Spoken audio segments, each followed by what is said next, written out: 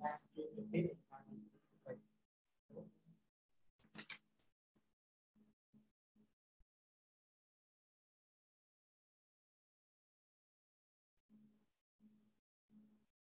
rồi, ghi là chương trình đào tạo này AT.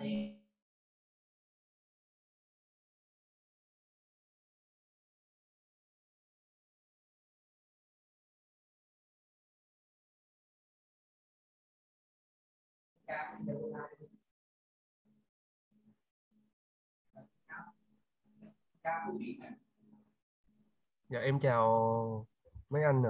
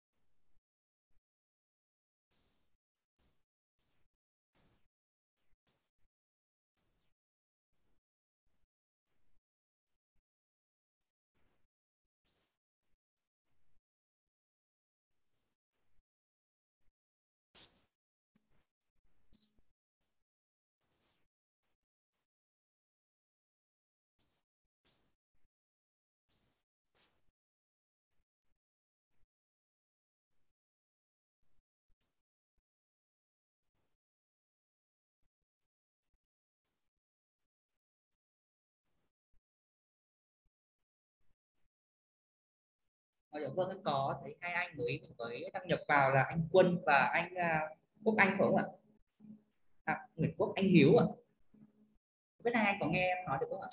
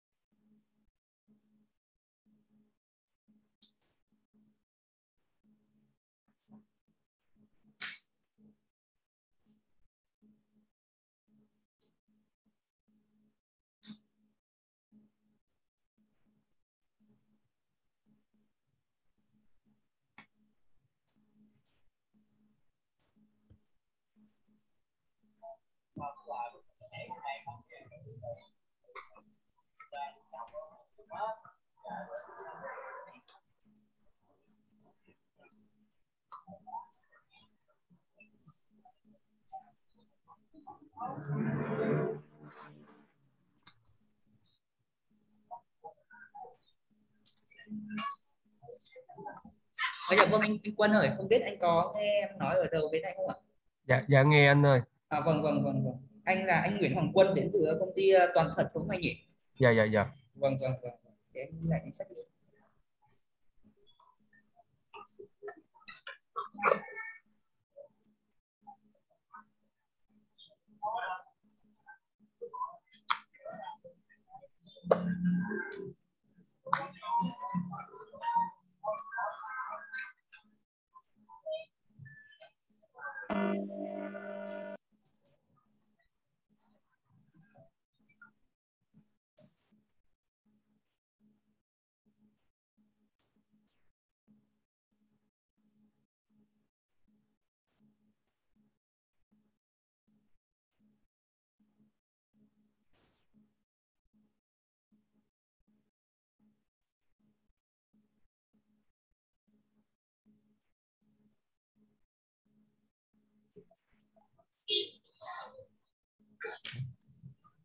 Em nói anh ơi.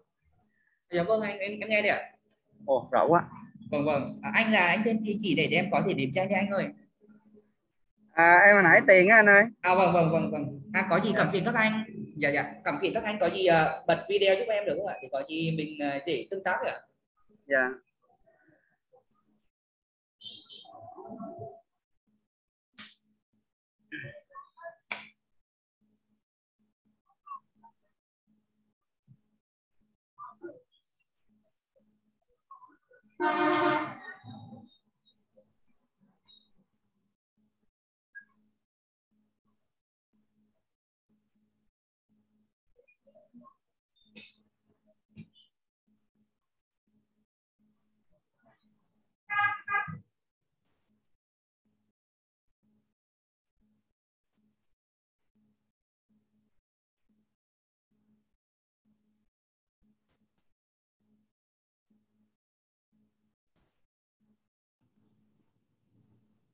Nhiều nhiều thì hả?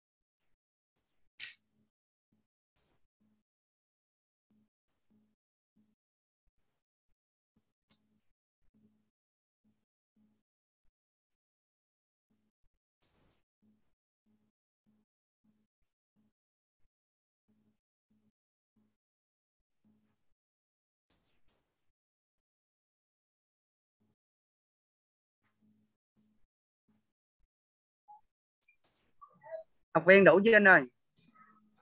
Chắc mình còn thiếu khoảng tầm 3 anh rồi anh ơi. Chắc mình để xíu khoảng tầm 8:10 hay 8:12 thì mình bắt đầu như này. Dạ.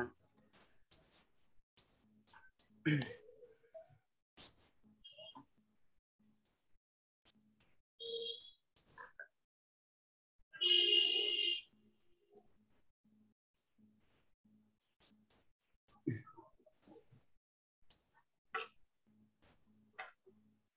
phê chưa anh? Dạ rồi anh.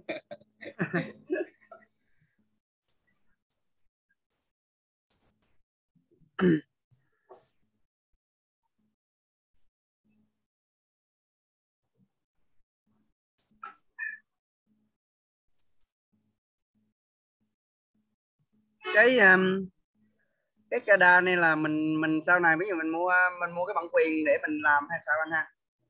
Cái này thì tùy theo nhu cầu của chả chứ đối với cái bản phần mềm bên em á, thì khi mà anh sử dụng dưới 256 tắc á, thì cái này anh sẽ được miễn phí.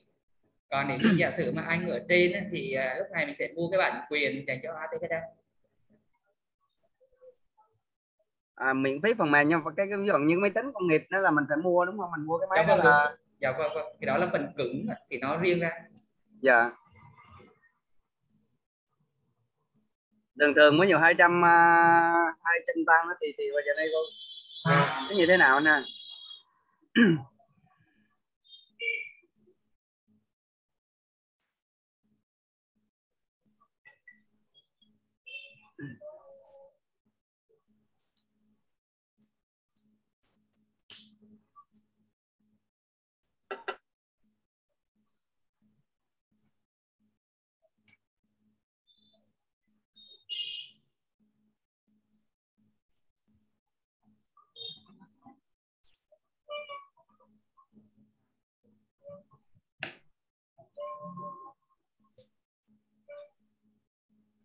Cái này mà thiết bị để anh mua về mình nghiên cứu thì làm cái khoảng bao nhiêu là được anh ha?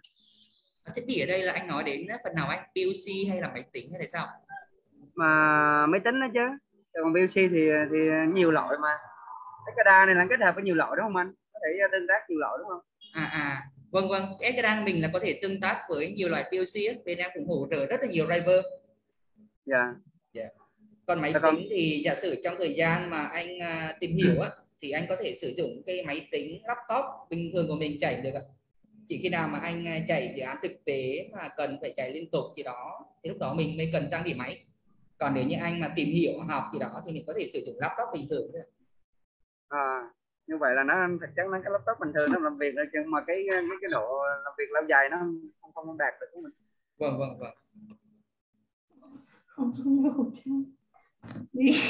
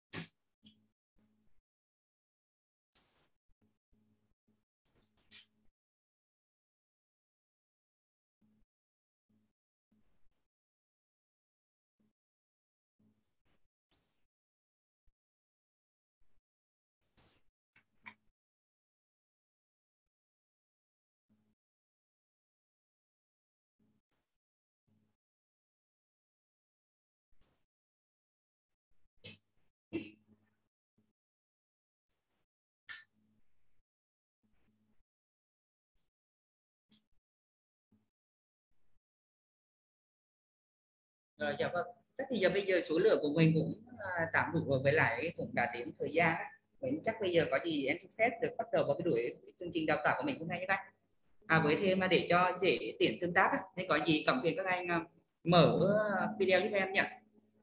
Để đảm bảo âm thanh và chất lượng á, thì chắc em xin phép là tắt âm mọi người một lát á.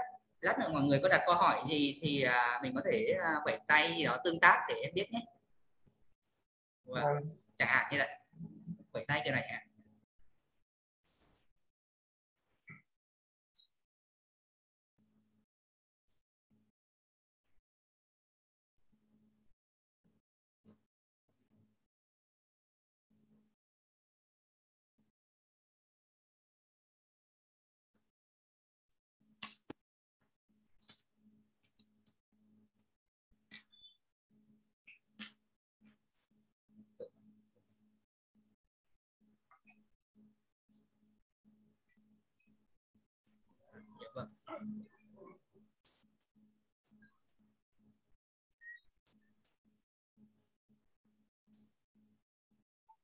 Thầy tên Huy hả thầy?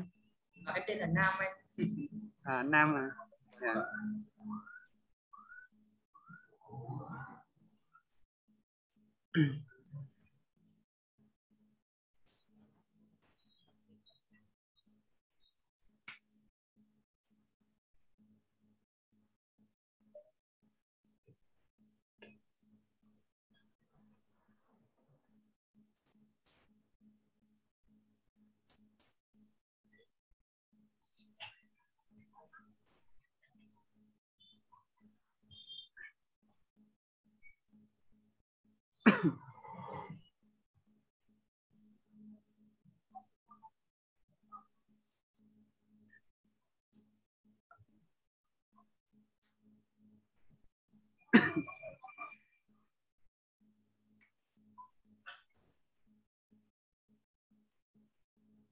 Dạ vâng, vậy có gì em xin phép được bắt đầu vào chương trình của mình luôn nhé các.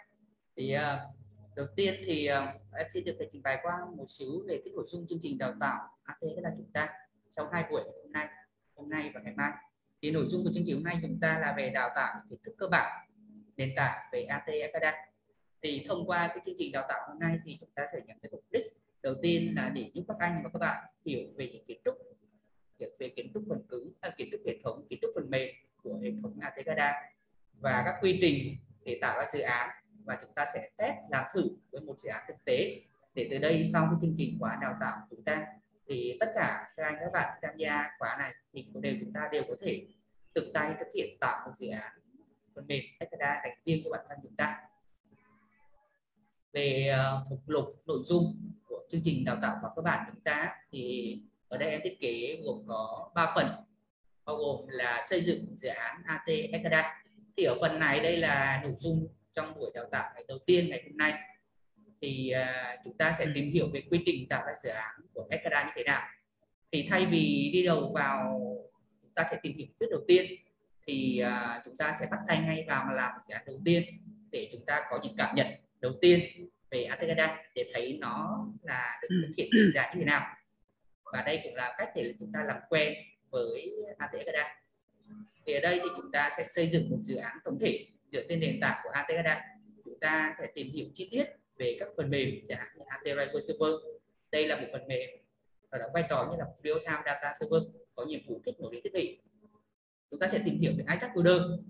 iChat Coder đây là một cái công cụ phần mềm có nhiệm vụ tạo ra cấu trúc các file để chúng ta có thể tạo ra một địa chỉ ảnh xạ, một cái địa chỉ bản đồ, kết nối các vùng nhớ này lên phần mềm. Và nền tảng của AT Academy thì chúng ta sẽ xây dựng hai cái phần mềm dựa trên hai nền tảng, hai framework. Thứ nhất đó là WinForm, đây là phần mềm chạy trên nền tảng desktop, và thứ hai là Webform, đây là phần mềm là dạng web-based. Thì trong buổi đầu tiên này chúng ta sẽ bắt tay ngay vào xây dựng dự án đầu tiên với đầy đủ những tính năng. Thì đây là nội dung buổi sáng. Trong buổi chiều thì đây là nội dung buổi sáng hôm nay. Còn trong buổi chiều thì chúng ta sẽ làm tiếp với một dự án demo thứ hai, nó có tên là Air System. Đây là một dự án điều hòa không khí. Thì giống như em có bản chạy thử demo ban đầu cho các anh xem đấy, để các chị em gửi lại chương trình. Thì đây là cái chương trình mà chúng ta sẽ build trong buổi chiều hôm nay. Chúng ta sẽ làm thử, làm quen với về các tính năng, các công cụ liên quan đến gói đồ họa của AT Academy, và chúng ta sẽ bắt tay ngay làm vào một dự án tương tự, build một dự án tương tự như thế này. Nó có một cái giao diện liên quan đến các hình ảnh đồ họa, có graphic chuyển động, và còn chúng ta hoàn toàn có thể tương tác, điều khiển các control ở trên giao diện chúng ta. Đây là các tool, các công cụ nằm trong gói đồ họa iGraphics tool của AT Academy. Thì chúng ta cũng sẽ đi tìm hiểu ngay bằng cách bắt tay ngay vào làm dự án. Thì trong quá trình này thì chúng ta sẽ vừa làm và chúng ta sẽ vừa tìm hiểu về tính năng sẵn có của gói phần mềm của công cụ của chúng ta. Đó là về phần nội dung của chương trình ngày đầu tiên. Mục đích của chúng ta là chúng ta sẽ làm quen với nó để từ đây sẽ có những cảm nhận đầu tiên về việc xây dựng dự án của AT Academy, và thấy nó việc này cũng thực sự rất là dễ dàng, bởi vì chúng ta đã có một nền tảng rất là vững chắc của Atekada. Trong buổi thứ hai thì chúng ta sẽ đi vào nội dung, đó là chúng ta sẽ tìm hiểu, đi sâu và chi tiết, tìm hiểu về lý thuyết, về các tính năng, kiến trúc phần mềm cũng như kiến trúc hệ thống của Atekada. Chúng ta sẽ đi tìm hiểu sâu và chi tiết hơn về các phần mềm, chẳng hạn như AT Driver Server, kiến trúc và tính năng của nó là gì, các native driver hỗ trợ đi kèm. Native driver đây chính là các driver mà chúng ta sẽ kết nối đến trực tiếp đến các thiết bị qua các chuẩn truyền thông. Chẳng hạn như chúng ta có thể kết nối đến thiết bị thông qua chuẩn truyền thông Modbus. Chúng ta cũng có thể kết nối đến các PLC khác hẳn dòng S7, Siemens, hoặc là chúng ta có thể kết nối đến các PLC chẳng hạn như là Bitsu chẳng hạn. Bitsu. Rồi, chúng ta sẽ tìm hiểu chi tiết về phần mềm Attack Loader, cách để chúng ta tạo ra cấu trúc tắt file. Một nội dung cũng rất quan trọng trong phần giới thiệu Atekada này là chúng ta sẽ tìm hiểu về iDriver. Thì đây gần như là trái tim, là trung tâm của hệ thống Atekada. Thì chúng ta sẽ tìm hiểu bằng các tính năng chi tiết, bao gồm nó có đặc khoảng nhiệm vụ, vai trò gì, tính năng ra sao. Và nội dung cuối cùng trong phần giới thiệu Atekada thì chúng ta sẽ cùng thảo luận, phân tích, chỉ ra những điểm mạnh của hệ thống Atekada so với Ekada hiện hữu. Đó bao gồm các tính năng như là tính mở, tính tích hợp với các hệ thống như là Mesh ERP. Thì đây là một trong những tính năng rất là nổi bật của Atekada, bởi vì nó không bị gói gọn trong một cái hệ thống kín như các hệ thống Ekada khác, mà nó có một tính mở, tính tương tác mở thông qua API. Tức là nó không chỉ đơn thuần là một cái phần mềm giám sát, điều khiển thông thường nữa, mà nó có thể tích hợp, phát triển lên ở cái tầm cao hơn. Nó sẽ nâng lên được cái mầm là tầm là phần mềm. Có phải chúng ta có thể xây dựng một cái phần mềm là quản lý như là phần mềm Mesh hoặc ERP. Chúng ta cũng sẽ tìm hiểu thêm về cái ngôn ngữ lập trình của Atekada. Thì Atekada được xây dựng dựa trên cái ngôn ngữ lập trình chủ đạo là C#.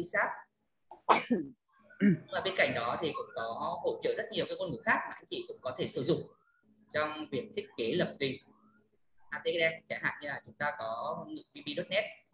Thì đây đều là những ngôn ngữ lập trình rất là mạnh, hỗ trợ cho chúng ta rất nhiều kỹ năng. Thì khi mà chúng ta đã làm chủ, nắm vững được về các ngôn ngữ lập trình này, thì việc ứng dụng lập trình, phát triển các hệ thống phần mềm dựa trên Atekada thì rất là tiện lợi, nhanh chóng và mạnh mẽ. Một tính năng cũng rất là quan trọng và đáng chú ý của Atekada đó chính là phân tán. Chúng ta sẽ tìm hiểu về cách mà làm sao để chúng ta có thể kết nối nhiều client. Về tính năng phân tán thì chúng ta sẽ tìm hiểu về cách kết nối client. Chúng ta sẽ có nhiều client. Chúng ta sẽ có nhiều client kết nối đến nhiều server. Chúng ta sẽ có rất là nhiều server. Đây, cấp này là cấp server chúng ta. Chúng ta sẽ có nhiều client kết nối với các server. Có thể là một client kết nối đến nhiều server, rồi nhiều client kết nối đến một server, hoặc là nhiều client kết nối đến nhiều server. Và cái môi trường phân tán này chúng ta cũng có thể là phân tán diện rộng ở trong mạng LAN nội bộ, hoặc cũng có thể thông qua là phân tán qua mạng internet. Thì tất cả những tính năng này thì Atekada đều thực hiện được. Ta có thể phân tán qua LAN internet. Đó. Thì môi trường thiết kế của Atekada là như các anh đã biết thì nó dựa trên là phần mềm Visual Studio. Thì đây là một bộ công cụ lập trình rất là mạnh mẽ của Microsoft. Nó hỗ trợ đầy đủ chúng ta những tính năng cơ bản nhất của một cái hệ thống phần mềm, một cái IDE. Thì từ đây các anh có thể thực hiện thao tác, sử dụng các công cụ hỗ trợ đó để phát triển cái hệ thống phần mềm một cách toàn diện cho mình. Đó là về cái nội dung liên quan tới cái phần giới thiệu Atekada. Thì nội dung này là sẽ nằm trong cái buổi thứ hai của chúng ta. Trong buổi ngày thứ hai của chúng ta. Ngày thứ hai này thì nội dung của chúng ta là đi tìm hiểu, phân tích, và chúng ta sẽ có trao đổi đánh giá về hệ thống phần mềm.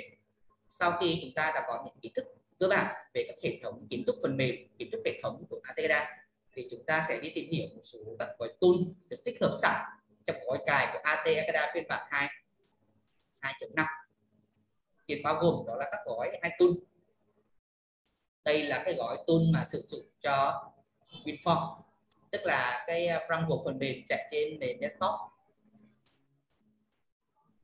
Chúng ta sẽ có các tool liên quan tới Alabel, ActivePop. Đây là các tool liên quan đến real time data. Chúng ta có tool iButton. Đây là cái nút nhấn liên quan đến chức năng điều khiển. Ngoài ra chúng ta còn có các tool liên quan đến giao diện, đến trend, chẳng hạn như là iReal Time Trend. Ta sẽ vẽ ra các trend của các thông số. Chúng ta sẽ có các tool liên quan đến phân quyền như là iLogin. Rồi ngoài ra còn có một loạt các tool liên quan đến các hệ thống cảnh báo như là LAMP. Ở LAMP chúng ta sẽ có là iEmail, chúng ta cảnh báo các sự cố qua email. Chúng ta có iSMS, cảnh báo sự cố qua điện thoại. Rồi có iLAMP Status, iLAMP Logger, rồi iLAMP Reporter. Đây là hai cái tool mà sẽ liên quan đến chức năng là log và báo cáo các sự kiện, các event của chúng ta. Rồi chúng ta có các tool liên quan đến log dữ liệu. Đây là các tool liên quan đến log dữ liệu, lưu trữ. Rồi các tool liên quan đến report. Ngoài ra còn có hai tool rất là đặc biệt mang đặc trưng của Atera, đó là iReport và iCloud. Đây là các tool liên quan đến những chức năng lên trên nền tảng phân tán thông qua cloud, phân tán diện rộng thông qua mạng internet dựa trên kiến trúc cloud base. Thì thông qua cái tool cơ bản này thì anh chị sẽ thấy được rằng là Atera có thể làm được đầy đủ những tính năng cơ bản của phần mềm Atera. Nó có thể bao gồm đó là chức năng real time hiển thị giá trị. Nó có các tool liên quan đến trend, chỉ cái xu hướng của dữ liệu. Chúng ta có các tool liên quan tới ở LAMP, cảnh báo sự kiện. Rồi chúng ta còn có các tool liên quan tới report, bao gồm là lớp dữ liệu và báo cáo, đầy đủ những tính năng cơ bản nhất của phần mềm Atera. Đây là cái tính năng là phần gói tool cơ bản, hai tool. Rồi ngoài ra chúng ta còn thể tìm hiểu về cái tính năng của cái tool, nó có tên là iGraphic tool. iGraphic tool này. Thì đây là các tool liên quan đến đồ họa, sử dụng các hình ảnh của tích hợp sẵn trong gói cài đặt của Atera. Thì ở đây như các anh ở đây có thể thấy thì cái phần mềm mà chúng ta đang xây dựng đây, phần mềm mà chúng ta đang xây dựng trên kênh theo dõi đây, thì phần mềm này là nó được xây dựng hoàn toàn dựa trên gói tool là iGraphic. Đây là gói tool miễn phí được tích hợp sẵn của hệ thống Atera. Thì chúng ta cũng sẽ tìm hiểu về iGraphic này, nó gồm những thành phần nào, cách sử dụng là sao. Thì thông qua cái project đầu tiên mà chúng ta đã làm kết hợp với những kiến thức, những phần lý thuyết mà chúng ta sẽ tìm hiểu sau đó, thì các anh và các bạn hoàn toàn có thể build một dự án Atera graphic dành riêng cho bản thân mình dựa trên các gói tool cơ bản đây. Cụ thể ở đây chính là tool iGraphic. Rồi sau đó chúng ta cũng sẽ tìm hiểu về một cái tool cơ bản nữa liên quan tới giao diện ở trên nền tảng web chúng ta. Đây là cái iGraptool. iGraptool đây là cái gói tool này là sử dụng cho nền tảng là web page của chúng ta.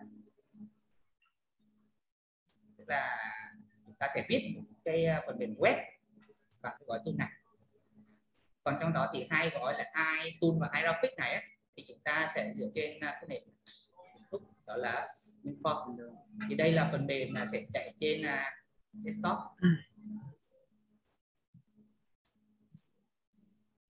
Đây là phần mềm chúng ta sẽ desktop, còn đây là trên nền tảng web. Đó là về các gói tool cơ bản nằm trong gói tích hợp của Atera. Thì ngoài ra thì trong thời gian cuối các buổi học chúng ta sẽ tìm hiểu, giới thiệu sơ qua về một số các tool nâng cao được tích hợp sẵn trong gói cài của Atera luôn, bao gồm đó là iSimple Factory Tool.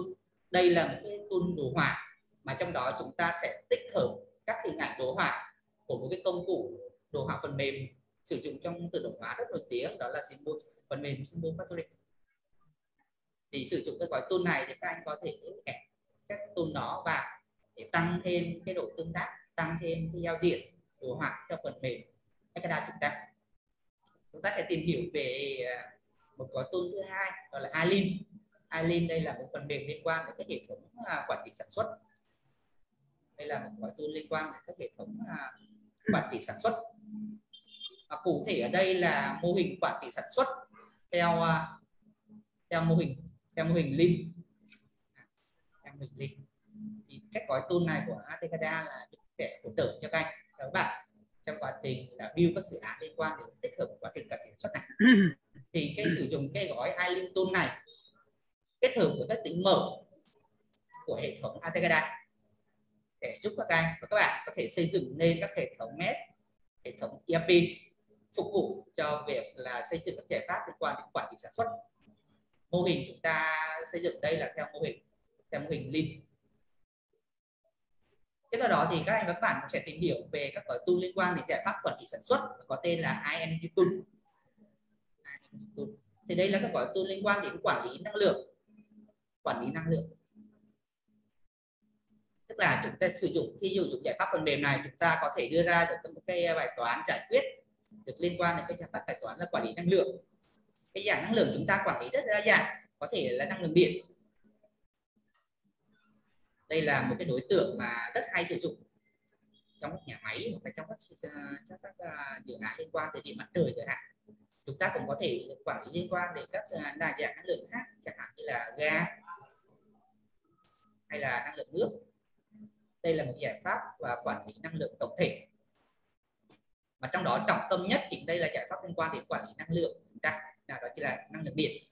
Năng lượng điện này thì trong các dự án thực tế chúng ta hay gặp thì có hai cái dự án mà chúng ta có thể áp dụng cách rất là nhanh chóng và tiện lợi.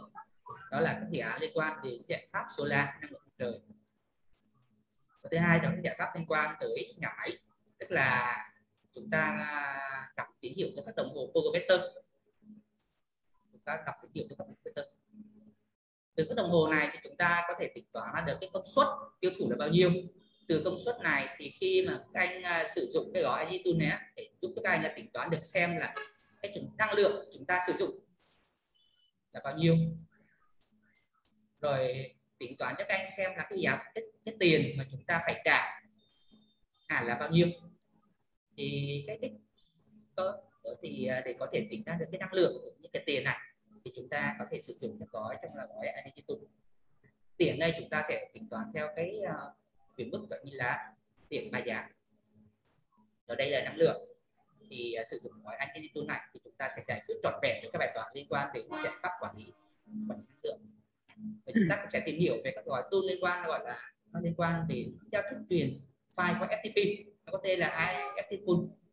Thì cái tool này thì chúng ta rất là tiện lợi trong các giải pháp liên quan tới là quan trắc, các dự án liên quan đến quan trắc. Bởi vì một trong những cái yêu cầu cơ bản nhất của các hệ thống quan trắc tức là bên cạnh chức năng giám sát thì nó còn có một yêu cầu là chúng ta cần phải truyền các file báo cáo về sở tài nguyên môi trường qua giao thức FTP. Thì sử dụng gói tool này thì các anh cũng có thể thực hiện được cái nhiệm vụ thao tác đó cách dễ dàng. Và ngoài ra thì chúng ta còn có một loạt các tool liên quan đến giao diện đồ họa hỗ trợ tính năng thêm cho chúng ta trong quá trình thiết kế design giao diện ATCADA. Đó là gồm các tool liên quan tới iGo Light Tool, iGo Tool, thì đây là các nhóm tool liên quan đến đồ họa. Và ngoài ra cũng còn có rất nhiều tool khác. Thì trong nội dung của cái phần tìm hiểu về các tool này thì em sẽ trình bày chi tiết giới thiệu về các tool này, để từ đây các bạn sẽ khái quát về các giải pháp tổng thể của ATCADA.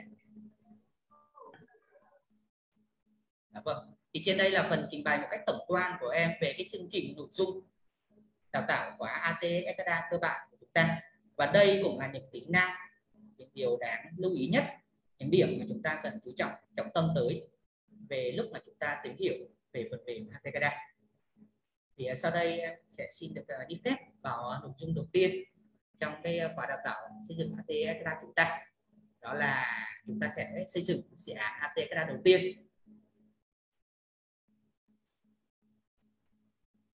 Thì em có gửi cho các anh là một cái slide trước rồi đấy, thì các anh có thể xem qua cái nội dung này cho em. Thì chắc ở đây các em xin phép dành được khoảng tầm từ 3 cho đến 5 phút gì đó, thì các anh có thể xem lướt qua cái nội dung này cho em. Đây là cái quy trình tạo ra dự án ATCADA chúng ta. Thì đây là nội dung quan trọng nhất, có lẽ là nội dung quan trọng nhất trong chương trình khóa đào tạo ATCADA chúng ta. Bởi vì mục đích chính của chúng ta sau buổi khóa đào tạo này thì tất cả chúng ta khi tham gia thì đều có thể tự tay mình thiết kế xây dựng một cái phần mềm ATCADA dựa trên nền tảng của ATCADA. Nên thành ra việc quan trọng nhất là chúng ta cần phải nắm nắm vững về quy trình tạo ra dự án. Việc đầu tiên chúng ta phải làm thế nào, sau đó cách xây dựng build dự án ra sao, thì đây là cái việc quan trọng nhất. Ở đây các anh có để ý giúp em là về cái quy trình tạo dự án này á, nó sẽ có gồm 2 giai đoạn. Gồm có 2 giai đoạn. Đầu tiên là giai đoạn thiết kế phần mềm trên máy tính của kỹ sư, tức là chúng ta sẽ thiết kế phần mềm này ở trên máy tính của chúng ta. Sau đó sau khi phần mềm thiết kế xong á, thì chúng ta sẽ build và mang qua chạy ở trên máy tính real time.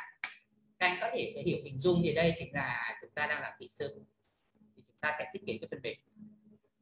Sau khi thiết kế phần mềm xong thì chúng ta sẽ đóng gói phần mềm đó chuyển qua chạy phần mềm ở trên của mấy khách hàng, khách hàng chúng ta. Thì tất nhiên thì hai cái máy tính này họ sẽ hoàn toàn khác nhau. Thì cách làm sao mà để chúng ta có thể chuyển cái file thiết kế ở trên máy tính của chúng ta qua khách hàng, thì trong quy trình tạo ra dự án này thì chúng ta sẽ chỉ rõ ra 2 bước liên biệt như vậy. Thì các anh có thể xem qua để chúng ta có thể có những cái nhìn khái quát đầu tiên, thì sau đó em sẽ đi chi tiết vào một số nội dung quan trọng.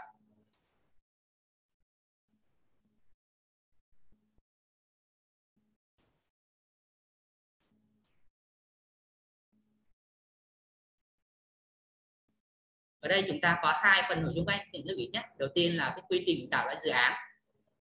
Ngoài ra chúng ta còn có thêm một phần phụ lục nữa, đó là các phần mềm mà liên quan đến chúng ta cần phải backup database, tức là những cái tính năng nào liên quan tới chúng ta cần cấu hình, setting, cài đặt hệ thống, cũng như là chúng ta liên quan tới log dữ liệu chẳng hạn, tức là liên quan tới lưu trữ, thì chúng ta cần phải backup và restore này. Và 2 trang này các anh cần lưu ý.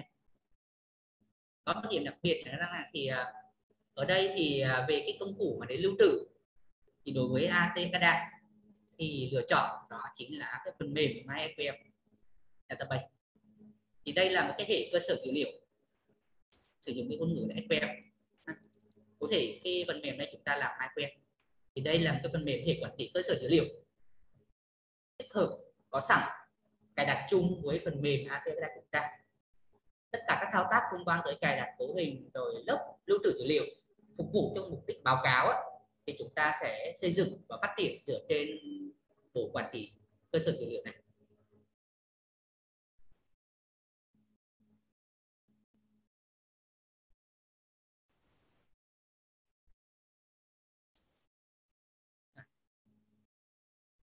Các anh sẽ xem qua giúp em nhé. Mình sẽ theo dõi khoảng tầm từ 2 đến 5 phút để có những cái góc nhìn khái quát đầu tiên.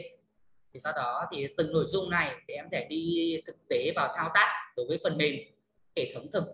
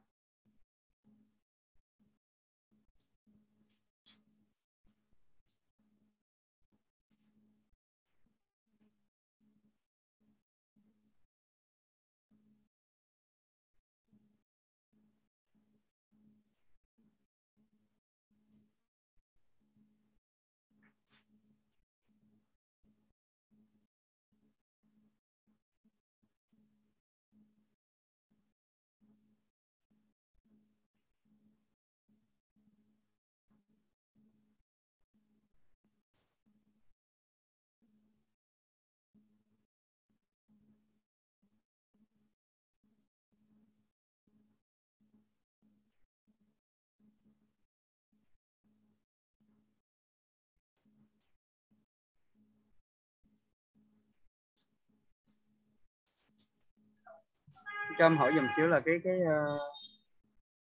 ADT Driver Server hoặc OPC Server này có phải là cái máy tính của mình không ạ? Máy công nghiệp không ạ?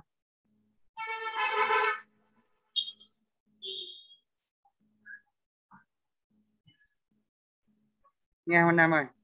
Vâng, em có nghe. Không, Cái, đây là hai cái phần mềm này, AT Driver Server cũng như là UPC. Đây là cái phần mềm mà mình sẽ cài chạy trên máy tính chủ của mình mà sẽ đảm nhiệm chức năng là real time data đấy ạ. dạ. Vâng.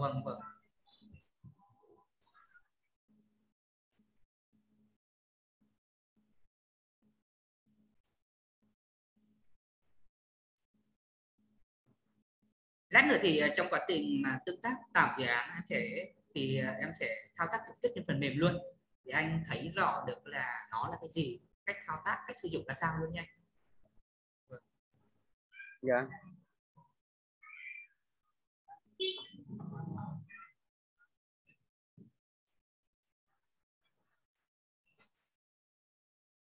Rồi, thì sau khi các anh đã theo dõi về một số quy trình này thì em sẽ xin được khái quát lại về một số điểm lưu ý của chúng ta trong cái quá trình cài đặt hệ thống phần mềm này các anh.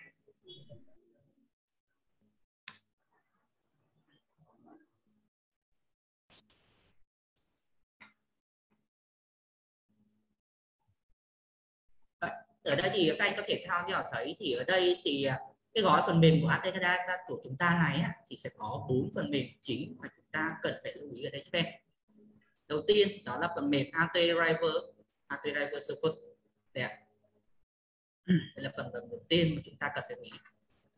Đây là cái phần mềm có chức năng là liên quan tới real time data server. Nhiệm vụ của nó là kết nối đến các thiết bị, kết nối đến các hệ thống để thu thập dữ liệu và đảm nhiệm những chức năng này điều khiển.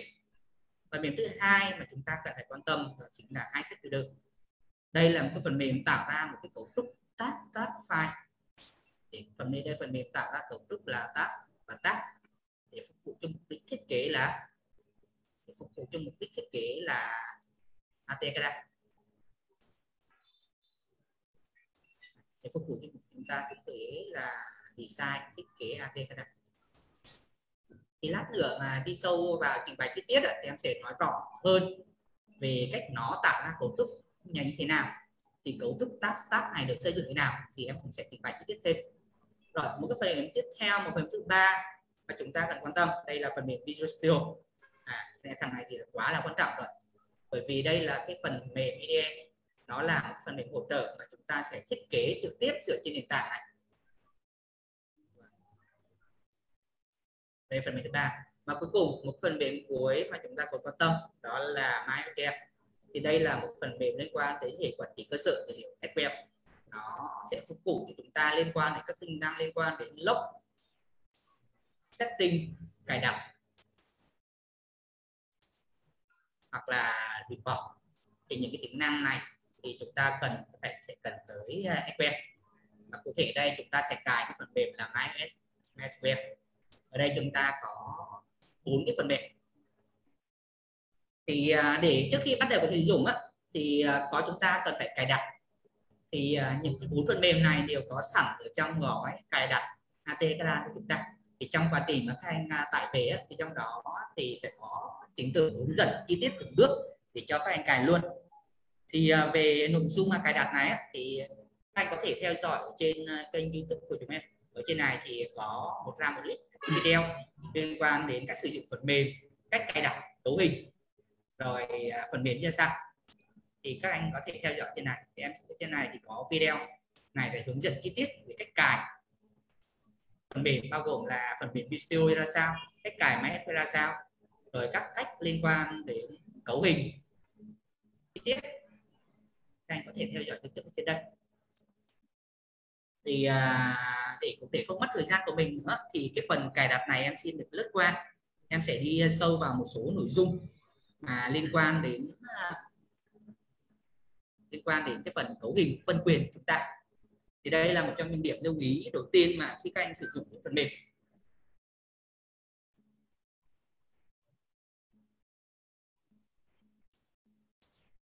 Đây, đầu tiên thì để có thể sử dụng được các phần mềm ATCADA này thì có một số điều các anh cần lưu ý sau. Thì sau khi cài đặt xong gói phần mềm ATCADA thì có các anh cần phải để ý giúp em là về cái một số lưu ý. Đầu tiên là về cái file folder lưu trữ chúng ta, thì mặc định ATCADA sẽ được lưu trữ trong là C, đường dẫn ở program file AT Pro.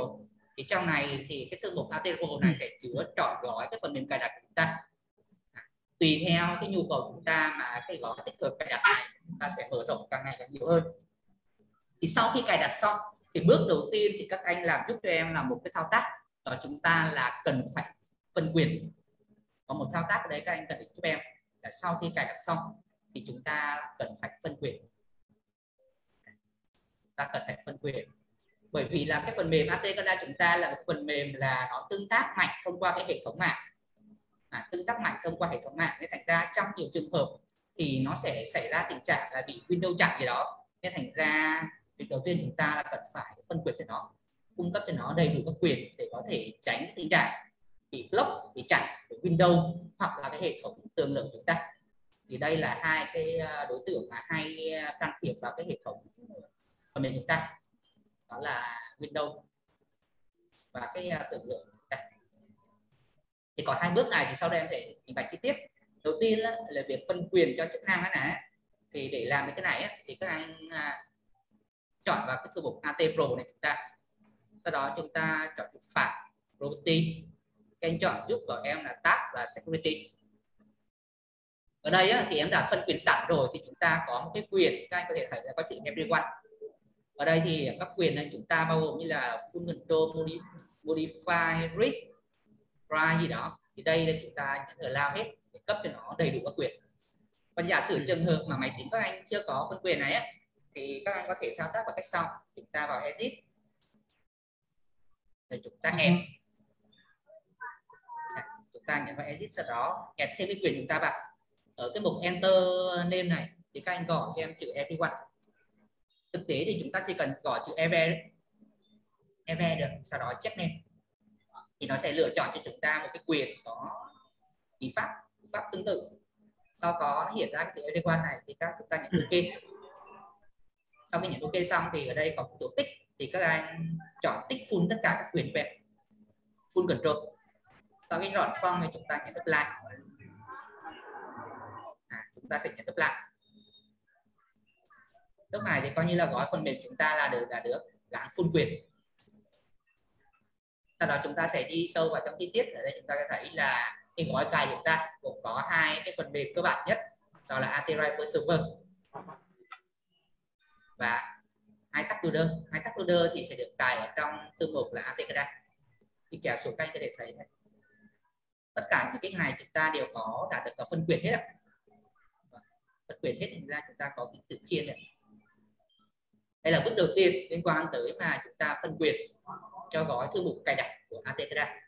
Bước thứ hai là sau khi cài xong sau bước phân quyền là chúng ta cần phải làm một thao tác, đó là liên quan tới là chúng ta nên là bật tường lửa như đây, tắt tường lửa. Anh nhân nhập đây cho các anh gõ chữ file firewall setting, security, đây chúng ta chọn chuyển đổi event. Thì đây thì sau khi hiện lên cái giao diện này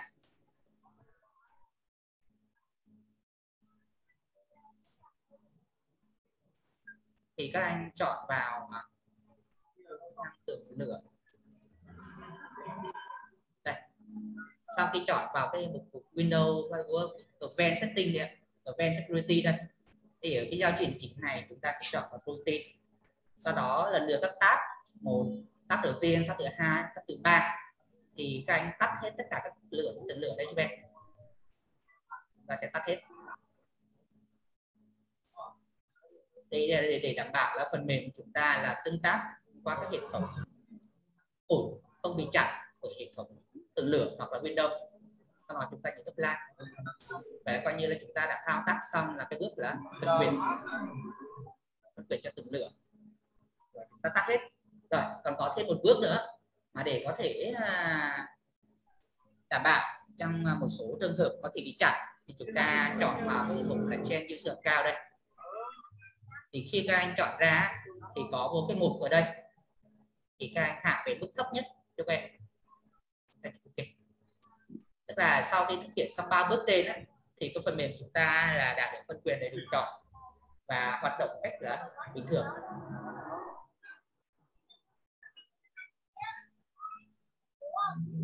Chúng ta có thể test hệ thống lên xem ạ.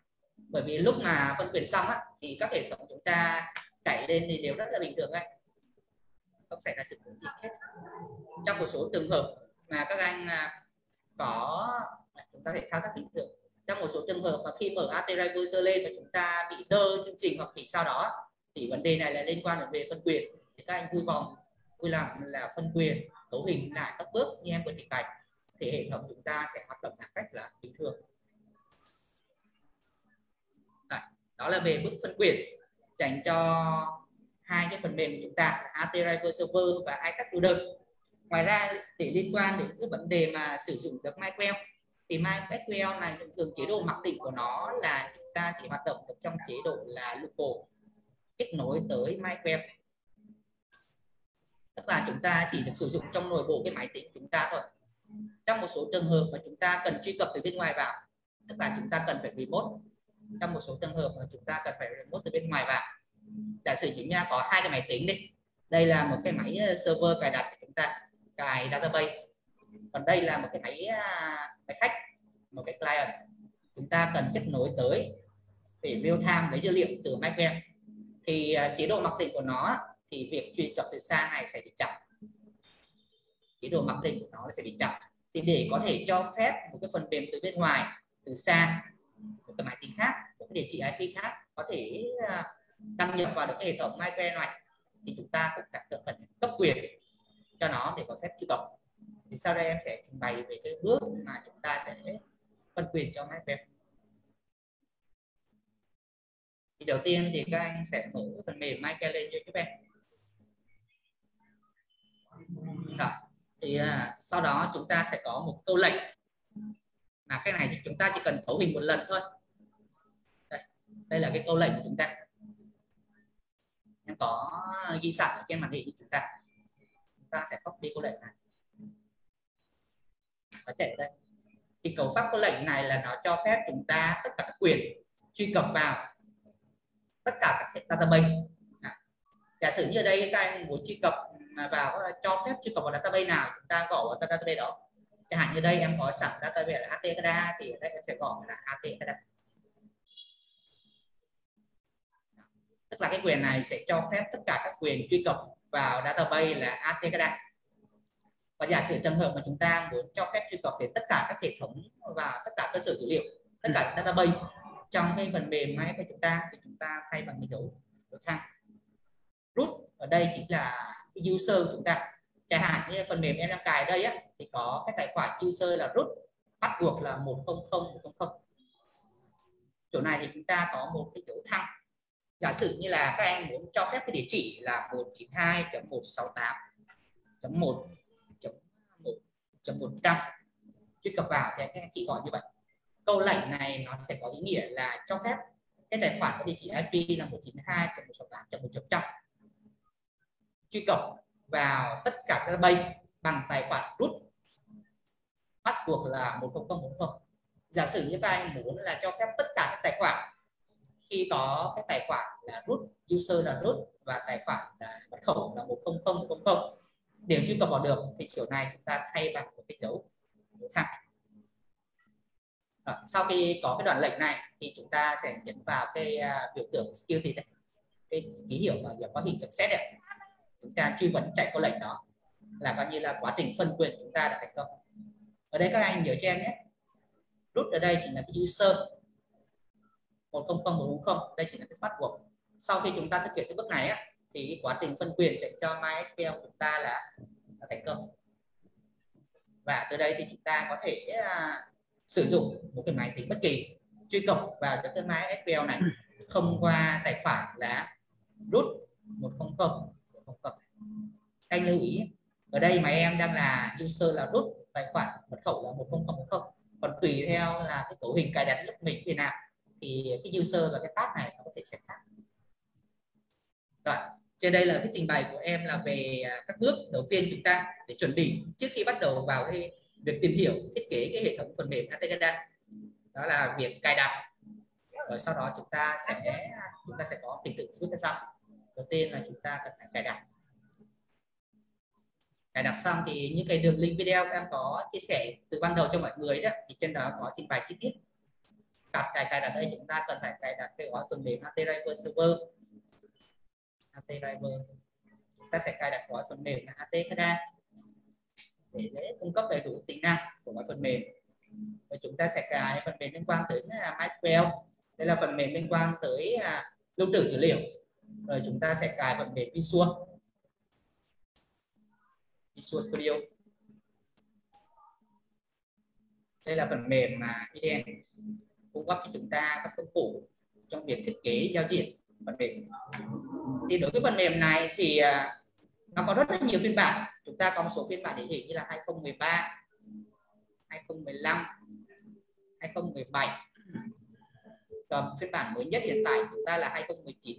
Trước đó nó còn có rất nhiều phiên bản là 2008 rồi chậm chút nữa. Nhưng mà để có thể khuyến nghị được thì tốt nhất chúng ta nên sử dụng từ phần mềm phiên bản 2013 trở đi. Với cái yêu cầu đây chính là nền tảng đã, tức là đây là phần mềm, bởi vì đây là chúng ta cần phải tối thiểu và chúng ta cần phải có framework là 4.5. Thì có một khuyến nghị đây là chúng ta nên lựa chọn các phiên bản từ 2013 trở lên, và tốt nhất là lựa chọn phiên bản 2019 luôn nếu được. Nếu giả sử các anh chị đã cài sẵn rồi thì chúng ta có thể sử dụng, còn nếu mới bắt đầu cài thì chúng ta nên sử dụng ngay phiên bản 2019. Bởi vì đây là phiên bản mới nhất, nó cung cấp đầy đủ các tính năng hỗ trợ cho chúng ta. Thì trong quá trình sử dụng thì chúng ta sẽ sử dụng cái phiên bản mới nhất này luôn.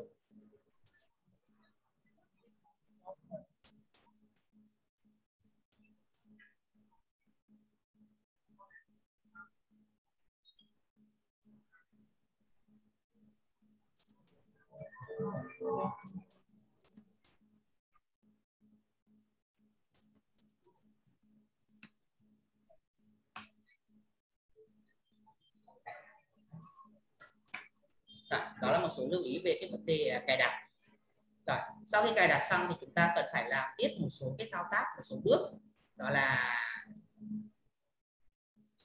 ta cần phải thích phân quyền. Thì giống như ở lúc này em có trình bày chúng ta phân quyền đây chính là phân quyền đến cho gói cài đặt. Ta phân quyền cho gói cài đặt của HT Kada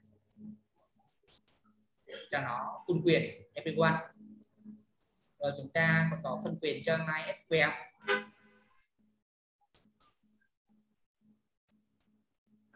Thì em có trình bày ở trên thì trong chúng ta có cái câu lệnh mà có thể phân quyền với nhau thì các anh có thể làm. Thì tất cả những cái nội dung này thì đây là cái bước chuẩn bị ban đầu mà để chúng ta có thể bắt đầu chuẩn bị để có thể bắt đầu vào việc thiết kế. Đây là bước chuẩn bị ban đầu của chúng ta trước khi chúng ta sử dụng phần mềm HT Kada. Và có một điểm lưu ý giúp em luôn, tức là khi mà chúng ta sử dụng Visual Studio này thì để có thể thực hiện đầy đủ tính năng của phần mềm mà không bị chặn bởi Windows hoặc là cái hệ thống tự lượng của máy tính thì các anh vui làm giúp em là cái phần mềm Visual này thì chúng ta cũng phân quyền cho nó chạy ở chế độ admin luôn.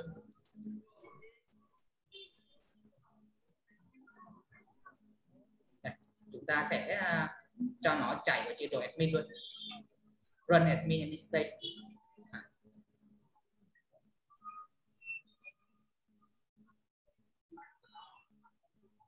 Trên đây là một số cái lưu ý, những bước đầu chuẩn bị đầu tiên chúng ta các anh lưu ý giúp em.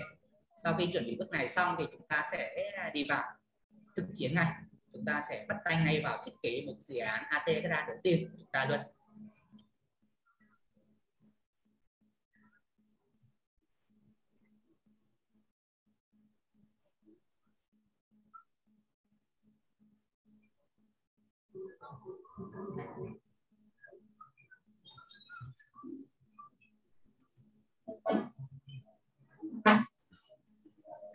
Đó là cái bước đầu tiên, bước chuẩn bị đầu tiên chúng ta. Rồi, bây giờ chúng ta sẽ bắt tay ngay vào xây dựng cái dự án cho chúng ta nhé các anh. Thì chúng ta sẽ bước đầu tiên là chúng ta sẽ sử dụng phần mềm HT Driver Server. chúng ta sẽ sử dụng phần mềm AT Driver Server để kết nối đến các thiết bị mô hình chúng ta. Đây là bước đầu tiên, bước 1. Thì các anh có thể tua tới trong một số cái video sau. Trong một số video sau thì có trình bày luôn về cái mô hình mà chúng ta sẽ xây dựng ở đây. Ở đây thì chúng ta sẽ xây dựng nhà đầu tiên. Bước đầu tiên thì chúng ta sẽ sử dụng phần mềm AT Driver Server để kết nối với thiết bị. Thì để thuận tiện cho buổi học ngày hôm nay thì do chúng ta đang học qua offline nên thành ra cái khả năng tương tác của chúng ta khá hạn chế. Nên phần kết nối này, phần nội dung này thì có lưu ý thì sẽ là do em thực hiện.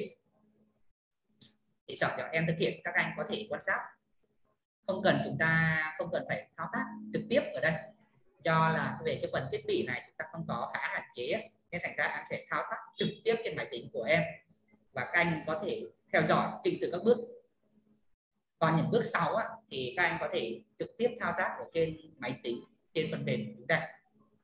Ở đây thì em sẽ sử dụng phần mềm AT Driver Server để kết nối đến thiết bị. Cụ thể ở đây chúng ta sẽ có 3 thiết bị là S7002 PLC, Mitsubishi PLC và Delta. Đối với S7002 thì chúng ta sẽ kết nối nó thông qua một mạng LAN, thông qua dây LAN, tất cả dây màu xanh đó. Tương tự Mitsu đây thì chúng ta sẽ có cái dòng có hỗ trợ một cái module Ethernet, chúng ta sẽ kết nối thông qua hệ thống mạng LAN. Thì đối với các thiết bị này kết nối các mạng LAN thì mỗi thiết bị này sẽ có một địa chỉ IP, thì mỗi thiết bị sẽ có một địa chỉ IP. Thì đối với máy tính S7002 này thì địa chỉ IP của nó là 192. Cái này là em đang cố hình ở thiết bị đặt tại văn phòng của AT Class đây, 192.8.1.17. Đây lưu ý cái địa chỉ IP cho em nhé, bởi vì lát là khúc kết nối đối với hệ thống thì chúng ta sẽ nhập cái địa chỉ IP này vào để xác định được cái device đích của chúng ta là bao nhiêu. Đối với PLC Mitsubishi thì địa chỉ IP của chúng ta là 192.168.1.234. Còn đối với PLC Delta, thì đấy chúng ta sẽ kết nối thông qua chuẩn truyền thông RS 485. Cụ thể ở đây đó là protocol là Modbus. Chúng ta sẽ kết nối đến PLC Delta này thông qua truyền thông là Modbus RS 485. Đây là Modbus RTU. Truyền thông Modbus RTU trên đường truyền RS 485. Thì để có thể kết nối này thì kiểu truyền thông của nó, cái đường truyền vật lý của nó là serial. Nên thành ra chúng ta cần phải xác định được cái cổng truyền thông. Và cụ thể ở đây thì cái cổng của nó là cổng con. Thì đây là cái bước xác định ban đầu của chúng ta đối với thiết bị để chúng ta có thể kết nối. Đối với các thiết bị như là PLC mà chúng ta có hỗ trợ truyền thông module qua mạng Ethernet thì chúng ta cần phải xác định địa chỉ IP đích. Đối với truyền thông liên quan đến serial chúng ta cần xác định thông qua cấu hình cổng con. Ở đây em sẽ đi vào việc kết nối luôn. Và em muốn nhắc lên luôn thì cho buổi học chúng ta đang thực hiện online nên thành ra cái bước mà kết nối sử dụng AT Driver Server này với thiết bị thì em sẽ thực hiện trên máy tính của em và các anh có thể thao tác. Và lát nữa thì em sẽ hướng dẫn chúng ta một bước mà để chúng ta, các anh đang ngồi tại máy tính của mình có thể kết nối trực tiếp tới máy tính của em luôn. Đây là tính năng kết nối phân tán từ xa qua đây. Đầu tiên thì chúng ta bật AT Driver Server lên. Các anh nhớ là chúng ta cần phải phân quyền để chạy nhé. Chúng ta không phân quyền thì nó sẽ bị đơn bị lỗi. Đầu tiên thì chúng ta sẽ chọn một project mới và chọn new. Ở đây các anh có thể thấy là chúng ta có 3 cấp là channel, device, task. Thì đối với những anh mà các bạn chúng ta đã tiếp xúc với một số phần mềm liên quan tới real time chẳng hạn UPC thì cái kiến trúc của AT Driver Server nó cũng chia ra như vậy. Chúng ta sẽ có 3 cấp là channel, device và task. Chúng ta sẽ có 3 cấp. Chúng ta có cấp đầu tiên là cấp channel. Tức là channel đây thì sẽ giúp chúng ta xác định ra được là cái giao thức protocol của chúng ta là gì.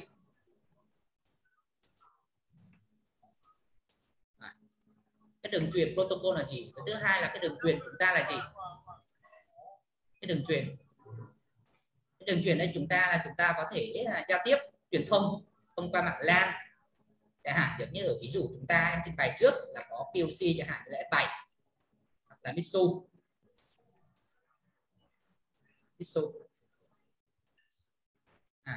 Rồi cái đường truyền đấy chẳng hạn có thể thông qua đường truyền RS485 đối với giao thức là RS Modbus RTU của PLC là delta chẳng hạn. Delta thì việc đầu tiên là chúng ta xác định channel như thế. Channel đây là cái kênh, chúng ta coi như nó đây là một kênh truyền thông, xác định ra được cái giao thức protocol là gì, cái đường truyền vật lý chúng ta là gì để có thể kết nối tới được hệ thống, kết nối được hệ thống thiết bị. Cấp đầu tiên là chúng ta cần phải cấp channel, xác định ra được cái kiểu truyền thông kết nối. Một cách cụ thể hơn thì đây là chỉ là chúng ta sẽ lựa chọn ra cái dòng truyền thông chúng ta đang muốn kết nối tới thiết bị PLC dòng nào, bởi vì mỗi cái dòng PLC, mỗi thiết bị nó sẽ có những cái chuẩn truyền thông riêng, nên nó một cách dễ hiểu chúng ta thể coi cái channel đây là bước mà chúng ta xác định để lựa chọn chúng ta sẽ kết nối tới những cái chuẩn truyền thông, kết nối tới những thiết bị nào. Đầu tiên chúng ta sẽ chọn cái channel. Giả sử ở đây em sẽ chọn là cái chữ channel, ta sẽ có chọn driver. Thì lúc mở lên các anh sẽ thấy ở đây thì AT driver server hỗ trợ rất là nhiều cái chuẩn truyền thông. Nó có thể đó chính là truyền thông mở MPTT, internal memory, đây là một cái driver liên quan tới vùng nhớ nổi. Cái driver này thì trong buổi chiều ngày hôm nay khi demo với hệ thống air conditioning system thì em sẽ giới thiệu chi tiết hơn. Chúng ta còn có các driver khác chẳng hạn như là Mitsu Ethernet, kết nối driver với PLC Mitsu thông qua đường truyền Ethernet, Mitsu thông qua đường truyền serial. Chúng ta còn có hai cái truyền thông, hai driver rất là cơ bản sử dụng phổ biến trong thực tế chúng ta là Modbus RTU và Modbus TCP. Chúng ta còn có thể kết nối từ PC on-road thông qua truyền thông Hotlink, kết nối đến cái dòng S7 của Siemens thông qua cái truyền thông này S7 Ethernet. Rồi chúng ta cũng có thể kết nối đến dòng S7 của Siemens thông qua cái truyền thông MPTT. Rồi chúng ta còn có một cái driver khác kết nối tới các database chúng ta thông qua truyền thông giao thức SQL. Thì trên đây các thể thấy là AT driver server hỗ trợ rất là nhiều cái chuẩn truyền thông, từ những cái chuẩn truyền thông cổ điển chẳng hạn như là Modbus RTU, Modbus TCP. Đây là đều những chuẩn truyền thông mà chúng ta rất là hay gặp trong thực tế, cho đến những cái chuẩn truyền thông mở chẳng hạn như là MPTT hoặc là SQL. Vâng. Rồi, ở đây thì em sẽ thử kết nối tới PLC là S7.2 của chúng ta nhé. Thì ở đây em sẽ chọn cái driver là S7 Ethernet là ok. Ở đây có cái update rate, đây là cái chu kỳ cập nhật dữ liệu của chúng ta. Thì nó tính theo đơn vị là mili giây. Ở đây em nhập là 1000, tức là tương đương với 1 giây. Thì trong thực tế thì đây em cũng khuyến nghị đây là con số tối thiểu. Thực tế thì khi mà chúng ta hạ cái này số chẳng hạn cái anh hạ tầm 100 đi, tức là 100 mili giây á, thì theo như tâm lý chúng ta có thể thấy là khi chúng ta càng hạ thì phần mềm nó đọc càng nhanh, nhưng mà cũng có một lưu ý rằng là khi chúng ta hạ quá thấp thì này nó sẽ gây áp lực quá tải lên CPU, thì điều này không tốt cho máy tính. Nên thành ra thực tế thì con số khoảng tầm từ 1 giây trở lên là con số khá là lý tưởng rồi, tùy theo cái mục đích dự án của các anh cũng như là cấu hình của máy tính mà các anh có thể lựa chọn cái update rate này sao cho phù hợp. Chúng ta có thể coi tưởng tượng đây chỉ là cái vòng quét, sau bao nhiêu giây thì cái hệ thống phần mềm chúng ta sẽ quét đọc từ các thiết bị, chính xác hơn là đọc từ các vùng nhớ thiết bị. Ở đây em chọn cái mức cơ bản là 1 giây, chúng ta nhấn OK. Rồi, ở đây thì đối với truyền thông này thì chúng ta sẽ kết nối thông qua là port 502 giao thức người trên nền protocol là TCP. Chúng ta nhấn OK. Sau khi chọn xong thì các anh sẽ lựa chọn những thiết bị. Giả sử ở đây em chọn thiết bị là device. Đây device name, đây là tên chúng ta đặt. Rồi ở đây chúng ta địa chỉ IP. Thì đến cái bước này á, là đến cái cấp thứ 2 trong cái 3 cấp của AT Driver Server. Sau khi chúng ta đã xác định xong, sau khi chúng ta đã xác định chọn cái cổng truyền thông channel, chúng ta lựa chọn là truyền thông nào kết nối tới thiết bị nào, thì bước tiếp theo chúng ta cần xác định xem là đối với cái chuẩn truyền thông đó chúng ta sẽ kết nối tới thiết bị nào. Sau khi lựa chọn truyền thông thì chúng ta sẽ lựa chọn thiết bị nào. Thì cụ thể ở đây thì chúng ta sẽ kết nối tới PLC S7.2 có địa chỉ IP là như em đã trình bày trước là 192.168.1.17. Thành ra chỗ này thì vai name là chúng ta tùy đặt. Chúng ta xác định đến địa chỉ IP là 192.168.1.17. Sau khi xác định device xong, chúng ta đến cấp thứ 3 của chúng ta. ta sẽ đến cấp thứ 3 mà trong quá trình thực hiện của chúng ta, đó là cấp tác. Rồi, vậy tác là gì ạ? Thì tác đây là một cái thông số quá trình mà chúng ta sẽ thu thập được từ thiết bị của cái hệ thống. Nó có thể là một cái thông số bất kỳ, chẳng hạn như là nhiệt độ, nó có thể là độ ẩm, nó có thể đó là vận tốc, hoặc có thể là một tín hiệu on off relay của chúng ta bất kỳ.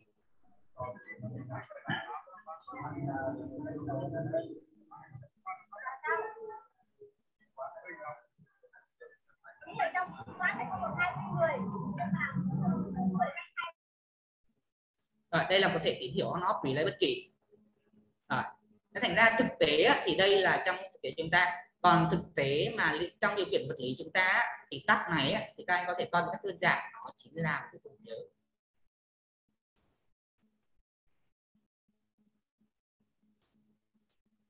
Chúng ta sẽ thu thập giá trị của các thông số từ thiết bị, chẳng hạn như là nhiệt độ, độ ẩm, tốc, hay là một tín hiệu on off bất kỳ nào đó từ một thiết bị, chẳng hạn như là một bộ I/O hoặc là một PLC hoặc một cái hệ thống bất kỳ nào đó.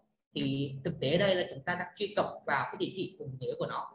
Nên thành ra khúc khai báo tắc ở đấy thì chúng ta cần quan tâm đây là cần phải biết xem là tương ứng với cái chuẩn truyền thông như vậy, địa chỉ device như vậy, thì cái vùng nhớ này nó là bao nhiêu, định dạng như thế nào. Thì đối với cái chuẩn truyền thông của S7 Ethernet này thì chúng ta sẽ kết nối tới với tắt. Giả sử như đây em sẽ có kết nối tới, đối với mô hình em đang xây dựng đây một cái mô hình demo đây, thì em sẽ có một cái tín hiệu input, và đây em sẽ đặt input. Ngỏ ra của nó thì như anh biết, đối với dòng PLC Siemens thì ký hiệu bằng chữ Y, chúng ta ký hiệu là IB0.0, vùng nhớ Y, bit số 0, bởi vì chúng ta đang làm input. Chúng ta chọn những điều đây là kiểu bull. Các anh chỉ thấy ngay xem đây là nó bút đấy. Các anh quan sát ở trên Driver Server đây thì nó sẽ có 1, 2, 3, 4, 5, 6, 7 và 8 các thông số này. Thì ở đây tắc name đây chính là cái tên đại diện của chúng ta. Tắc name đây là cái tên, cái định dạng tên mà đại diện của chúng ta. Thì cái này chúng ta có thể tùy ý đại diện theo cái mục đích của các anh. Chúng ta đặt sao cho dễ hiểu, dễ nhớ được. Tiếp theo là address. Address đây thì giống như em trình bày lúc lại, thì nó chính là cái địa chỉ vùng nhớ của thiết bị của chúng ta. Chúng ta sẽ truy cập vào cái vùng nhớ Y và bit số 0. Rồi, cái thứ hai chúng ta cần quan tâm đó chính là kiểu dữ liệu. Kiểu dữ liệu chúng ta là kiểu bull hay là kiểu gì? Chẳng hạn như đối với dòng Siemens này thì chúng ta có một số kiểu dữ liệu, chẳng hạn như là bull, byte, word, double word hoặc là float. Tùy theo từng thiết bị, từng dòng mà chúng ta sẽ có cái kiểu dữ liệu riêng. Rồi, mục nội dung thứ tư là client access. Client access là sao? Tức là nó sẽ có bao nhiêu quyền. Ở đây thì đối với thiết kế của phần mềm hệ thống Master chúng ta sẽ có 2 quyền. Đầu tiên là read write. Read write tức là sao? Tức là cho phép phần mềm của chúng ta, cụ thể đây là Driver Server, truy cập vào vùng nhớ này, vừa đọc và vừa ghi. Tức là chúng ta vừa có thể đọc dữ liệu từ vùng nhớ này, vừa có thể điều khiển cái vùng nhớ này được luôn, vừa đọc vừa ghi. Rồi, cái quyền thứ hai của chúng ta là read only. Read only tức là sao? Tức là chúng ta chỉ có thể đọc thôi.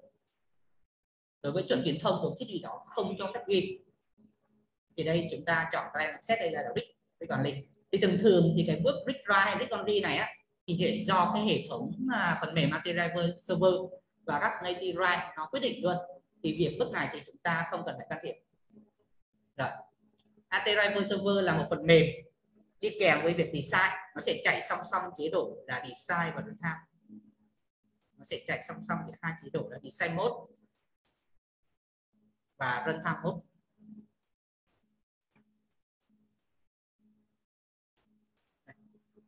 Tức là các anh thể thấy ngay là chúng ta vừa có thể thao tác tạo ra channel, tạo ra device, vừa có thể quan sát được xem là cái thông số nó đang nhảy này.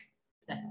Dựa vào cái giá trị timestamp này, đây là cái thời gian mà nó cập nhật dữ liệu. Các anh thể thấy xem là nó đang nhảy số đây. Đây chính là cái thông số thời gian thực của chúng ta. Thì đây chính là tính năng runtime. Và kết hợp thì tính năng design, thiết kế tạo ra channel device, tạo ra tắt, và tính năng runtime. Sau khi tạo tác xong thì chúng ta sẽ quan sát được cái thông số của nó luôn. Và cụ thể ở đây thì một tab sẽ có 3 thông số cơ bản là value, giá trị của nó, status, trạng thái, good hay bad. Good tức là tín hiệu này chúng ta đọc rất là ok, hệ thống kết nối rất là ổn, giá trị là rất tốt, good.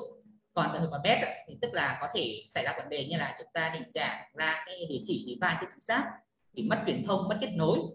Timestamp này thì đây chính là cái dấu, cái vết thời gian, là cái dấu, là cái vết thời gian chúng ta biết là tương ứng với cái giá trị như vậy, status như vậy thì cái mốc thời gian tương ứng là bao nhiêu. Còn có cái mục cuối cùng là description, thì đây là cái chú thích đi kèm chúng ta thôi. Trên đây là một số cái nội dung mà quan trọng nhất là các anh để ý quen khi mà chúng ta sử dụng Authorized Server. Đó là tag name, đây là một cái custom, chúng ta có thể tùy chỉnh đặt tên. Chúng ta có address, đây là cái địa chỉ vùng nhớ mà chúng ta sẽ truy cập vào thiết bị. Chúng ta có kiểu dữ liệu, chúng ta có client access, chúng ta có 2 quyền đối với Authorized Server, read write, vừa điều khiển vừa đọc. Read only chỉ có thể đọc thôi. Và chúng ta còn có bổ 3 cái thông số cơ bản của một cái thông số tắt trong hệ thống Ekada, đó là value, giá trị, status, trạng thái và timestamp để dấu thời gian.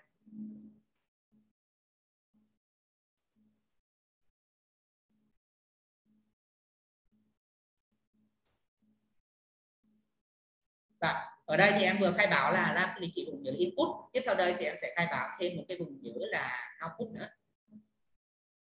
Em sẽ ở đây mình sẽ gọi là output. Cái tag name này chúng ta có thể tùy ý đặt tên nhé các anh, sao cho dễ hiểu, dễ nhớ được.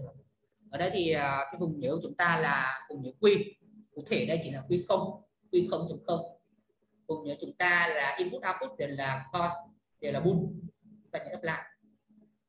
Ở đây thì em có viết một chương trình đơn giản, tức là khi mà chúng ta bấm nút thì cái output này chúng ta một cách đơn giản thôi. Cái chương trình xây dựng chúng ta là khá đơn giản để chúng ta test lại thôi, nó kiểu như vậy. Chúng ta có cái i0.0, đây là chương trình PLC thì ngỏ ra chúng ta là Q0, Q0.0.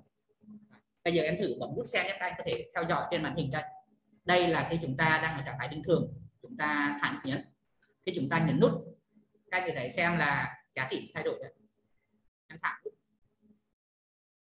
giá trị về 0, tiếp tục nhấn nút. Và cái này để xem em đây là giá trị chúng ta đọc ở trên đây, thì đây chỉ là cái giá trị real time hết. Tốc độ đọc nó rất là nhanh. Chúng ta có thấy đây là cái timestamp này, nó cập nhật thời gian là 1 giây một lần. Thì đây cũng sẽ tương ứng đối với chính là cái update rate chúng ta. Update rate chúng ta nên chọn đây là 1 giây. Nên thành ra các anh có thể thấy xem ở đây thì cái thời gian chúng ta đây là cập nhật từng giây đấy. 1 giây một lần. Bên cạnh các vùng nhớ input này á, thì em có thiết kế thêm một cái vùng nhớ là buffer. Có địa chỉ là đọc những vùng nhớ là MB100.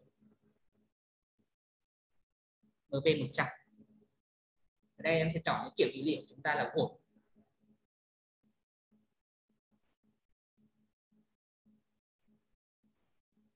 Nhầm, ở đây là MB10. Trong cái chương trình PLC của em á, em viết một chương trình cơ bản là một cái buffer, cái vùng nhớ là M100 này thì viết một cái chương trình cơ bản thôi, tức là MB, vùng nhớ MB10 này thì giá trị của nó là sẽ chạy từ 0, làm viết cái hàm rem, chạy từ giá trị 0 tới 100. Đây là cái bộ demo kit mà em đã chuẩn bị sẵn, thì lát nữa thì sẽ phục vụ cho việc chúng ta trong cái quá trình thiết kế phần mềm. Trên đây là một cái ví dụ của em mà liên quan đến cái phần mềm mà chúng ta là kết nối tới F7 SMS. Thì để cũng không cho mất thời gian của mình á, thì em có chuẩn bị sẵn thiết kế ra một cái file.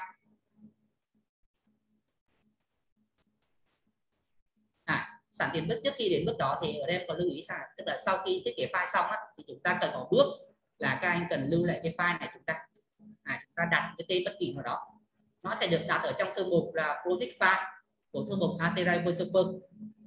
Thì đây chính là cái file project của chúng ta có thể cài đặt xong. Thì để cho không mất thời gian của mình á, em có chuẩn bị sẵn ra một cái file kết nối tới 4 cái hệ thống chúng ta, có tên đây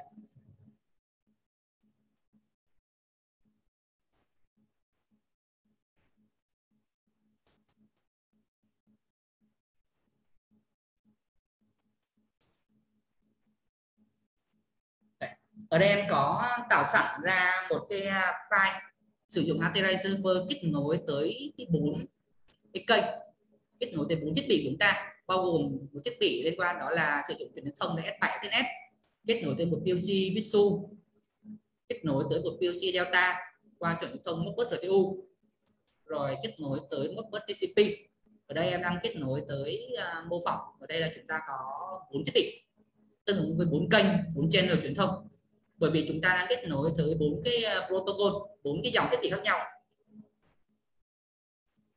Mỗi thiết bị như thế thì sẽ có 2 tắc, 3 tắc, input, output và buffer. Em có thể thao tác lại, các anh có thể xem là khi nhấn nút thì các giá trị input output lên 1 và các giá trị buffer đang tăng dần từ 0 đến 100. Ở đây thì em có chọn ra kết nối từ một PLC Bitsu. Bitsu ở đây thì cái địa chỉ các anh có thể xem là cái address này có thể khác. Ở đây thì có một lưu ý lúc này em có nói, chúng ta là tùy theo nhu cầu chúng ta mà chúng ta sẽ lựa chọn cái data type chúng ta khác. Giả sử như vùng nhớ D0 chúng ta, ở đây em đang chọn cái double nó có giá trị 1000, nhưng mà khi em chọn ra một kiểu khác, chẳng hạn từ guộc đi thì giá trị của nó sẽ khác. Anh chị thấy không? Bởi vì đây là do vấn đề liên quan đến scale dữ liệu chúng ta. Tùy theo mục đích chúng ta chọn một kiểu sử dụng đó mà cái giá trị thì nó sẽ khác. Chức năng ở đây thì chúng ta có thể vừa read và write cái giá trị ở đây để có thể mà điều khiển được, thì chúng ta nhấp chuột phải vào cái tắt, chúng ta nhấn write. Giả sử em ghi giá trị là 2000 đi, 200, một cái số thập phân này, chúng ta có thể xem là cái dữ liệu chúng ta được real time tức thì. Rồi ở đây có một lưu ý nữa là lúc nào có trình bày liên quan đến vấn đề calendar set thì nó sẽ có 2 quyền là read only và read write. Chẳng hạn như đối với truyền thông Modbus thì cái vùng nhớ có bắt đầu bằng số 1 vùng nhớ input thì nó không cho phép ghi, chỉ cho phép đọc thôi, nên thành ra calendar set ở đây chúng ta là read only, chúng ta không cho phép ghi. Còn ở các vùng nhớ khác chẳng hạn như là buffer hay là output thì chúng ta hoàn toàn có thể ghi giá trị của nó.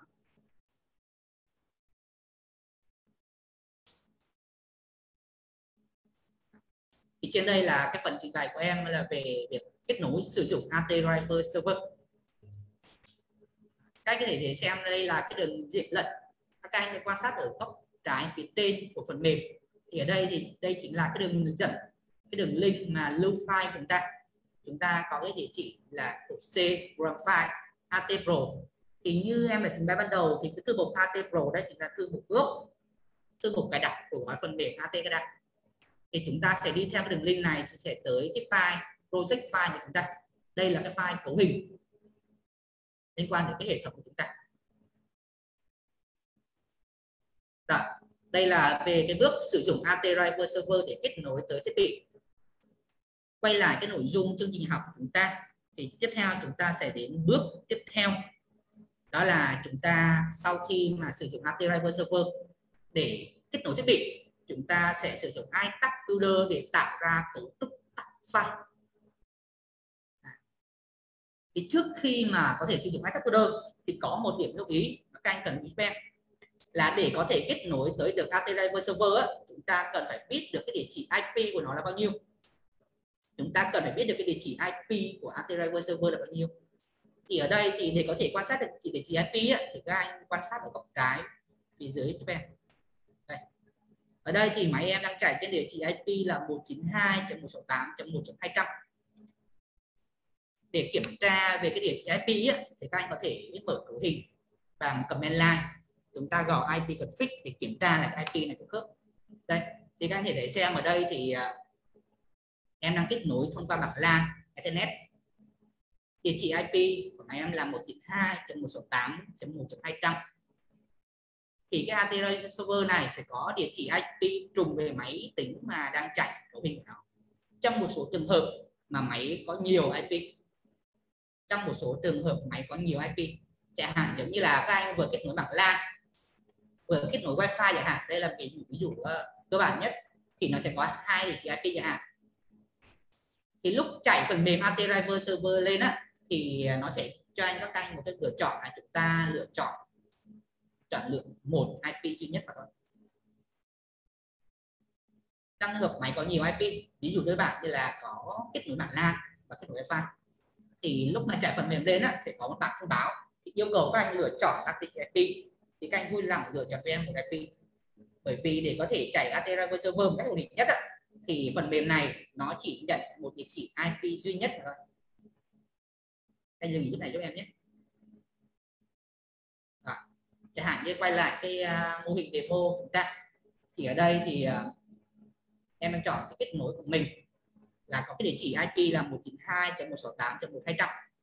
Rồi, bước tiếp theo em sẽ sử dụng phần mềm iTaskBuilder. Bước tiếp theo em sẽ sử dụng phần mềm iTaskBuilder. Đây là phần mềm chúng ta, đây là sử dụng phần mềm iTaskBuilder.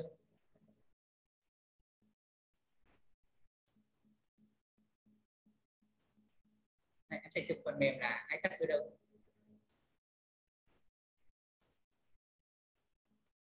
Sẽ sử dụng phần mềm iTaskBuilder này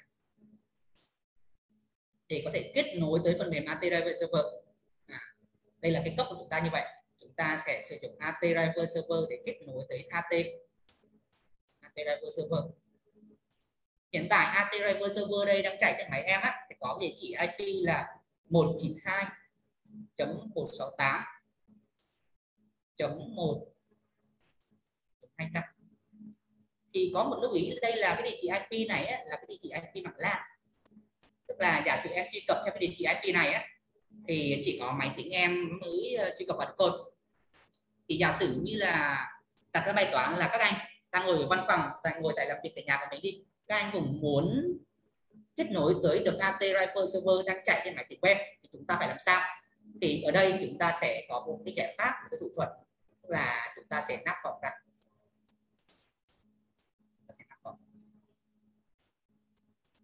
Bởi vì cái mảng LAN chúng ta nối trên cái router tĩnh, thì chúng ta sẽ nắp vòng ra. Thì ở đây thì em đã chuẩn bị sẵn cái địa chỉ IP của chúng ta. Cụ thể ở đây chính là địa chỉ IP là 113.161.76.105. Đây chính là cái địa chỉ IP của router, đây là IP tĩnh. Để có thể kết nối tới được một máy tính mà nằm ở trong một cái hệ thống mạng khác mà đang chạy mạng LAN, có một cái IP tĩnh, thì một cách đơn giản như chúng ta sẽ nắp vòng ra. Chẳng hạn như trong mạng LAN, máy tính của em đang có địa chỉ là 192.168.1.200 thì sẽ được nắp vòng ra cái địa chỉ IP này. Thì bây giờ các anh sẽ sử dụng cái phần mềm iTaskBuilder chúng ta sẽ sử dụng phần mềm iTaskBuilder.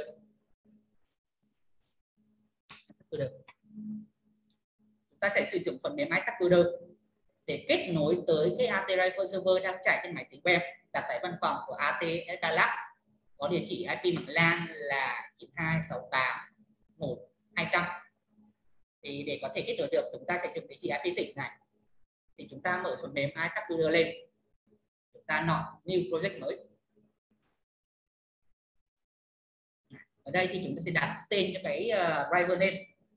Cái bước mà sử dụng iTaskBuilder này thì các anh có thể thao tác trực tiếp trên máy tính của mình luôn này. Các anh có thể mở phần mềm iTaskBuilder lên và thực hiện thao tác theo em luôn. Ở đây em sẽ ghi là cái driver name này, chúng ta có thể đặt tên, tức là chúng ta sẽ đặt tên là remote driver. Driver ở đây chúng ta sẽ lựa chọn kết nối tới AT Driver Server, nên chúng ta sẽ chọn driver là AT Driver Client. Trong một số dự án trường hợp các anh muốn kết nối tới OPC thì chúng ta sẽ lựa chọn driver OPC Client. Nhưng mà trong cái nội dung của học hôm nay thì em muốn chú trọng hơn vào cái phần mềm đặc trưng của ATGDA, đó là AT Driver Server, nên chúng ta sẽ chỉ bàn luận xung quanh cái phần mềm này thôi. Chúng ta chọn URL, chọn driver là AT Driver Client. Thì sau khi chọn xong thì có một cái bảng thông báo yêu cầu chúng ta cần phải nhập cái địa chỉ IP vào cái domain. Thì để có thể kết nối từ xa thì các anh có thể truy cập vào địa chỉ là 113.161.76.105. Chúng ta nhấn connect. Các anh để xem là khi mà chúng ta connect thì ở đây có cái client đây, đang tăng đây. Có bao nhiêu client đang kết nối vào AT Driver Server thì chúng ta có thể quan sát thấy được. Hiện tại đây là đang có 3 client. Tức là bên cạnh iTask Builder của em chỉ còn có khoảng thêm 2 client từ máy tính khác đang truy cập vào. Chúng ta chỉ cần mở iTask Builder lên, nhập cái địa chỉ IP là 113.1.1.7.5. Rồi sau đó chúng ta sẽ tắt vào. Ở đây dưới lẻ thì chúng ta sẽ có chế độ import. Ở đây thì chúng ta sẽ import tất cả các thông số của cái tắt này vào. Đây, các anh thể thấy xem là cái phần mềm đây chúng ta là nó đang chạy nhảy số tương ứng với cái giá trị trên iTask Builder. Rồi chúng ta có thể điều khiển một thông số bất kỳ, chẳng hạn như qua cái dòng PLC Mitsu này đi. Ở đây thì các anh cũng có thể thao tác, có thể ghi một giá trị bất kỳ vào đi. Giả sử đây em ghi tuyệt phải đi, em ghi giá trị là 222 chẳng hạn. Các anh thấy xem là giá trị nó được ghi đây. Các anh đang truy cập trên máy tính mình kết nối từ xa, chúng ta cũng có thể điều khiển kết nối ghi giá trị luôn. Các anh cũng có thể thao tác trực tiếp, thử điều khiển một vài thông số thử nghiệm.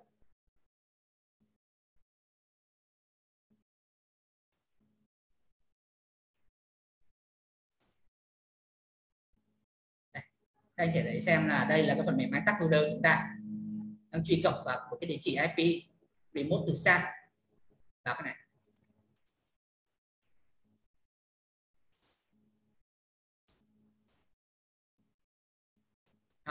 Đây là cái bước mà chúng ta sẽ sử dụng phần mềm iTask Builder để kết nối tới AT Driver Server.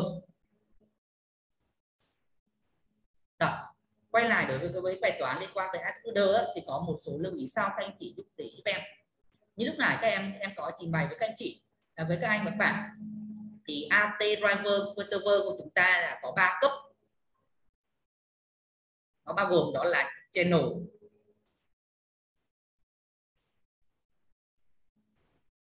và tiếp theo là device, và cuối cùng là tắt. Rồi thì khi mà các anh sử dụng iTask Builder để kết nối thì channel này, device này, thì đây chính là cái địa chỉ tạo thành cái địa chỉ address.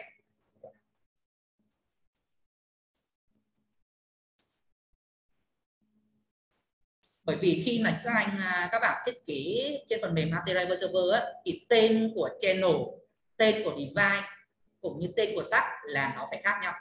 Ở đây em có thể thao tác thế này để chúng ta có thể xác. Giả sử ở đây chúng ta có một cái tên là Modbus TCP đi. Giả sử em cũng tạo ra một cái tên tương tự Modbus TCP. Ở đây em chọn Modbus TCP đi.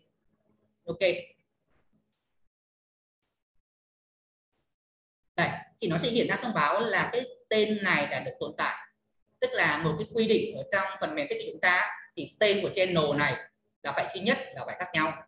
Tương tự trong một cái channel thì tên device cũng phải khác nhau, và trong từng device thì tên của tắt bắt buộc cũng phải khác nhau. Nên thành ra khi mà chúng ta kết nối lên phần mềm iTask Builder thì channel.device.tắt name này nó là duy nhất. Thì cái tên này chỉ là duy nhất, nó là duy nhất. Nên thành ra channel.device.tắt đây cũng chính là cái địa chỉ address mà khi mà chúng ta kết nối tới AT Driver Server. Giả sử như ở đây chúng ta đang có một kết nối tới cái địa chỉ có tên là Mitsubishi Ethernet.fx3u.output, hoặc là không, em có thể lấy ví dụ khác cho chị hình dung đây. Chúng ta quan tâm cái tag buffer ấy, Mitsubishi.fx3u.buffer, tức là chúng ta đang kết nối tới AT Driver Server, kết nối vào một channel có tên là Mitsubishi Ethernet. Đây, Mitsubishi Ethernet. Device của chúng ta là FX3U. Buffer chúng ta đây là một tag có tên là buffer. Các anh có thể thấy ở xem đây là cái giá trị 333 của nó là tương ứng đây. Đây. Chúng ta có cái giá trị tương ứng như vậy đây. Chúng tạo ra một cái mapping địa chỉ đấy.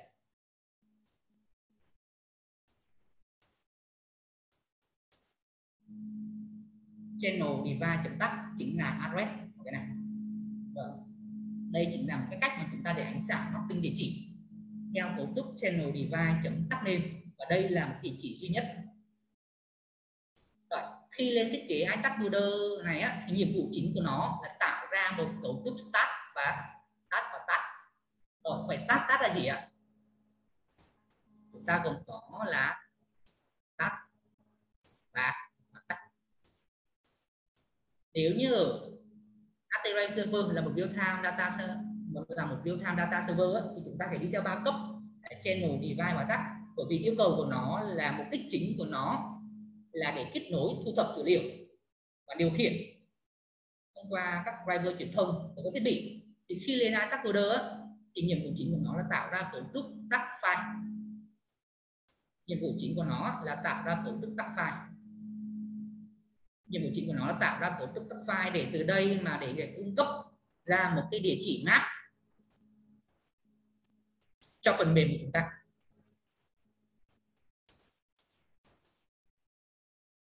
Tức là sao ạ? Tức là giả sử như là một cái vùng nhớ hiển thị tick box này chúng ta đi, hiển thị con số là 333, thì chúng ta không có truy cập trực tiếp thông qua cái Artery server này, mà chúng ta sẽ đi qua gián tiếp thông qua một địa chỉ mapping. Chúng ta sẽ gắn cái địa chỉ task này cho cái vùng nhớ cái hiển thị con số ở trên phần mềm chúng ta, rồi sau đó cái task này nó sẽ ánh sáng tới cái địa chỉ channel device task ở trên Artery server mà chúng ta sẽ không có truy cập trực tiếp. Thì để giải thích cho vấn đề này cũng như là điểm hiểu chi tiết hơn thì trong buổi ngày mai lúc mà tìm hiểu về AT Ekada, về kiến thức lý thuyết về nền tảng, kiến thức hệ thống phần mềm em sẽ giải thích chi tiết hơn. Còn trong cái nội dung của buổi hôm nay em chỉ giới thiệu một cách sơ qua để các anh chị nắm. Còn lại chúng ta sẽ đi sâu vào cách thực hành nhiều hơn. Rồi, quay lại cái nội dung của chúng ta thì chúng ta đang nói đến là tạo ra cấu trúc task. Thì đây chính là cái tên task chúng ta nhé. Lúc chúng ta khi mà các bạn nhấn nút chuột vào thì đây chính là cái start name chúng ta. Cái tên này chúng ta có thể đặt lại, có thể tùy chỉnh đặt lại nhé các anh. Giả sử như đây em đặt tên là device 1 đi. Device 1. Ở đây chúng ta còn có một thông số là tắt rate. Tắt rate đây là cũng như là update rate ở dưới Artery server đấy ạ. Thì đây chính là cái thời gian mà nó để quét cập nhật dữ liệu. Tức là sau bao lâu thì dữ liệu sẽ được cập nhật một lần. Ở đây thì tính theo đơn vị là mili-giây. Mặc định chúng ta là 100, tức là 100 mili-giây. Thì ở đây thì cũng có để ở đây em sẽ chọn lên là mức là 1000 đi. Chế độ 1000 đây thì cũng khá an toàn với cái CPU chúng ta, không nên đặt quá thấp. 1000 tức là cứ sau 1 giây thì cái task này sẽ được cập nhật một lần. Đấy. Tương tự em sẽ đặt lại tên cho các chúng ta. Task thứ hai chúng ta là đi vay 2. Đấy. Đi vay 3.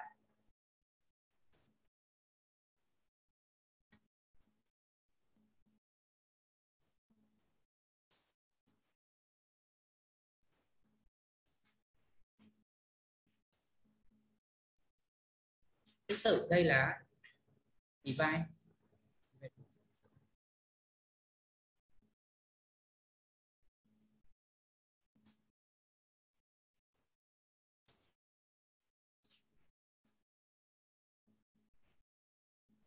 Rồi, đây là chúng ta đã đặt tên thành các task chúng ta. Trong buổi task này thì chúng ta còn có task đặt tên. Chẳng hạn như đây thì chúng ta có một cái task device 1.buffer. Chúng ta sẽ có cái task device 1.buffer. Chúng ta có cái task name tên là device 1. Task của chúng ta đây là buffer. Tương ứng thì nó sẽ ánh sáng tỏ tới cái vùng nhớ ở trên Artery server là S7 Ethernet Client .S7.2002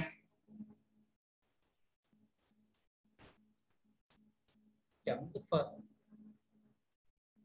Đây là cách mà iTask Builder tạo ra cái cấu trúc ánh sáng mapping của chúng ta. Rồi, sau khi xong sau khi sử dụng Artery server để kết nối xong thì chúng ta kiểm tra thấy kết nối thì ok. Bước tiếp theo chúng ta cần phải đăng ký task file. Đây là một bước cực kỳ quan trọng các anh. Các anh lưu ý này cho em. Sau khi kết nối xong thì chúng ta cần phải tạo ra cấu trúc task file. Project, các anh nhấn vào file project register. Thì nó sẽ yêu cầu chúng ta là đặt tên task file đây là gì. Thì đây em có thể đặt tên của nó là training. Chúng ta có thể đặt tên một bất kỳ nhé. Training ATKDA.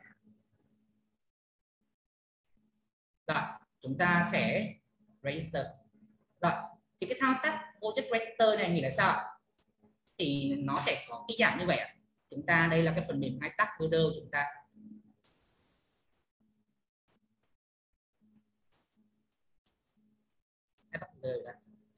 Thì iTask Builder chúng ta sẽ có nhiệm vụ kết nối tới AT Driver Server chúng ta, kết nối tới AT Driver Server. Sau khi iTask Builder kết nối tới thì nó sẽ tạo ra một cấu trúc, một cái địa chỉ bản đồ, một cái map để tạo ra cấu trúc tác file. Cấu trúc tác file của chúng ta sẽ tuân theo cấu trúc là task chấm task, nó có hai cấp. Đây chính là task, còn đây chính là task. Thì sau khi tạo xong thì cái bước mà chúng ta vừa làm project register thì nó sẽ tạo ra một cái file, nó có tên là task file, nó có tên là task file .xml, tức là tuân theo cấu trúc XML, nó sẽ tạo ra một cấu trúc task file này. Thì nhiệm vụ của task file này là sao ạ? Thì sau khi tạo ra cấu trúc task file này thì các anh chị sẽ mở phần mềm lên, chúng ta sẽ mở phần mềm Visual lên, một phần Visual lên. Thì đây là cái giao diện chúng ta.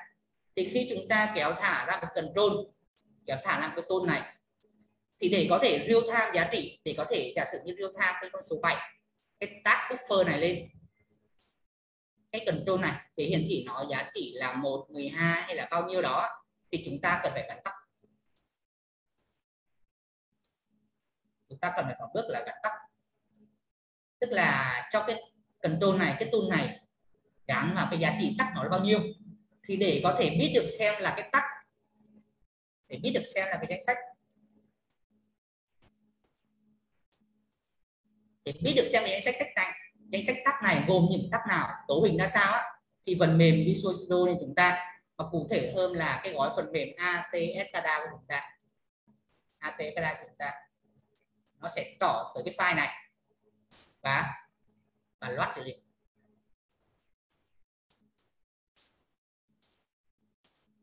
Đây là bước register của chúng ta.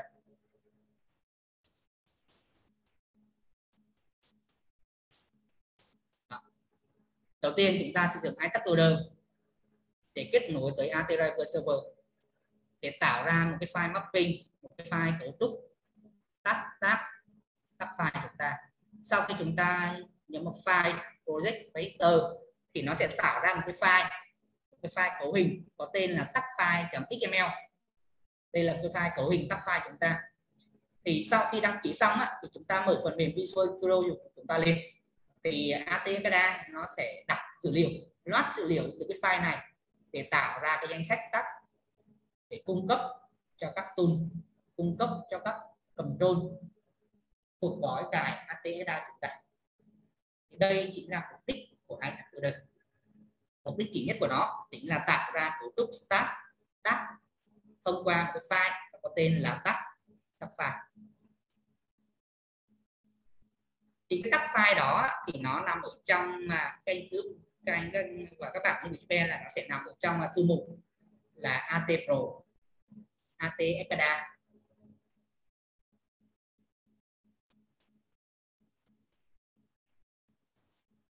Nó sẽ nằm ở trong thư mục là ATSCADA. Rồi designer file và task file. Thì đây chính là cái task file của chúng ta đây. Để mở cái task file này thì chúng ta có thể nhấn nút chuột mở bằng trình duyệt của chúng ta. Khi quan sát bằng trình duyệt thì chúng ta có thể thấy xem là các driver chúng ta là đăng ký là gì. Chẳng hạn lúc này chúng ta đọc tên của nó là remote driver, kết nối tới địa chỉ là 113.161.7605. Chúng ta có task là device 1, chúng ta có task device 2, task device 3, task device 4. Thì tương ứng đây chính là cái cấu trúc mà chúng ta đang build ở trên iTask Builder. Các anh có thể xem là cái cấu trúc task file này là tương ứng với cái cấu trúc mà chúng ta đang design ở trên iTask Builder. Device 1 gồm có 3 task input, output, buffer. Đây. Tương tự task device 2, task device 3, task device 4. đây chỉ là cái cấu trúc tắt file chúng ta. Rồi. Để cho chi tiết hơn thì em có thể làm một cái bước sau để các anh chị thấy rõ hơn về cái bước mà chúng ta sẽ đăng ký file như nào đấy. Giả sử như ở đây anh chị có thể quan sát, giả sử như đây em có thể em giả sử em xóa cái file này đi. Rồi chúng ta làm lại bước đăng ký nhé.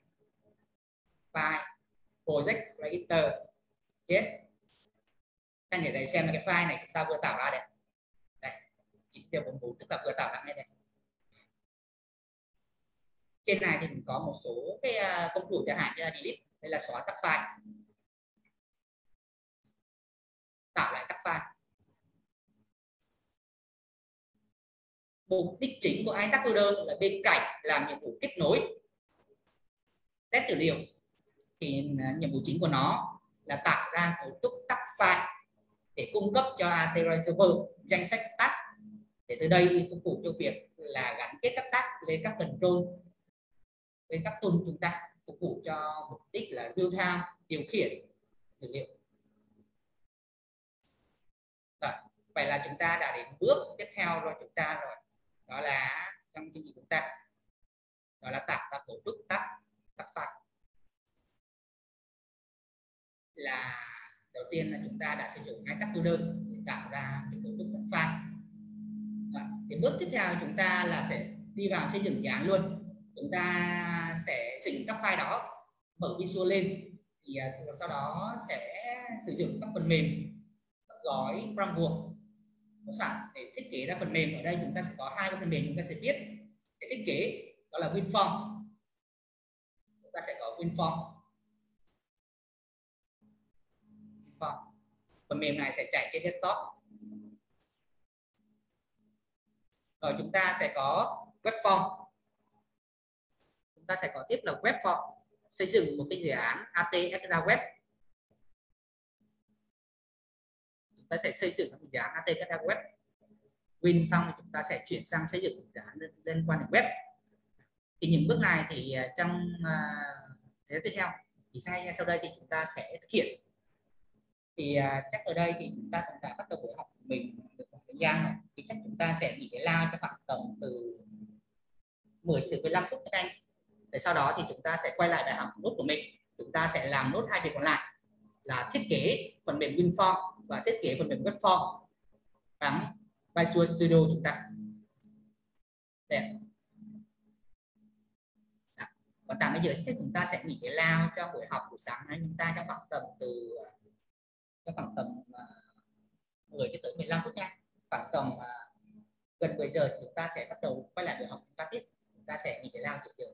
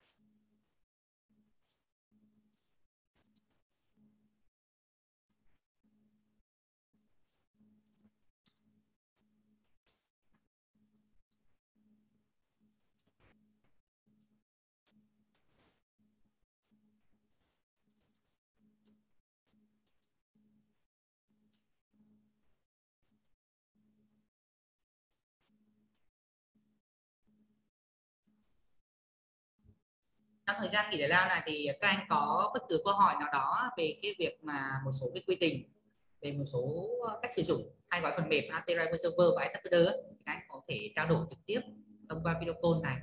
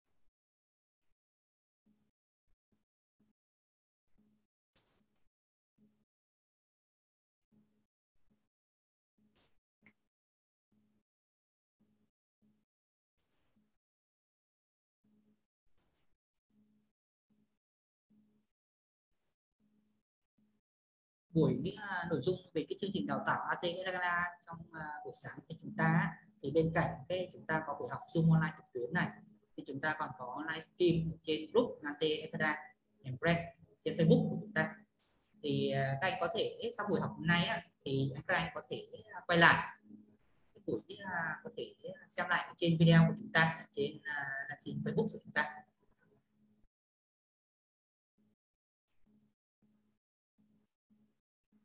Sẵn tiện đây thì em cũng có bên chỗ AT Lab còn có một kênh YouTube, thì trên này thì còn có một loạt các video liên quan đến việc hướng dẫn từ việc cài đặt cho đến sử dụng các tính năng, các phần mềm, các tool từ cơ bản cho đến nâng cao của AT. Thì các anh các bạn có thể theo dõi ở trên đây. Trên đây là gần như là chúng ta có full tất cả các video hướng dẫn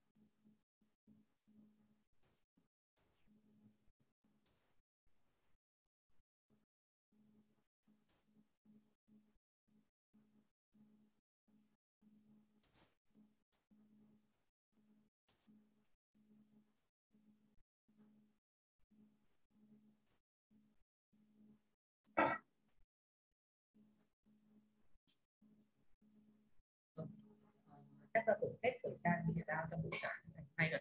Thì chắc bây giờ chắc chúng ta sẽ chuẩn bị để quay lại để tiếp tục các nội dung còn lại của chúng ta.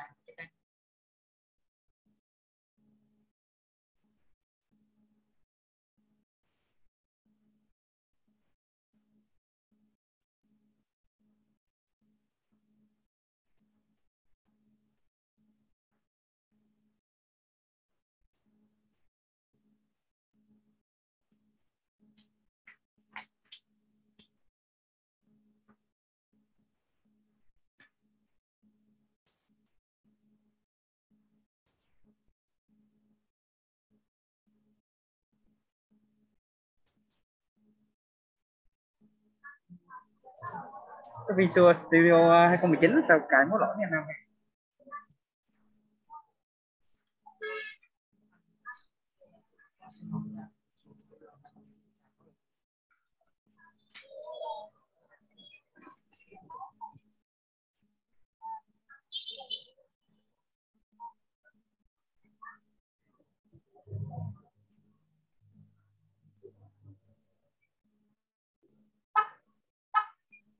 Chúng ta sẽ chắc mọi người đã vào đầy đủ cả. Có gì em xin phép bắt đầu vào nội dung tiếp theo của mình nhé.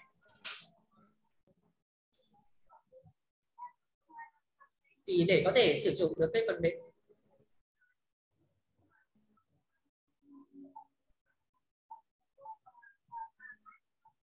thì để cho thuận tiện người học để tránh cái tạp âm á, thì chắc là em xin phép tắt âm mic một số mọi người nhé.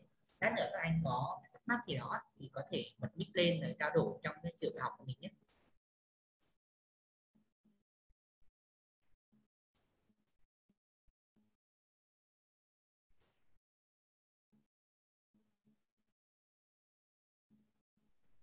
Ở đây thì chúng ta sẽ đi gặp một tiếp theo là chúng ta sẽ thiết kế phần mềm hay cái xây dựng cái dự án đầu tiên.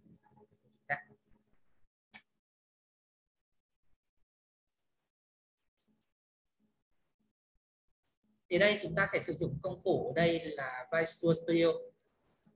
Thì tự nhiên có trình bày ở ban đầu cho các anh một số lưu ý. Thì đối với phiên bản này thì đối với Bacada thì khuyến nghị chúng ta sử dụng từ phiên bản 2013 trở lên, và tốt nhất là chúng ta sử dụng luôn cái phiên bản mới nhất là 2019 chúng ta. Còn giả sử trong trường hợp mà các anh sẽ chuẩn bị kịp hoặc là sau đó mà sử dụng quen một phiên bản thấp hơn, chẳng hạn như là 15, 17 chúng ta cũng đều có thể sử dụng được, bởi vì cấu hình yêu cầu đối với hệ thống của phần mềm chúng ta là yêu cầu các cái RAM của chúng ta là từ 4.5 trở lên. Tiếp theo thì có một lưu ý liên quan đến cái gói cài đặt của cái phần mềm này, liên quan đến cái gói cài đặt của phần mềm. Thì ở đây thì có một số lưu ý thêm nữa mà các anh để giúp em, tức là lúc mà mình cài Visio thì chúng ta cần phải có một cái số phần mềm mà chúng ta cần phải cài. Ở đây thì để có thể chép ra được cái gói phần mềm chúng ta cài đã đầy đủ chưa thì chúng ta sẽ vào cái có tên là Visual Studio Installer. Khi chúng ta click vào đây thì nó sẽ hiện lên chúng ta một cái giao diện để chúng ta biết xem là chúng ta đã cài gói nào rồi. Đây là cái giao diện phần mềm chúng ta, Visual Studio. Đây là cái gói cái phần mềm liên quan đến quản lý các gói cài đặt của phần mềm.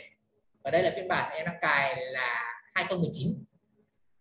Thì từ 2013 cái đi thì Visual Studio nó cung cấp cho một bản miễn phí chúng ta, thì có nó cái tên là Community. Mặc dù là một bản miễn phí nhưng gần như là cũng cung cấp đầy đủ những tính năng cơ bản nhất cho chúng ta trong một lập trình. Nên thành ra là các anh cũng có thể chỉ cần tải cái bản miễn phí Community này thôi, không nhất thiết là phải các bạn tải các bản cấp cao hơn của các dòng Visual Studio. Để có thể kiểm tra về các gói cài đặt là đầy đủ chưa, thì sau khi mở phần mềm lên các anh nhấn vào chữ Modify Pack. Thì trong cái giao diện này thì chúng ta sẽ kiểm tra các gói cài đặt của chúng ta. Ở đây thì có 3 cái gói cài mà tối thiểu chúng ta cần phải có 3 cái gói cài gọi là tối thiểu mà chúng ta cần phải trang bị cho mình. Nó bao gồm đó là thứ nhất là cái gói cài quan trọng nhất, đây chỉ là gói cài là .NET Desktop Develop. Đây là gói cài liên quan đến các ứng dụng mà sẽ chạy phần mềm mà dựa trên nền là desktop base thì chúng ta có thể bắt buộc phải có, bởi vì trong này nó có một cái công nghệ, một cái framework mà chúng quan trọng nhất trong kiến thức phần mềm của chúng ta là WinForm. Cái này chúng ta bắt buộc phải tích. Về cơ bản thì chúng ta có thể tích hết cũng được, nhưng tuy nhiên thì nếu tích hết thì cái thời gian cài đặt với chương trình mà lúc khởi động chúng ta thì khá là nặng, nên chúng ta sẽ tùy theo cái nhu cầu với cấu hình của máy chúng ta lựa chọn một số cái dòng phù hợp. Rồi, cái đầu tiên chúng ta là .NET framework, .NET này desktop. Cái thứ hai là để có thể sử dụng thiết kế được một số liên quan đến giải pháp web thì chúng ta chọn gói thứ hai là ASP.NET Web Develop. Các anh có thể mở cái phần mềm Visual này lên để kiểm tra là cái gói đặt của chúng ta đã đầy đủ hay chưa.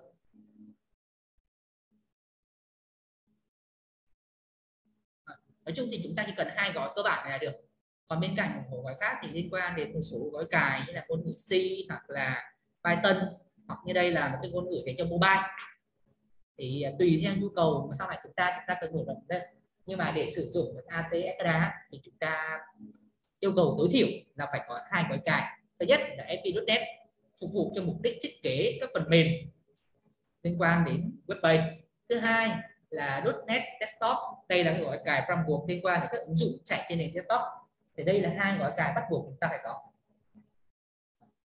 Các anh kiểm tra xem là chúng ta đã cài đầy đủ chưa. Nếu chưa có thì chúng ta nhấn dấu tích xanh, sau đó nhấn vào cài đặt đây để chúng ta cài đặt. Thêm có một lưu ý nữa là ở trong phần framework đây thì các anh để ý cho em xem là chúng ta cần phải chọn một cái framework nào đó tối thiểu là từ 4.5 trở lên. Ở đây thì cái bản em cài trên nó từ 4.6, 4.7 rồi, thì đây là bản cao là khá ok. Tối thiểu là phải có framework 4.5.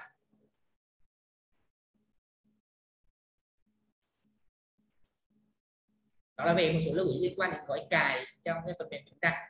Rồi, sau đây thì sau khi mà cái kiểm tra cái bước cài chúng ta đã ok hết thì chúng ta sẽ đi vào cái phần thiết kế. Thì để có thiết kế được thì có một lưu ý luôn là các anh vui lòng chạy cho em xem là phần mềm này ở cái quyền là Run Admin. Để lúc chạy thì chúng ta bật biểu tượng này, chúng ta nhấn chuột phải, nhấn Run Admin, Run Administrator. Đây.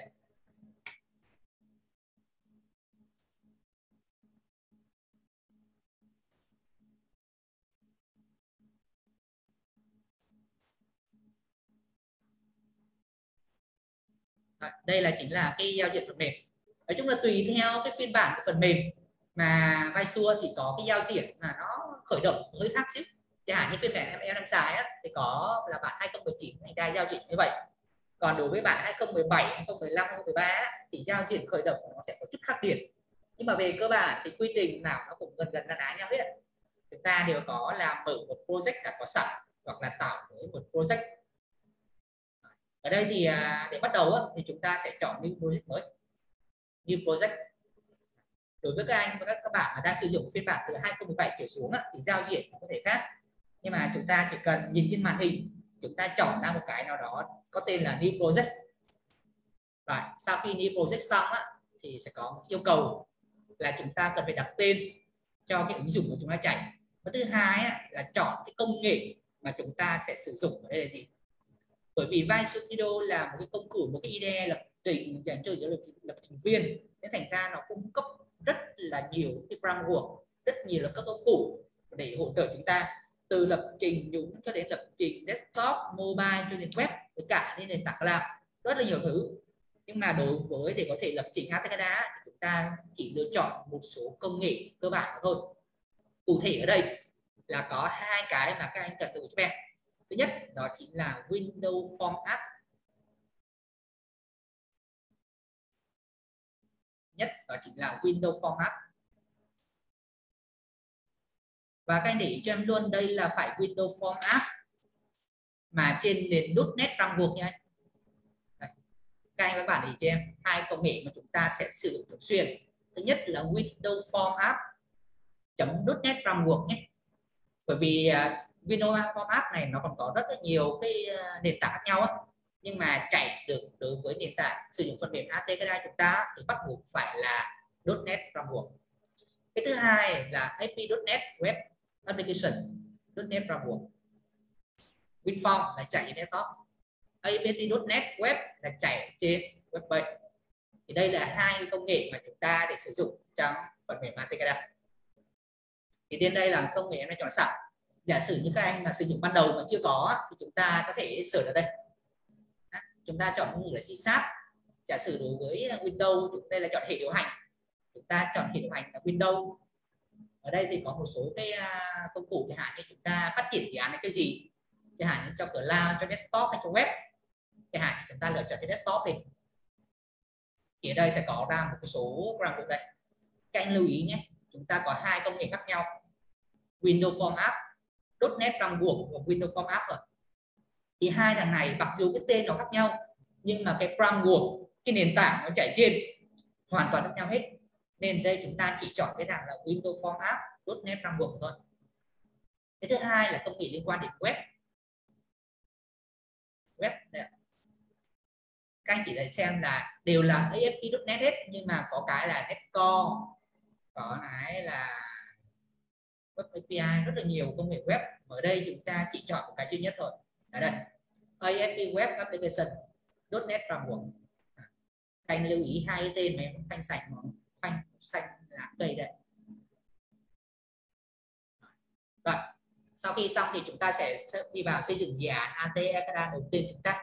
Dự án đầu tiên chúng ta là xây dựng một dự án Windows Form App chạy trên nền desktop base. Thì chúng ta sẽ lựa chọn là Windows Form App, mở ngoặc ra .NET Framework.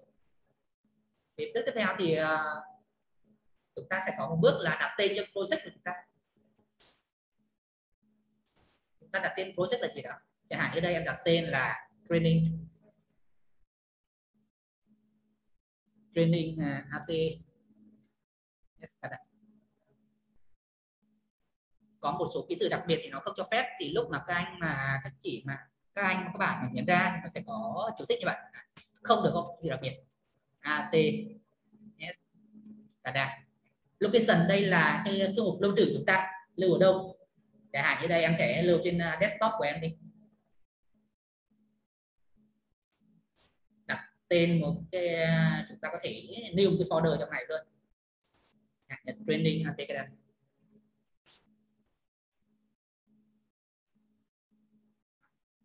Chúng ta chọn cái folder để lưu project chúng ta. Select folder. Ở đây thì chúng ta các anh lưu giúp em là .NET Framework chúng ta là từ 4.5 trở lên nhé. Ở đây thì có rất nhiều phiên bản framework từ 2.0 cho tới cái phiên bản framework mới nhất hiện tại là 1.8. Nhưng mà chúng ta cần phải lựa chọn tối thiểu 4.5. Một câu hỏi đặt ra là có nên lựa chọn những cái framework cao hơn không ạ? Thì tốt nhất chúng ta nên lựa chọn trong 3 mức 4.5, 4.5.1 và 4.5.2. Bởi vì là một số cái framework cao hơn như là 1.8 hay 1.7 gì đó, khi mà các anh chạy trên máy anh thì không sao, nhưng mà chạy ra máy khách, một số máy khách mà cài một cái số hệ điều hành cũ chẳng hạn như Windows 7 chẳng hạn đi, thì nó sẽ chạy không được, bởi vì là cái Windows của nó đang thiếu cái framework. Nên tốt nhất để đáp ứng được là thứ nhất là về chạy được phần mềm ATCADA, thứ hai là nhu cầu thiết kế, và thứ ba là đáp ứng được là việc chạy ổn định ở trên máy đích, máy của khách hàng, máy mà chúng ta cần chạy runtime, thì chúng ta nên lựa chọn framework trong khoảng là 4.5 là phù hợp.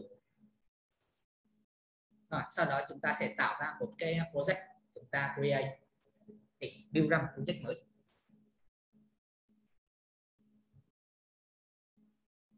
Project name chúng ta, các anh để ý cái tên chúng ta nhé, là Training ATCADA. Thì lát nữa sẽ có một cái giao diện hiện lên, thì sẽ có cái tên sẽ trùng với cái chúng ta đã đọc.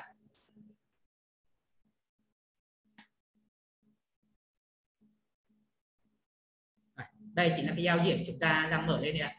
Ở đây thì sẽ có 5 cái vùng mà các anh cần phải lưu ý giúp em.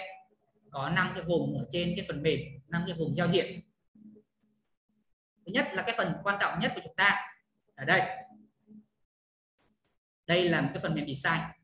Đây là cái giao diện mà liên quan đến tính năng design của chúng ta. Mọi tính năng liên quan đến design giao diện phần mềm gì á là chúng ta thiết kế ở trên này hết. Về giao diện thứ hai của chúng ta là giao liên quan đến solution.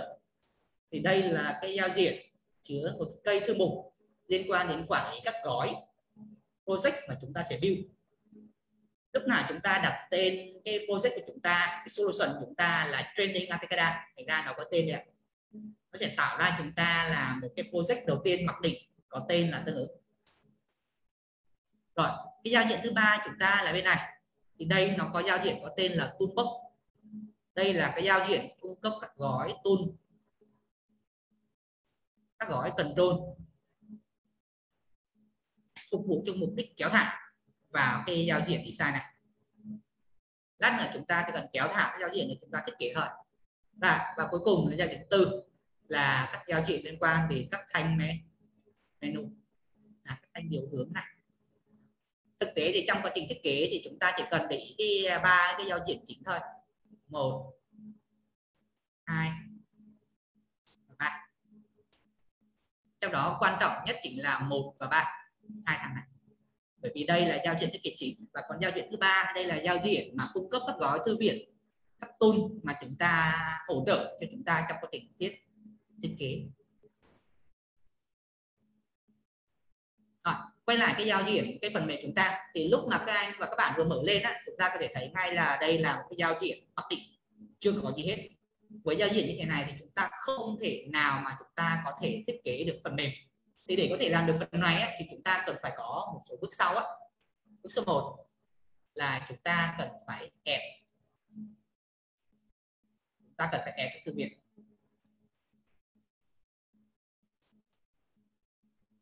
Ta cần phải ép thư viện. Thư viện này là bao gồm cái thư viện gì ạ? Thư viện này gồm có là iDriver.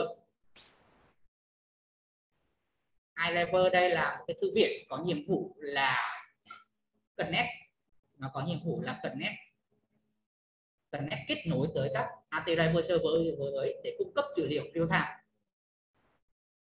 Trong buổi sáng ngày mai thì em sẽ hướng dẫn chi tiết cho mọi người là về một số tính năng, chức năng cơ bản của iDriver. Thì trong hôm nay thì chúng ta sẽ đi tìm hiểu cách sử dụng nó trước. Sau đó sau khi biết cách sử dụng nó rồi, có những trải nghiệm ban đầu, chúng ta sẽ tìm hiểu sau. Rồi, và thứ hai mà để cung cấp cho các tool control liên quan tới WinForm chạy trên nền desktop đây là gói tool.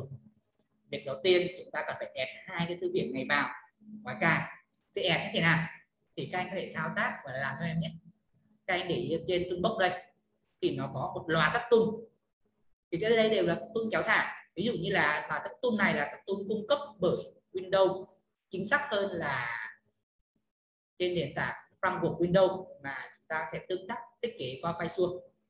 Giả sử như chúng ta có một cái tool cung cấp sản phẩm tên là button, chúng ta kéo thả ra, các anh có thể thấy ngay là chúng ta có thể thiết kế giao diện của nó kéo thả. Tương tự giống như chúng ta thiết kế giao diện ở trên HTML hoặc là phần mềm Ekada trước đây. Các anh có thể thấy là không có điểm gì có sự khác biệt. Đôi khi nó còn có linh hoạt và còn có tùy biến cao hơn so với các phần mềm thiết kế Ekada trước giờ chúng ta hay sử dụng. Thì đây là các tool liên quan đến cái phần mềm có sẵn của Windows. Mục đích bây giờ chúng ta cần phải add hai cái gói thư viện này của Atekada. Đầu tiên thì chúng ta nhấn chuột phải và một tab bất kỳ, chúng ta add tab. Đầu tiên chúng ta sẽ add driver là iDriver. Chúng ta đặt tên là tab là Atekada. Chúng ta add thư viện iDriver. Còn để thư viện này sau khi tạo ra một cái tab, các anh chỉ nhấn, các anh và các bạn nhấn chuột phải cho em, chọn choose item. Chúng ta để một lúc để nó load cái giao diện component của chúng ta lên. Rồi, sau khi nó load xong thì chúng ta sẽ bấm vào nút browser, các anh chọn vào C, vào thư mục cài đặt Atekada chúng ta, C program file atpro Atekada. Sau đó chúng ta tìm tới một cái DLL, một cái thư viện có tên là iDriver. Phiên bản của iDriver hiện tại là phiên bản 2.2. Sau đó chúng ta nhấn open. Sau đó ok. Và các anh chị thấy xem là sau khi chọn xong thì chúng ta đã add thêm cái tool chúng ta vào đây ạ. Rồi, sau khi add iDriver vào, chúng ta cần phải add có thư viện iTool. Tương tự chúng ta cũng làm những bước, chúng ta sẽ tạo ra một cái tab mới add tab, chúng ta đặt tên là ATCADA iTunes. Tiếp tục chọn chuỗi item.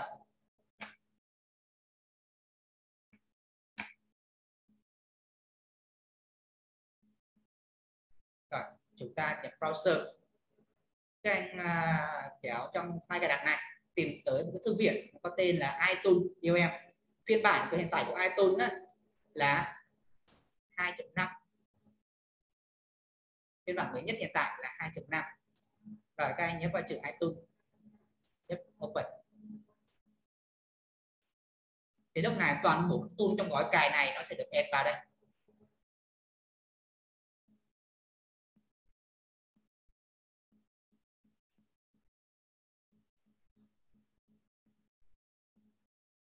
Chúng ta nhấn OK.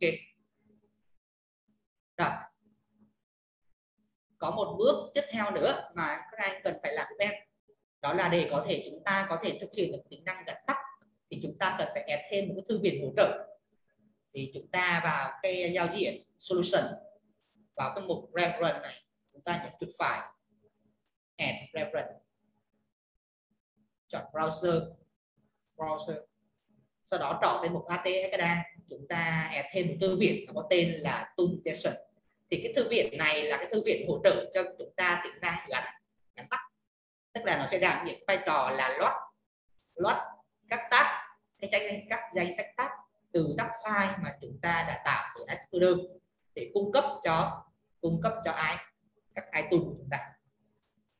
Rồi, về quy trình tạo ra dự án thì đầu tiên thì chúng ta sẽ kéo thả Arriver. Ở đây thì về một số cái thuộc tính của Arriver thì chúng ta để mặc định ha. Ở đây là waiting time đây là cái thời gian chờ mà để chúng ta có thể load hết các control. Thì tùy theo dự án mà chúng ta cái thời gian này chúng ta có thể để cao thấp tùy ý. Con số mặc định trên đây con số 3.000. Đối với một số dự án mà chúng ta có design phức tạp, các giao diện chúng ta khá nặng thì cái waiting time này là cái thời gian chờ để cho các control của chúng ta load hết thì chúng ta có thể nâng lên. Còn đối với các dự án cơ bản thì chúng ta cứ để ở mức cơ bản là 3.000, tức là tính theo đơn vị là milligen. Rồi, sau khi kéo Arriver xong thì chúng ta sẽ kéo thử một số các tool cơ bản của chúng ta. Rồi, giả sử như đây chúng ta muốn hiển thị cho nó một số cái ILM label là hiển thị dữ liệu. Chúng ta có ILM, ở đây chúng ta kéo thả ra cái ILabel hiển thị real time. Chúng ta có một cái text box, tức là vừa hiển thị vừa có cho phép ghi. Ở đây thì trong chỗ iTag Builder,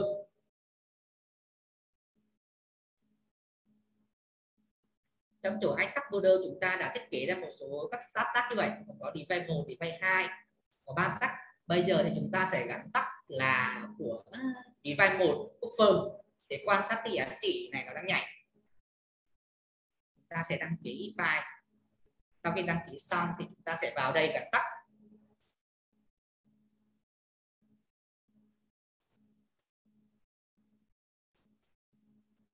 Chúng ta các anh chỉ nhấp vào control, chúng ta vừa kéo thả, chúng ta nhấp chuột phải property, chúng ta chọn tới một cái tab có tên là ATCADA setting. Thì ở đây sẽ có hai cái property quan trọng nhất mà chúng ta để ý. Thứ nhất là driver, tức là đây là các driver mà chúng ta sẽ gắn cho các tool chúng ta để cung cấp dữ liệu real time. Thì để chọn đó, chúng ta sẽ sổ xuống có thể driver đây. Có một cách khác là chúng ta có thể nhấn nút chuột như vậy. Chúng ta có thể chọn ngay bằng cách nhấn nút chuột.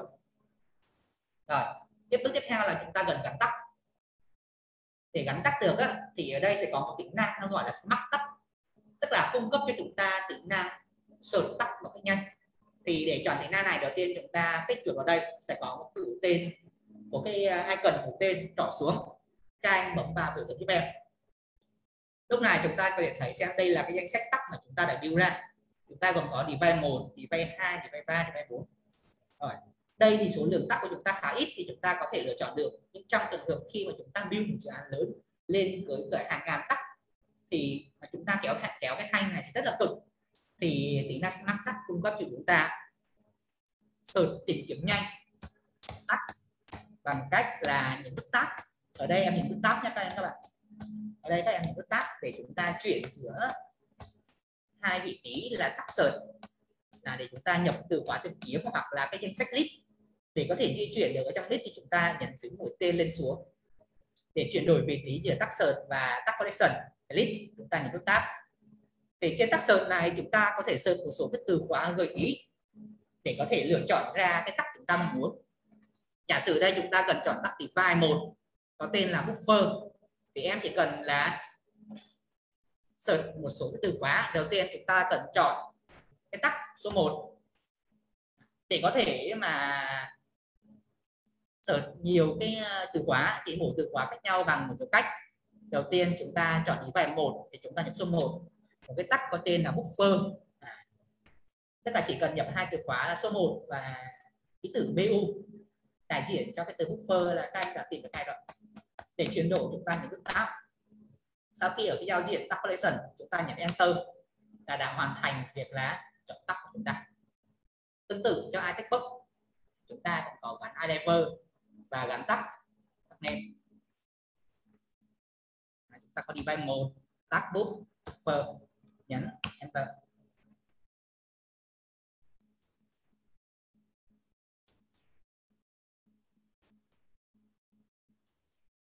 Rồi, sau khi chạy xong thì chúng ta sẽ build dự án nhé các anh. Sau khi build xong thì nó sẽ có cái giao diện output để cho chúng ta biết là quá trình build project của chúng ta có thành công hay không.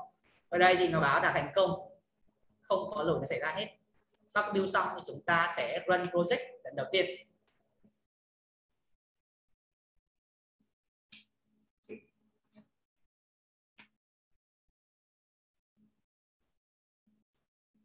Các anh có thể thấy xem đây là cái phần mềm chúng ta vừa build ngay đấy, cực kỳ nhanh chóng, cực kỳ đơn giản và cũng cực kỳ tiện lợi luôn ạ. Chúng ta có thể mở song song 3 phần mềm chúng ta để quan sát cái giá trị nó thay đổi. Thì tất cả cái giá trị này đều được đồng bộ với nhau hết ạ.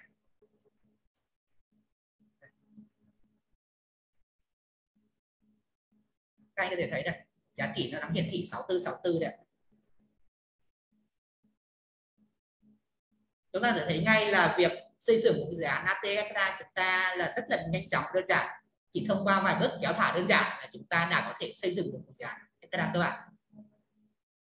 Và đây là tính năng liên quan đến real time. Chúng ta sẽ tạm tắt, đây là một cái demo đơn giản ban đầu, thì chúng ta sẽ tạm tắt xây dựng một cái chương trình nó phức tạp hơn gì nhé các anh.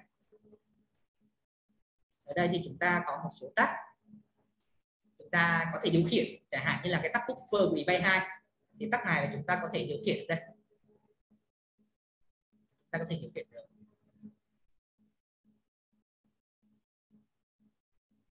Rồi, bây giờ chúng ta sẽ gắn hai cái tab lại, chúng ta sẽ kéo thẳng ra,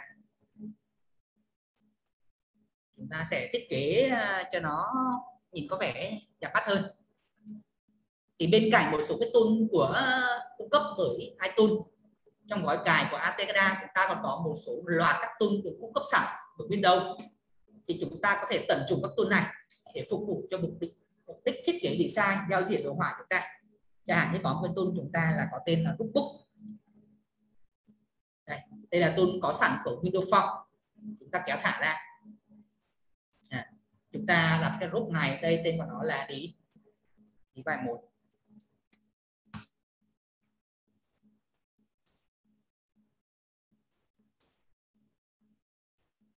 Với mở group như thế thì chúng ta sẽ có kéo thả ra một cái label.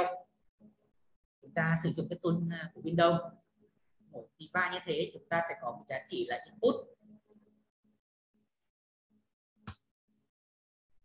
Chúng ta sẽ có giá trị là output. Ở đây thì chúng ta chỉ cần copy ra cho lẹ như này. Chúng ta có giá trị là output. Cuối cùng là giá trị firm.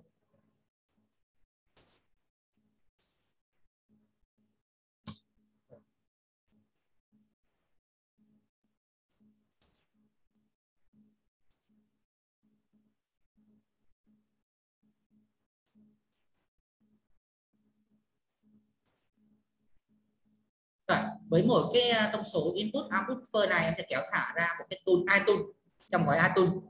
Mọi người để ý ở đây chúng ta có để ý tránh phân biệt là đối với các tool của ATCADA thì nó sẽ có bắt đầu bằng tiền tố là y, chẳng hạn như là iTickbox hay là Bell hay ở Lam Pure chẳng hạn. Ở đây chúng ta search một số từ khóa liên quan tới iTickbox, chúng ta kéo thả ra dành cho input.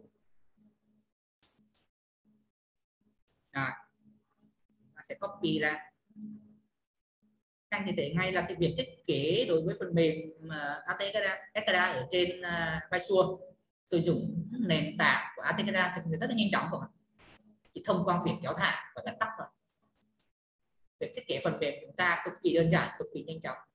Chúng ta gắn tắt input, gắn iDriver, chúng ta gắn output. Tương tự gắn iDriver, chúng ta gắn buffer. Đây là thiết kế dành cho device 1. Rồi, sau khi thiết kế xong này chúng ta có thể copy một loạt. Cái này là chúng ta là dành cho device 2.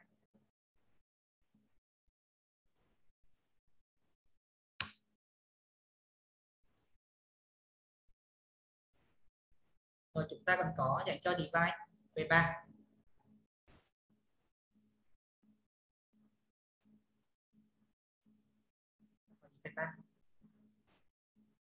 Sau khi hoàn thành việc thiết kế thì chúng ta sẽ tiếp tục gắn tắt. Ở đây chúng ta có gắn lại tắt, đây là thiết bị của device V2.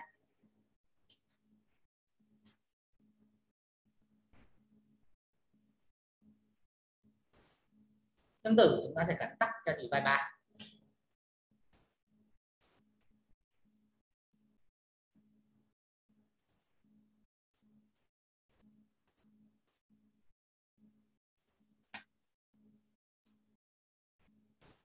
Ta kiểm tra này một loạt xem là chúng ta đã gắn tắt đầy đủ chưa. Khi gắn tắt thì các anh để ý, các anh và các bạn để ý giúp em là sẽ có 2 thao tác mà chúng ta cần phải lưu ý. Đó là đầu tiên là chúng ta cần phải gắn iDriver. Đây là một việc bắt buộc, bởi vì việc gắn iDriver là sẽ cho chúng ta cái tool của chúng ta có thể lấy được dữ liệu real time. Rồi, sau khi kiểm tra các tắt là xong, chúng ta build dự án lại một lần nữa để kiểm tra là không có bất cứ một lỗi nào, sai sót nào xảy ra trong quá trình sử dụng của chúng ta. Rồi sau khi build xong thì chúng ta sẽ chạy phần mềm lên. Rồi sau đó chúng ta sẽ có thể so sánh giá trị này với các giá trị hiển thị của ATDriver server. Đấy, các bạn có thể thấy hay là giá trị nó đang nhảy đấy.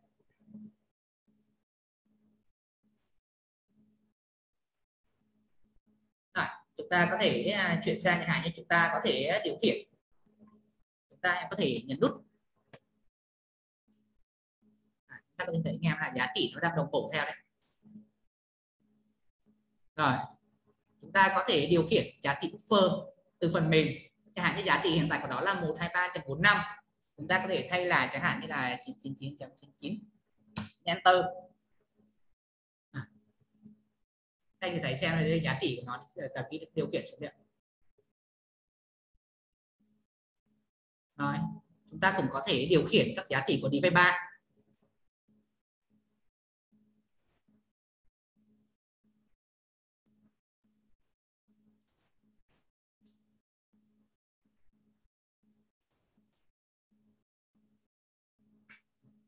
Chúng ta cũng có thể điều khiển trực tiếp từ phần mềm. Đó. Cái đây là một số tính năng liên quan tới real time của chúng ta.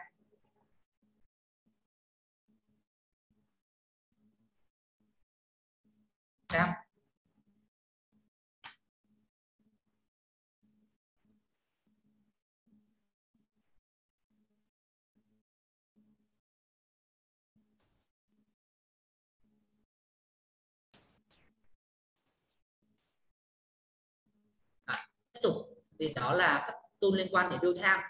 Bây giờ chúng ta sẽ có thể kéo thả thêm một số tool liên quan tới trend chẳng hạn. Thì ở đây trong tổ gói tool chúng ta cũng có cung cấp một số cái tool liên quan đến real time trend. Ở đây cụ thể cái tool nó có tên là real time trend. Thì để có thể sử dụng cái tool này á, thì có một lưu ý đấy là các anh và các bạn cần phải có lưu ý cho em là chúng ta cần phải add cái thư viện hỗ trợ.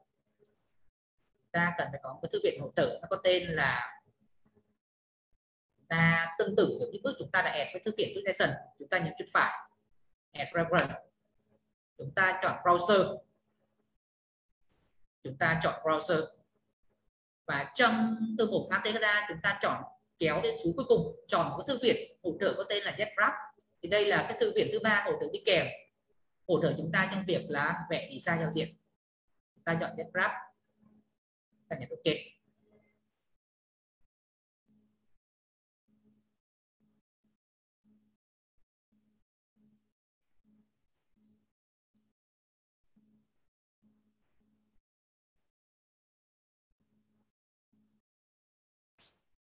Ở đây thì chúng ta để có thể vẽ được, có thể vẽ được trend của cả ba cái device này chẳng hạn đi, thì chúng ta sẽ thử dùng một cái tool khác.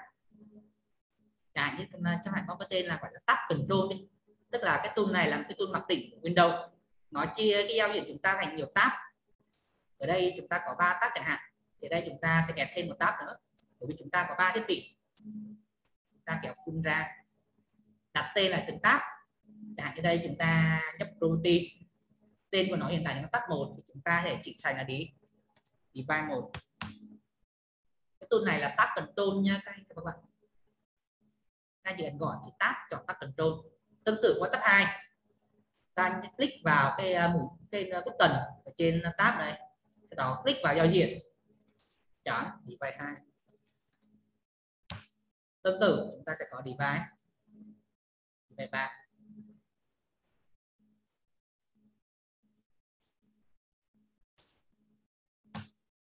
Rồi, sau đó chúng ta sẽ phóng to cái giao diện lại, rồi add cái tool này của chúng ta vào trong đó.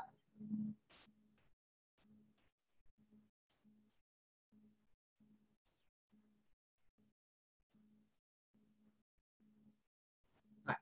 Để có thể mà ở đây chúng ta có thể thấy cái vùng mà edit đây là cái vùng mà chúng ta đang thiết kế đây.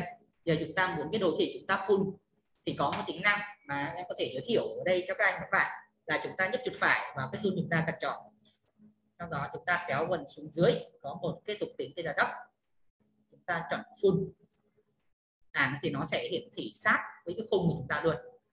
Rồi sau đó thì để có thể vẽ đồ thị thì chúng ta chọn vào cái tool real time, chúng ta chọn chuột phải property, sau đó sẽ set các thuộc tính ở đây chúng ta. Thì nói chung ở đây có rất là nhiều thuộc tính, nhưng mà cũng liên quan chỉ là các thuộc tính liên quan đến cấu hình. Thì ở đây thì các bạn cần để ý cho em một số cái thông tin quan trọng. Đầu tiên là cái chế độ của chúng ta là update bằng timer hay là event. Timer tức là sau bao lâu đó thì đồ thị sẽ vẽ vần, sẽ được vẽ. Còn đối với chế độ event tức là nó chỉ vẽ đồ thị khi mà giá trị của tắc thay đổi thôi. Ở đây thì em sẽ chọn chế độ là value. Chu kỳ time rate là cứ 1 giây thì chúng ta sẽ vẽ một lần. Sample number in trend tức là cái số điểm lấy mẫu trên đồ thị là bao nhiêu. Ở đây là chúng ta có 30 điểm, cứ 1 giây chúng ta lấy 1 điểm, tổng 30 điểm tức là cái đồ thị này chúng ta sẽ vẽ trong khoảng thời gian lịch sử là 30 giây. Đây là format value, chúng ta hiển thị bao nhiêu chữ số. Rồi tương tự chúng ta sẽ làm các bước. Đầu tiên là gắn driver. Đối với cái tool này á thì nó có thể vẽ ra một cái list danh sách các tool, nên chúng ta sẽ có một cái thuộc tính tên là collection, có một cái hiệu của tên 3 chấm đây, thì các anh và các bạn nhấp vào mũi tên này, nó hiển chúng ta một cái form setting bao gồm các tag mà chúng ta sẽ lựa chọn vẽ. Ở đây thì chúng ta sẽ lựa chọn vẽ tag là buffer 1, alias chúng ta ghi là buffer 1, chúng ta vẽ là cái kiểu là biểu đồ line. Cái màu của nó bao gồm màu fill tức là màu ở phía trong, màu line bên ngoài. Chúng ta chọn màu đỏ này, cái chị nhìn nhớ các anh các bạn. Màu line chúng ta thì chúng ta chọn màu xanh này chẳng hạn. Và line width đây là cái độ rộng của đường line, thì em ở đây để cho độ mặc định là 0.1. Sau khi vẽ xong thì chọn xong thì chúng ta nhấn nút add, sau đó ok. Vậy là coi như là đây là cái chuỗi setting thể hiện cho cái thông số setting cài đặt của chúng ta có thể mở lên xem là cái giá trị của chúng ta đã có sẵn. Rồi tương tự chúng ta sẽ làm cho các device tiếp theo. Chúng ta cũng sẽ kéo thẳng là hai real time trend.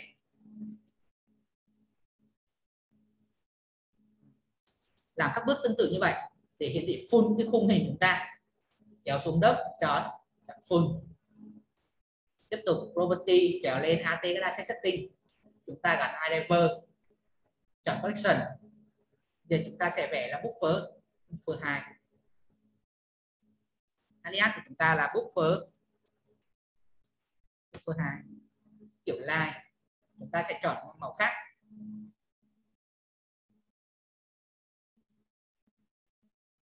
Tiếp tục chúng ta sẽ ok.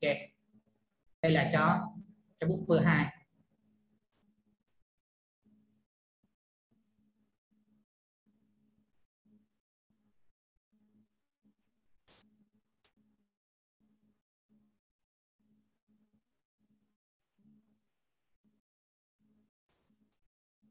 Tương tự thì chúng ta cũng sẽ thiết kế cho các buffer còn lại như thế này các bạn. Ở đây thì chúng ta sẽ vẽ cái real time buffer dành cho cả 3 device.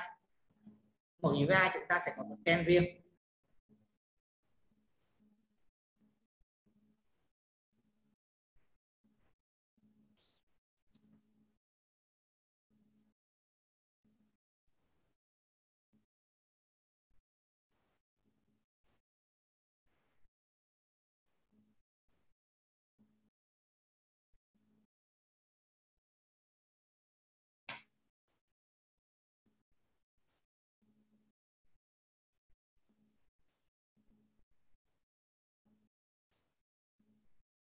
Đây có chút thay đổi.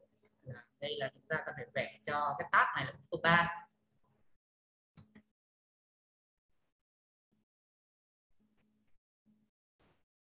Rồi chúng ta kiểm tra lại một lần nữa cái anh chị. Đầu tiên là device 1 thì chúng ta vẽ. Đầu tiên là device 1 thì chúng ta vẽ cho buffer 1 gắn iDriver. Tương tự device 2 thì chúng ta sẽ vẽ cho buffer 2. Tương tự device 3 thì chúng ta sẽ vẽ cho buffer 3 của device 3. Rồi, sau khi xong thì chúng ta sẽ build project lại. Rồi, bây giờ chúng ta có thể chạy thử cái này các bạn.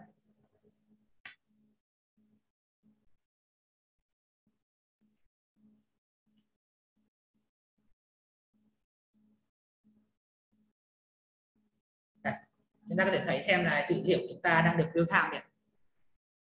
Chúng ta có device 1, device 2 và device 3.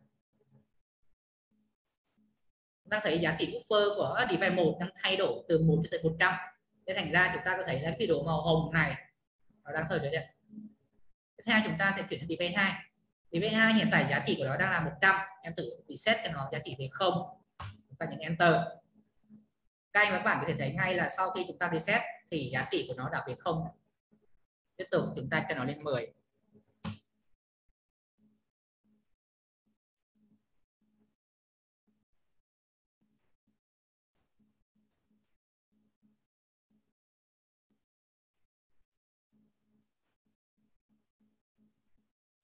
Rồi, giá trị của buffer tiếp theo chúng ta sẽ qua giá trị của V3. Thì V3 thì ở đây em cho giá trị nó chỉ set về 0. Sau đó cho nó sẽ giá trị này tự động tăng. Đây là device này có thể tự động tăng. Đây. Các anh và các bạn có thể thấy xem là device 3 nó đã tăng dần từ 0 chạy lên này.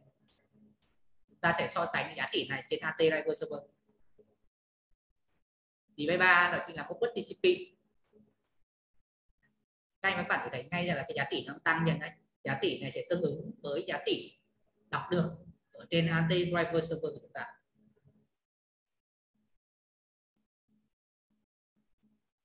Device 1.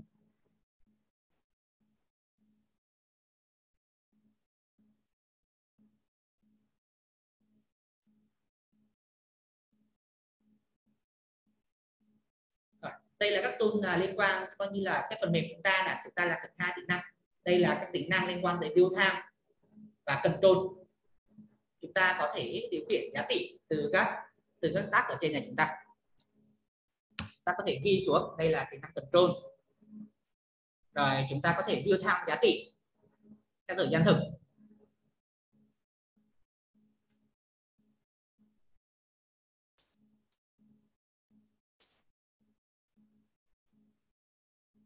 Chúng ta còn có tính năng liên quan đến trend, vẽ đồ thị thể cho xu hướng, thay đổi giá trị của tắc thông qua tool Real Time Trend. Các anh có thể thấy là đây là chúng ta có thể xây dựng được một cái dự án Ekada cơ bản đơn giản nhất bằng sử dụng các công cụ có sẵn kết hợp giữa các tool, các control của Windows và các tool cung cấp bởi AT Ekada, là chúng ta có thể build ngay được một dự án Ekada cơ bản chúng ta. Và các anh cũng có thể thấy là việc xây dựng dự án này cũng cực kỳ đơn giản luôn, chỉ cần thông qua việc kéo thả cấu hình là chúng ta đã có thể chạy ngay được một dự án mà không cần phải mất công mất sức cấu hình hay là phải làm bất cứ một cái thao tác thiết kế phức tạp này.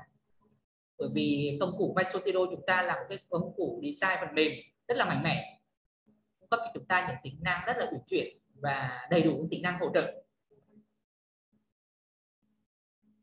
Rồi, đây là chúng ta đã thực hiện được xong hai tính năng.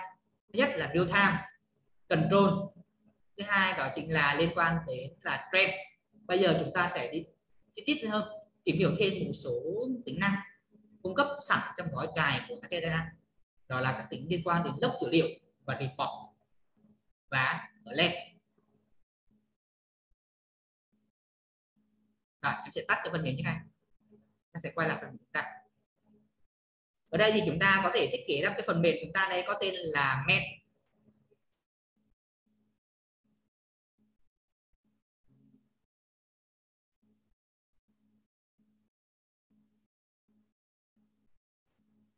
Cái phần này là phần Erlang của chúng ta. Rồi tiếp theo đây chúng ta còn có thể thiết kế ra một cái phần mềm khác của chúng ta có tên là chúng ta đi vào một số tính năng tìm hiểu hơn. Cụ thể ở đây là chúng ta sẽ tìm hiểu. Đầu tiên thì chắc ở đây chúng ta sẽ đi tìm hiểu trước cái tính năng liên quan tới Erlang. Erlang đây chúng ta thì có một số cái tool sau, gồm có Erlang Status, hiển thị cái trạng thái xem là cái tab này đang ở cảnh báo ở mức Erlang nào, nó có thể là mức 2, mức normal hay là mức low. Chúng ta sẽ có Erlang label. Erlang status thì hiển thị theo màu sắc, Erlang label thì hiển thị theo tên. Và chúng ta có các tool liên quan đến log như là Erlang logger, rồi Erlang report, Erlang SMS, Erlang email. Đây là các gói tool liên quan tới email, tới Erlang. Thì sau đây chúng ta sẽ đi chi tiết vào các gói tool luôn.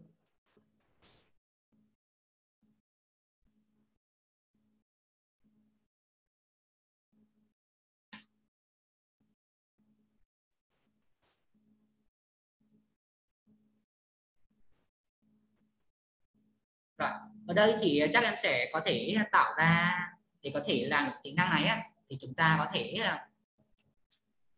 thiết kế ra một cái form hoặc là một cái tab control khác có tên là để phân biệt ra.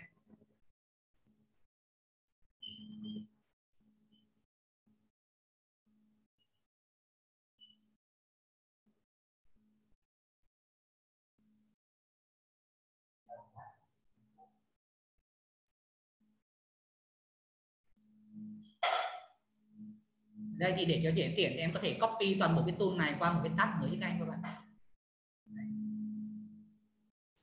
Ta có thể nhấn Ctrl X để tạm thời là giấu đi. Chúng ta có thể kéo thả ra một cái tab control. Ta có thể phóng full size thằng này lên theo cái khung hình chúng ta.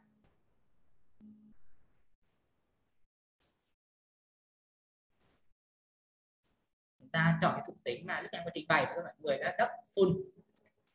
Rồi ở đây thì chúng ta đặt tên cái này là cái data, tab data. Ngoài ra chúng ta còn có một cái tab gọi là tab Erlang, cái page Erlang.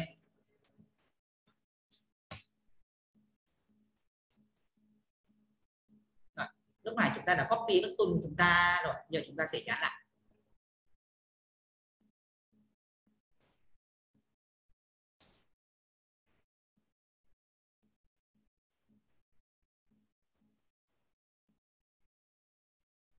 Rồi, bây giờ chúng ta sẽ qua đây là một cái tool, một cái trang khác là chúng ta thiết kế cho tính năng liên quan đến Erlang của chúng ta. Lamp đây thì chúng ta còn có một số cái tool. Các anh chị kéo giúp em xem là một số cái tool là nó có bắt đầu bằng chữ ILM. Chúng ta có ILM Action, chúng ta có ILM Action, chúng ta có ILM Dumbbell, ILM Dogger, rồi ILM Dogger Setting, ILM Reporter, ILM Status. Thì đây em sẽ giới thiệu một số cái tính năng cơ bản. Đầu tiên chẳng hạn như chúng ta có ILM Status.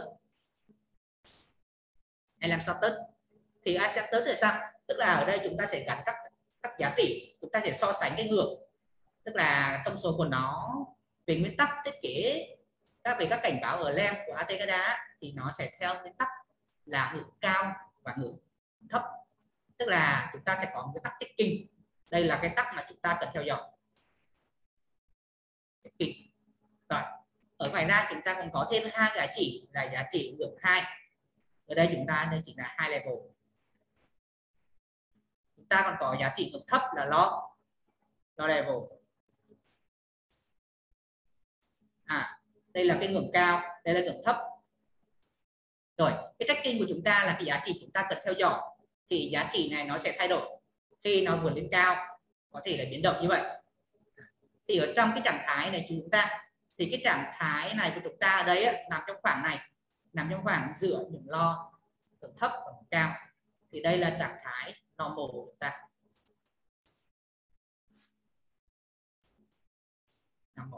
Còn nó mà cao hơn 2 thì đây là ngưỡng 2 ở lên.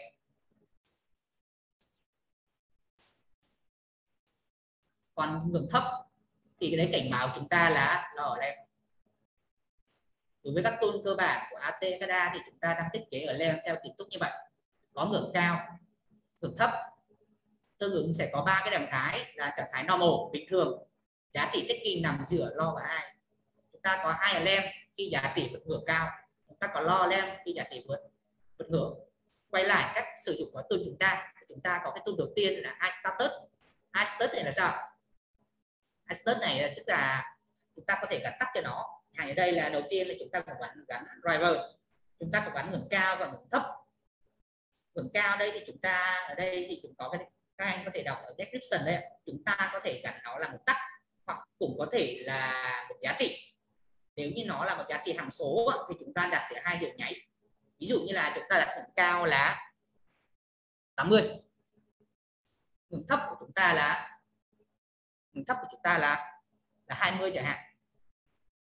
Rồi cái tracking của chúng ta đây là chúng ta cần phải theo dõi cái thằng buffer thứ nhất này, color active, tức là khi mà nó vào trạng thái active, tức là trạng thái có cảnh báo ở LEM thì nó có màu gì. Thì ở đây chúng ta đang chọn mặc định là màu đỏ. Còn nếu nó có trạng thái bình thường thì sẽ là cái màu mặc định chúng ta chọn đây. Chúng ta có thể chọn màu đây. Cái màu đây chính là cái màu mặc định chúng ta. Còn color active đây chính là màu mà khi có ở LEM cảnh báo. Ví dụ như là đây chúng ta cần theo dõi cái tắc Divide mode buffer, có ngưỡng cao là 80, ngưỡng thấp là 20. Khi mà nó nằm trong khoảng từ 20 đến 80 thì sẽ có màu xám như vậy. Còn khi mà vượt ra ngoài ngưỡng thì có màu đỏ. Về cái high level và low level ấy, các để ý là chúng ta có thể chọn từ một tắc, tức là ngưỡng cao ngưỡng thấp này chúng ta có thể điều khiển trong các tắc. Nhưng mà giả sử trong vài điều kiện mà chúng ta chỉ cần là set cho nó một giá trị cứng ấy, thì tức là một con số ấy, thì các anh đặt giúp em ở trong 2 hiệu nháy. Cái hạn như đây là 80, đặt ở 2 hiệu nháy chép. Rồi ở đây thì chúng ta sẽ thiết kế cho đây là cái ở LEM của Divide 1. Chúng ta kéo thả ra một lúc. Này, chúng ta cũng ghi chú đây là Divide 1.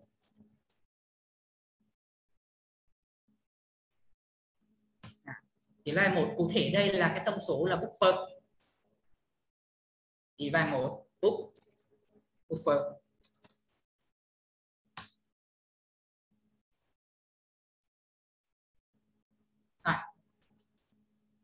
Chúng ta sẽ kéo ra cái label, cái nhãn để ghi tên cho nó. Chúng ta có ở LEM status.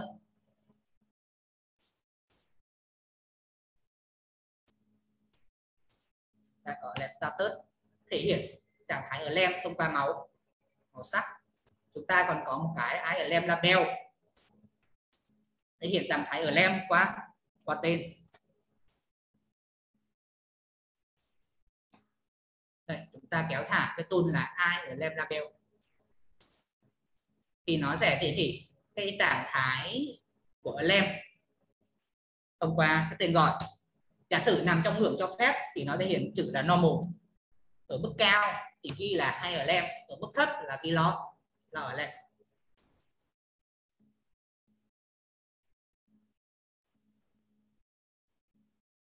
Rồi, chúng ta có thể build để chạy lại để test kiểm chứng như này các bạn. Ta build để xem có xảy ra lỗi gì không. Sau đó chúng ta sẽ chạy lên. Ở đây có bước em quên là quên chưa gặp. Ở đây chúng ta lại gắn tắt và quen. Ngưỡng cao là 80, ngưỡng thấp là 20. Chúng ta có thể nhập từ các tắt, nếu là con số thì là 2 điểm kép. Checking là buffer 1. Buffer 1 là cái tắt này của chúng ta đang thay đổi liên tục từ 0 tới 100. Rồi chúng ta kiểm tra xem là chúng ta đã tắt hết đủ chưa. 280 lo một vai. Rồi chúng ta build lại nhà này. Rồi, chúng ta chạy đến nhé các anh các bạn.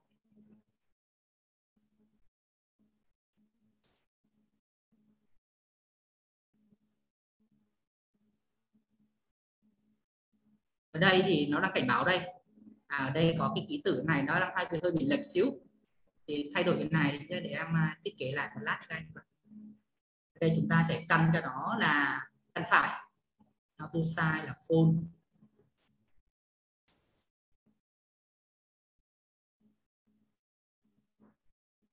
Rồi sau đó cho nó là căn phải. Add align. Căn phải.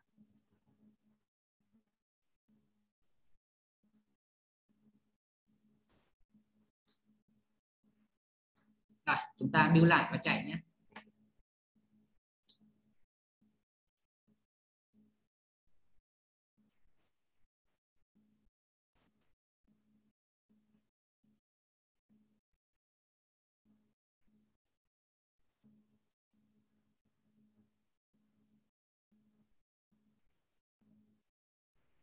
Mọi người thì thấy xem là cái tab buffer của chúng ta đang thay đổi từ 76, 78. Lúc này chúng ta cài đặt cái ngưỡng chúng ta. Lúc này là thì trong cái ví dụ của chúng ta thì chúng ta đang cài đặt ngưỡng cao chúng ta là 80. Trong ví dụ của chúng ta nha mọi người. Trong ví dụ của chúng ta thì chúng ta đang cài đặt ngưỡng cao của chúng ta là 80. Ngưỡng thấp của chúng ta là 20. Chúng ta thấy xem là giá trị đang ở tầm 0, tức là lò lên. Đây ạ. Có cảnh báo, có alarm thì nó có một cái màu active màu đỏ. Rồi, khi mà giá trị vượt qua 20 thì sẽ trở về trạng thái bình thường.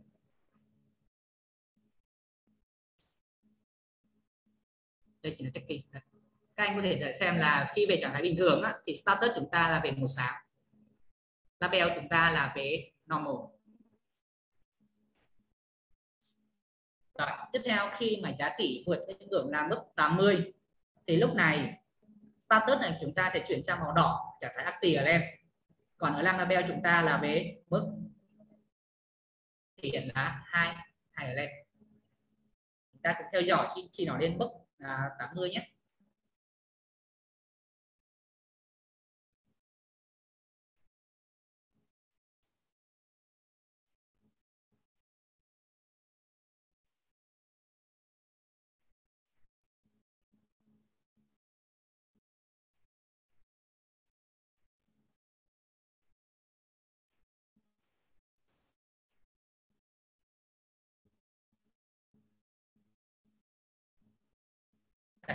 Các anh thể xem là khi nó vượt giá trị 80 ấy, thì cảnh báo ở lem màu đỏ và cảnh báo là label chúng ta là 2 ở lem. Nó là một số tính năng liên quan tới lem chúng ta sử dụng qua hai cái tool cơ bản là ILM label và ILM status. Rồi, thì bên cạnh một số tính năng liên quan tới ILM label này á, thì có đi sẵn với ILM này chúng ta còn có một số tool liên quan tới log dữ liệu. Thì sẵn luôn là chúng ta đang nói về cái cảnh báo sự kiện. Chúng ta có một tool nó có tên là ILM Logger. ILM Logger đây là sao ạ? Tức là nó sẽ có liên quan tới database, bởi vì khi mà chụp từ log đây, chúng ta tự hiểu đây nó sẽ đẩy dữ liệu vào database và phục vụ cho mục đích báo cáo sau này.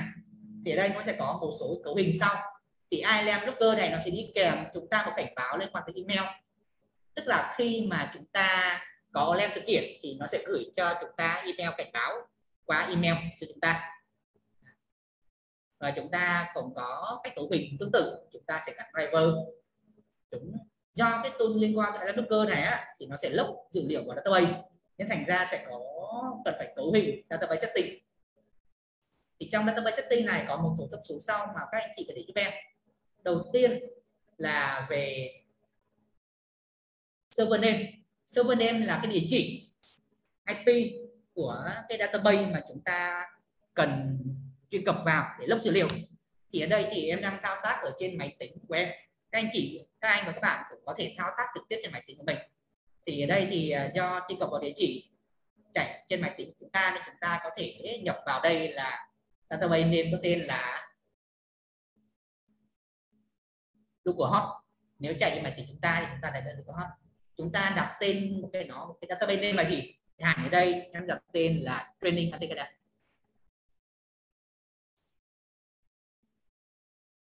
Training Atekada. Ta nhập user vào, chẳng hạn như đối với cái tài khoản localhost của em thì user là root, mật khẩu là 100100. Tương tự password thì sau khi cấu hình xong database thì chúng ta sẽ chuyển sang cấu hình liên quan tới các tắc chúng ta cần cài đặt. Thì cũng có, chúng ta có thể cài đặt hưởng cao, hưởng thấp, một loạt anh chị ha.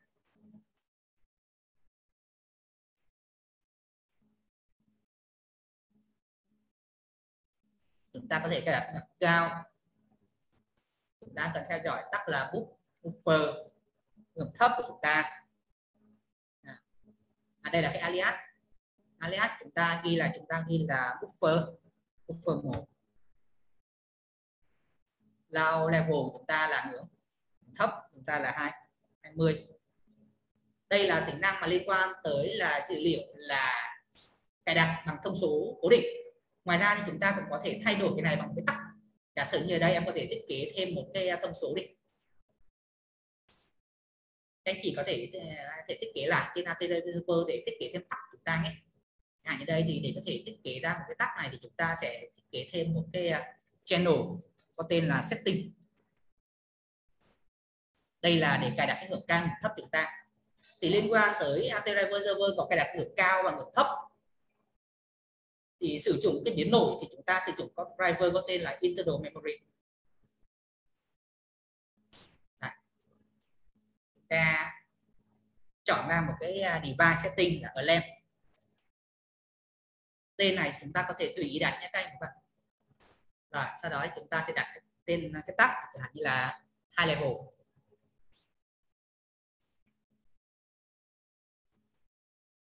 Rồi thêm một tắc nữa đó low level. Rồi sau khi cấu hình tắc xong thì chúng ta lưu lại file. Và tốt nhất là nên khởi động lại AT để hệ thống chúng ta là hoạt động ổn định nhất.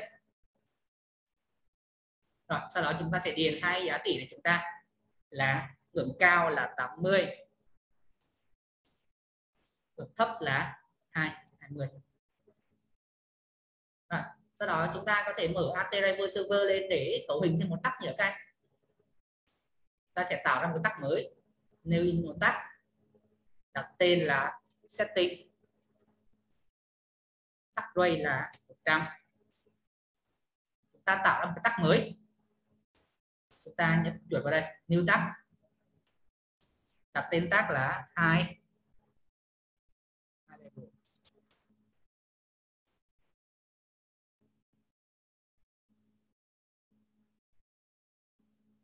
Chúng ta chọn remote driver. Hiện tại thì nó chưa load được, thì đối với trường hợp này á thì anh chị cứ lưu lại, sau đó chúng ta khởi động lại các folder để nó kết nối được nha các bạn.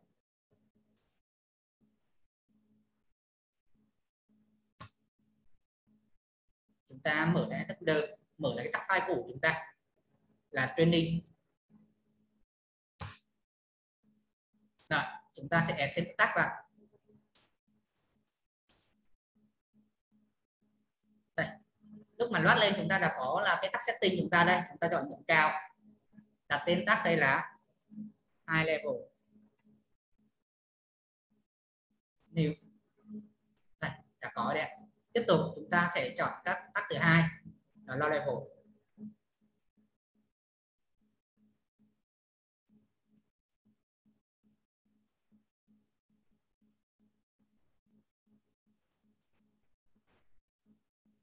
Rồi, sau khi cài đặt xong ngưỡng cao ngưỡng thấp thì chúng ta cào vào tag file, chúng ta cũng đăng ký tag. Xong quay lại cái giao diện thiết kế chúng ta. Đây, chúng ta có làm looker, chúng ta sẽ cấu hình lại nhé. Cái thì đấy, hay là chúng ta đã có cái tag hai element chúng ta vừa khai báo đấy. Hai element checking chúng ta là buffer 1. Lao lên đây chúng ta là đây. Chúng ta ở đây giả sử chúng ta có liên quan đến muốn cần cảnh báo email, chúng ta có thể điền email ở đây. Không thì chúng ta có thể chỉ cần liên quan đến logger chuyển update vào được. Đó, sau khi cấu hình xong thì chúng ta kiểm tra lại high level, low level, nhấn OK. Rồi, chúng ta có thể kiểm tra thêm một lần nữa. Rồi, sau khi kiểm tra xong xuôi á, thì coi như là cái quá trình logger để lưu vào database chúng ta đã thành công. Sau này thì lúc mà khi mà chạy chương trình lên á, thì chúng ta sẽ tạo ra một database có tên là training, sẽ có tên là training ATKDA. Cái bảng có tên là ILM log. Để hiển thị cho việc mà theo dõi ILM của chúng ta còn có cái tool đi kèm, nó có tên là ILM viewer, theo dõi các ILM của chúng ta trên giao diện phần mềm.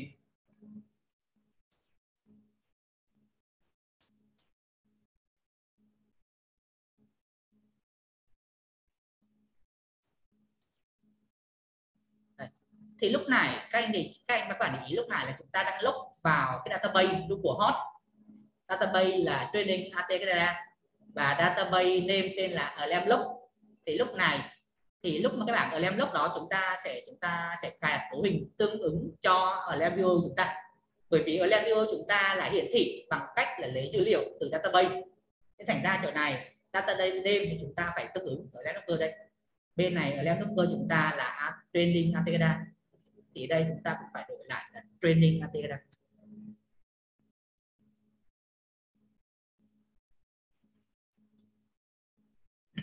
Mật khẩu chúng ta là 100100, số dòng của ta là 20, server name localhost, data name là Jamlog, update rate là 4 giây update lần, tài khoản root. Rồi, vậy là chúng ta đã xong xuôi về cái cấu hình của Jamlogger và Jamlogger. Chúng ta build lại cái project.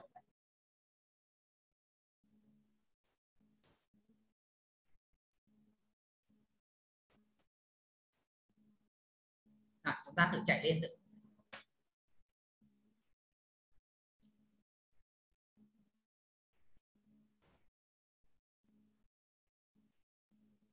Chúng ta sẽ theo dõi cái cấu hình của lem của chúng ta.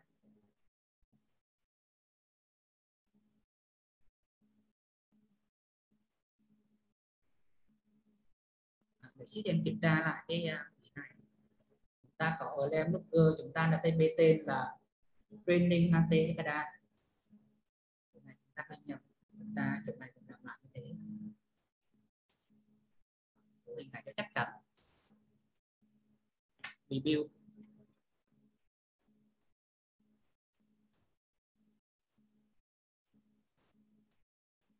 Rồi, review xong chúng ta sẽ chạy lại. Đây là chúng ta đang test thử tính năng là ở Lem Looker và Lem Viewer chúng ta.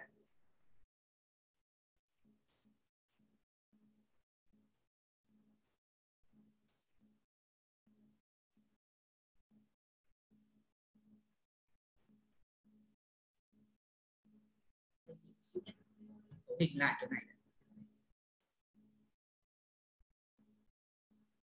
Database đây nó có cấu hình sai.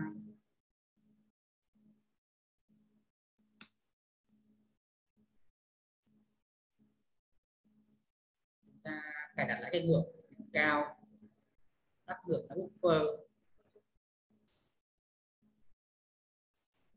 buffer 1 rồi ngưỡng thấp.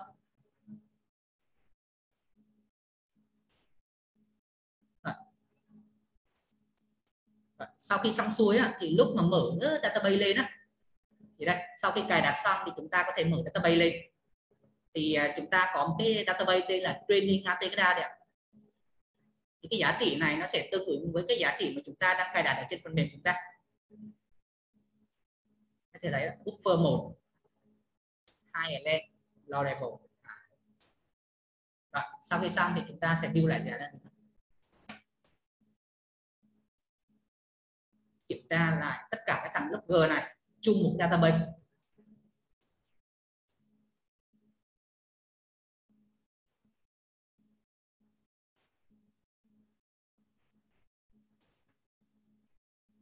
Rồi, chúng ta sẽ chạy lên nhé và cùng theo dõi là cái giá trị nó sẽ được log vào trong database. Đây, mọi người thì thấy xem là có giá trị của log vào đấy ạ. Giá trị của nó đang là low level. Chúng ta còn quan sát xem là AT hiện tại là giá trị bao nhiêu. Đang là 18. Đây, ban đầu là nó lo mức low level. Giờ hiện tại thì vượt về trạng thái normal. Rồi chúng ta có thể nhấn ACK để xác nhận.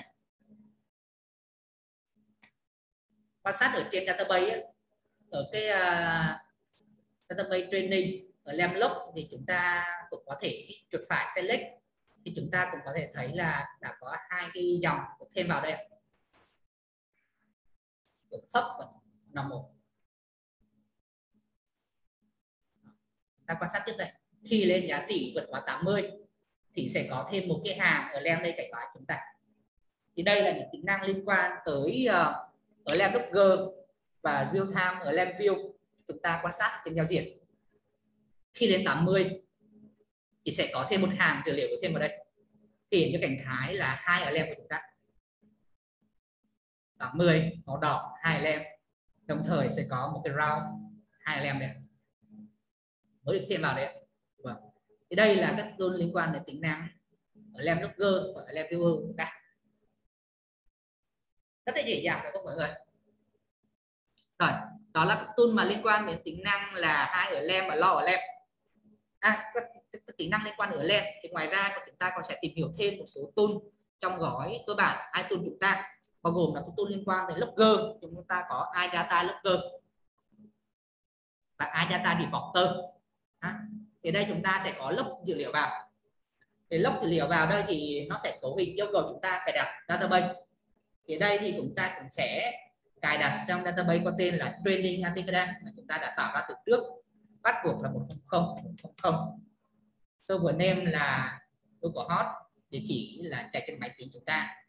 User là root, database name là chúng ta tạo ra một database có tên là datalog. Rồi, update rate thì ở đây là sau bao lâu thì chúng ta sẽ update dữ liệu một lần. Thì đây cho chúng ta có thể tùy chỉnh được cái time rate này theo tắt, hoặc chúng ta cũng có thể nhập bằng một con số tính bằng đơn vị là mili giây. Nếu giả sử chúng ta nhập là một cái hằng số thì chúng ta sẽ điền giữa hai dòng nháy. Ở đây thì theo đơn vị là mili giây. Giả sử đây em nhập là 5.000, tức là 5 giây chúng ta sẽ log dữ liệu một lần. Tương tự như ở Lam thì đối với data logger chúng ta cũng có hai chế độ là timer và event. Đối với event thì chúng ta sẽ log dữ liệu khi mà tắt thay đổi. Còn nếu như là timer thì chúng ta sẽ log dữ liệu theo chu kỳ thời gian. Ở đây chúng ta hãy chọn chế độ là timer. Sau khi cấu hình xong là gắn driver, thông số time rate, thông số database thì chúng ta sẽ setting về các thông số log. Ở đây có hai cái tham số chúng ta cần quan tâm là chúng ta cần log vào tắc nào. Ví dụ như em cần log 3 tắc là tắc 2. Alias đây là chính là cái tên bí danh mà chúng ta muốn thay đổi. Tức là thay vì thể hiện chỉ là một cái tên như là tắc chấm tắc này thì chúng ta có thể thay một tên khác, ví dụ như là 2 level. Tức là thay cái tên hiển thị bằng tag name này bằng một cái alias ẩn danh, cái bí danh cho nó. Rồi chúng ta add vào. Tương tự tab tiếp theo chúng ta cần theo dõi là tab buffer.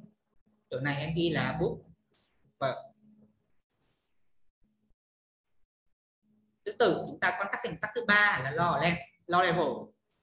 Chúng ta ghi là low level.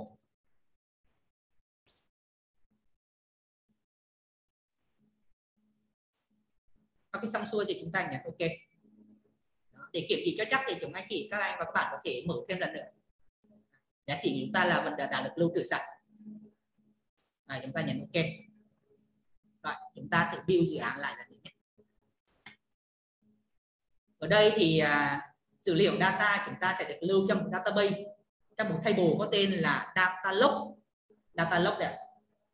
Mà trong database là training Atacada. Chúng ta mở database lên nhé. Trong cái database là training Atacada này thì hiện tại mới chỉ có ở level log và ở level setting thôi. Thì lát nữa lúc chạy chương trình lên á, thì sẽ có một table có tên là data log sẽ được tạo ra bởi các tool này.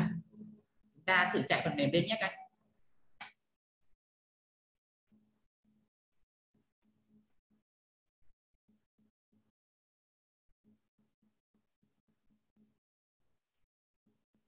Nào, chúng ta sẽ kiểm tra trong database. Chúng ta refresh lại.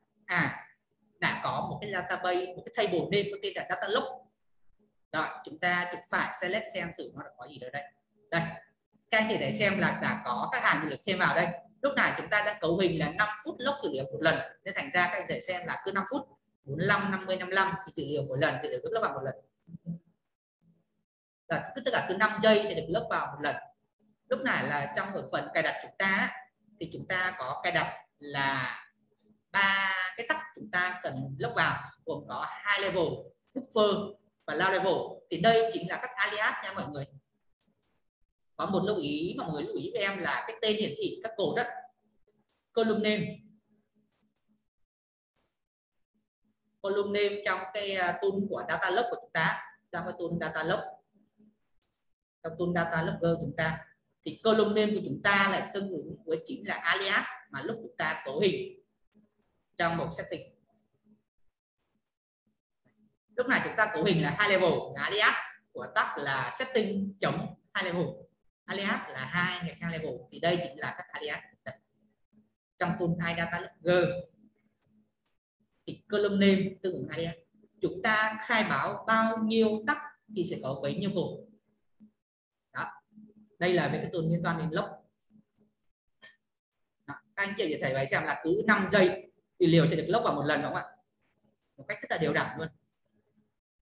Rồi, đó là tool liên quan đến log. Bây giờ thì chúng ta sẽ đến tính năng cuối mà trong cái quá trình tìm hiểu về tính năng cơ bản của Atacada, đó là tính năng liên quan đến report. Tính năng liên quan đến report, chúng ta thử tắt phần mềm nhé. Chúng ta sẽ thêm cho nó một tính năng mới nữa. Rồi, đây là tính năng log, rồi chúng ta sẽ liên quan đến report. Thì ở đây thì chúng ta sẽ add thêm một tab nữa nhé mọi người.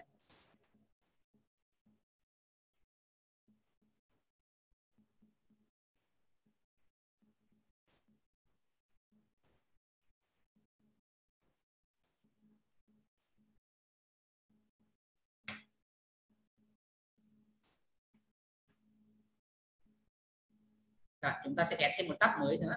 Có tên đây là đặt tên là report.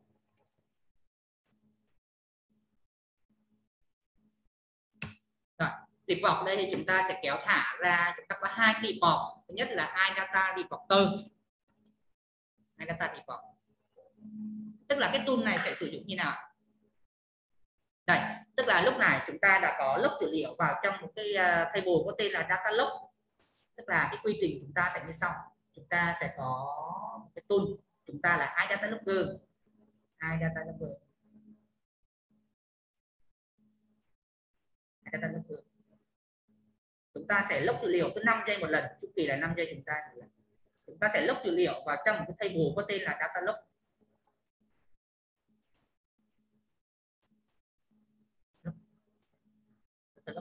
Thì lúc này chúng ta sẽ có, thì cái dữ liệu data log này sẽ được sử dụng phục vụ cho cái tool chúng ta là iData Reporter. Cái tool iData Reporter của chúng ta sẽ lấy dữ liệu cho cái thằng iData Logger log vào. thành ra lúc mà cấu hình database á, thì chúng ta cần phải trỏ cấu hình database của iData Reporter vào đúng cái data table mà do iData Logger đã log từ bạn. Có một lưu ý này mọi người giúp em nhé. Rồi, quay lại cái việc cấu hình chúng ta kéo thả ra một cái tool iData Logger, iData Report. Thì ở đây chúng ta cần cấu hình cái database name của nó là gì. Chẳng như lúc này chúng ta là training Ateda, MySQL server name là của host, mật khẩu là 100 data name là data log, chính là cái database này đấy. Rồi, sau khi xong xuôi thì chúng ta build lại lần nữa.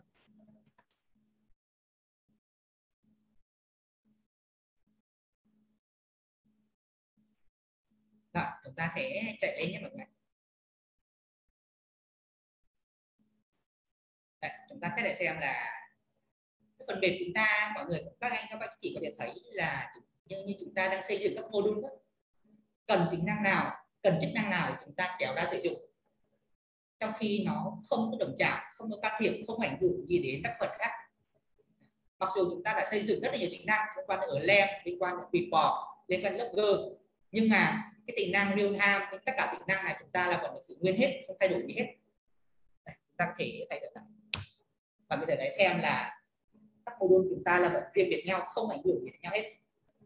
Xây dựng theo kiến trúc là module, cần thằng nào thì mình lắp vào đó vào. Đây là một cái tính năng điện rất là hay. Cái này là dựa trên kiến trúc component trong thiết kế của Ateda. Thì đây là một trong những điểm mạnh của Ateda mà các anh và các bạn sẽ để ý ở đây. Rồi, quay lại cái tool chúng ta kiểm tra xem là dữ liệu chúng ta là vẫn được log liên tục. Rồi, chúng ta sẽ đến tool báo cáo này mọi người. Lúc này em quên có phần này nữa. Lúc mà để có thể xuất ra báo cáo thì bên cạnh cái việc mà log ra kiểu cấu hình như vậy á, còn có một cái mục khác là chúng ta cần phải setting. Tức là cái dữ liệu của chúng ta đây là có thể có rất là nhiều hàm, rất là nhiều code, rất là nhiều tắc. Nhưng mà lúc report thì đôi khi chúng ta chỉ cần xuất ra một số cái tắc thôi. Thì để làm cái đó chúng ta cần phải có một setting. Có đây là column setting. Ở đây thì cái kiểu report chúng ta đặt tiêu đề là gì đó, chúng ta thay đổi. Ví dụ như là chúng ta đặt tên lại là tiêu đề của file Excel. Thì đây là lúc mà report thì kiểu mặc định chúng ta là xuất ra file Excel. Tiêu đề của chúng ta ở đây đặt tên là Ateda, phiên bản version là Excel 12. Trạng thái tức là có cần vẽ đồ thị không thì chúng ta vẽ kiểu cặp line. Column setting. Đây, mọi người có thể thấy là lúc này mà chúng ta đã cấu hình trong này là có 3 cột, 2 buffer và log. Thì ở đây thì nó đã thể hiện sẵn chúng ta là có 3 cột đấy, 2 level, log level và buffer. Thì ở đây thì chúng ta sẽ tương ứng là xuất ra report của 3 tag này luôn. Đầu tiên là thằng 2, chúng ta cho nó màu đỏ, chúng ta add cho. Tương tự là thằng buffer, cho nó màu xanh là chúng ta add thêm một cái tag thứ 3 là low level màu đỏ, chúng ta add vào. Tức là chúng ta tương ứng add 3 tag, 3 cột trong database này, 2 buffer và low, tương ứng với các màu sắc sẽ phục vụ cho đây chúng ta cấu hình để chúng ta cài đặt lúc chúng ta vẽ đồ thị. Rồi, sau khi xong thì chúng ta nhấn OK. Đây là cái chuỗi của chúng ta sẽ cấu hình. Rồi, sau khi xong xuôi thì chúng ta sẽ build lại dự án nhé mọi người. Rồi, chúng ta sẽ chạy lên thử.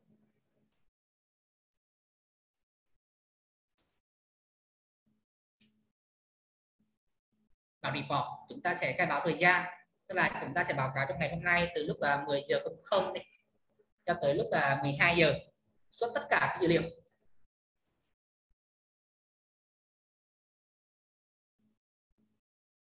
À, 11 giờ 30 thôi ha.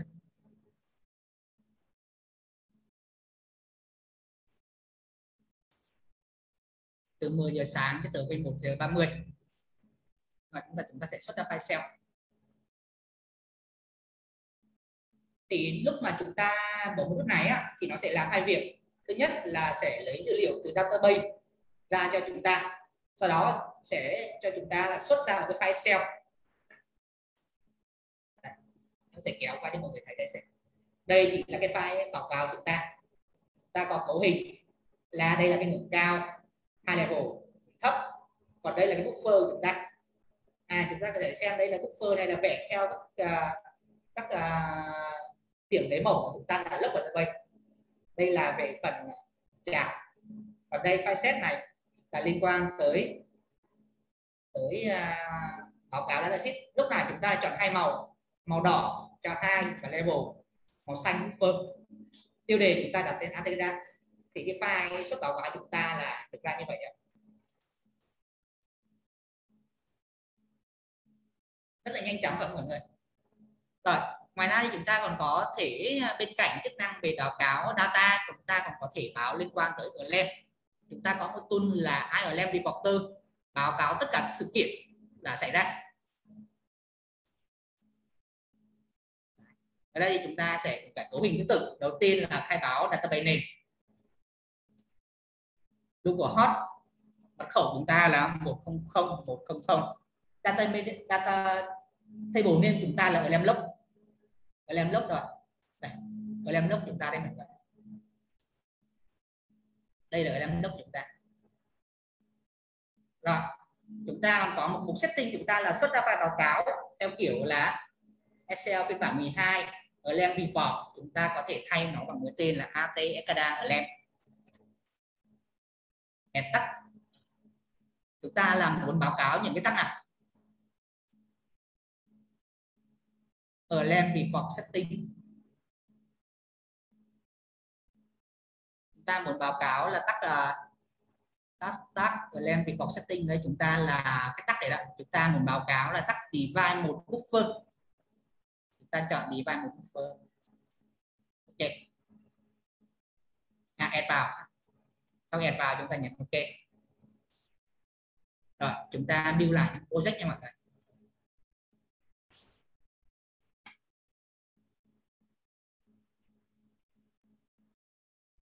Rồi sau khi build xong thì chúng ta sẽ chạy project lên.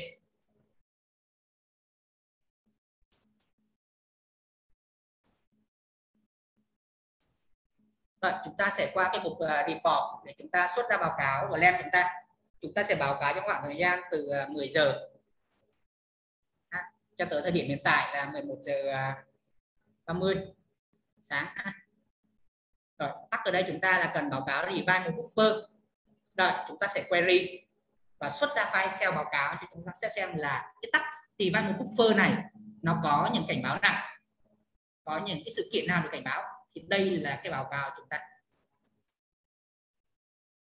Đây. Đó là tính năng liên quan tới hai tính năng liên quan tới report chúng ta, bao gồm có data report và IRLM report. Thì trên đây là em đã trình bày gần như là đầy đủ những tính năng cơ bản nhất của AT của phần mềm Ekada, mà AT Ekada chúng ta có thể thực hiện được bằng cách chỉ dàng luôn. Một số tính năng cơ bản ở đây mà chúng ta có thể kể đến chẳng hạn là tính năng liên quan đến real time. Đó là các tính năng liên quan tới đến trend điện thoại. Đó là các tính năng liên quan đến lớp dữ liệu. Đó là các tool tính năng liên quan tới report. Đó là các tool liên quan đến tính năng ở LEM. Đây là những tính năng cơ bản nhất của một phần Ekada mà AT Ekada chúng ta có thể thực hiện bằng một cách đơn giản. Thì đây là những tính năng cơ bản nhất được tích hợp sẵn trong gói iTunes. Thì trên đây là một phần giới thiệu của em là về cách sử dụng demo một cái project đầu tiên của chúng ta về phần mềm AT Ekada. Thì đến đây cũng coi như là chúng ta đã xây dựng xong rồi cái project đầu tiên chúng ta xây dựng trên nền tảng là WinForm. Cái phần mềm chúng ta đang thiết kế đây là WinForm đây các anh. Phần mềm này thì chúng ta sẽ chạy trên nền là PC desktop base.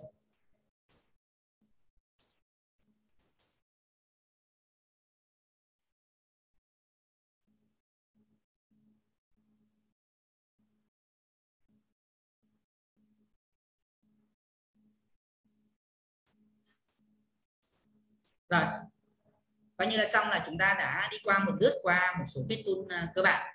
Thì về trong tính năng của gói iTunes còn rất là nhiều cái tool khác nữa. Các anh chị có thể thấy là trong cái gói iTunes chúng ta có rất nhiều tool, nhưng mà trên đây thì em chỉ giới thiệu một số cái tool cơ bản nhất của mình để thể hiện những tính năng cơ bản của Ekada. Thì phần còn lại thì các anh cũng có thể theo dõi trực tiếp trên kênh YouTube của các em, hoặc là trong thời gian tới thì AT Lab sẽ triển khai một số chuyên đề theo từng gói, từng dự án, từng giải pháp. Thì trong từng buổi đào tạo trong các buổi tới thì em sẽ đi chi tiết hơn. Trong buổi đào tạo này thì mục đích chính là để làm cho mọi người làm quen với cái dự án ban đầu, tiếp xúc với ATECADA. Thế thành ra những kỹ năng xây dựng đây thì từng ở mức cơ bản để cho mọi người có cái cảm nhận đầu tiên.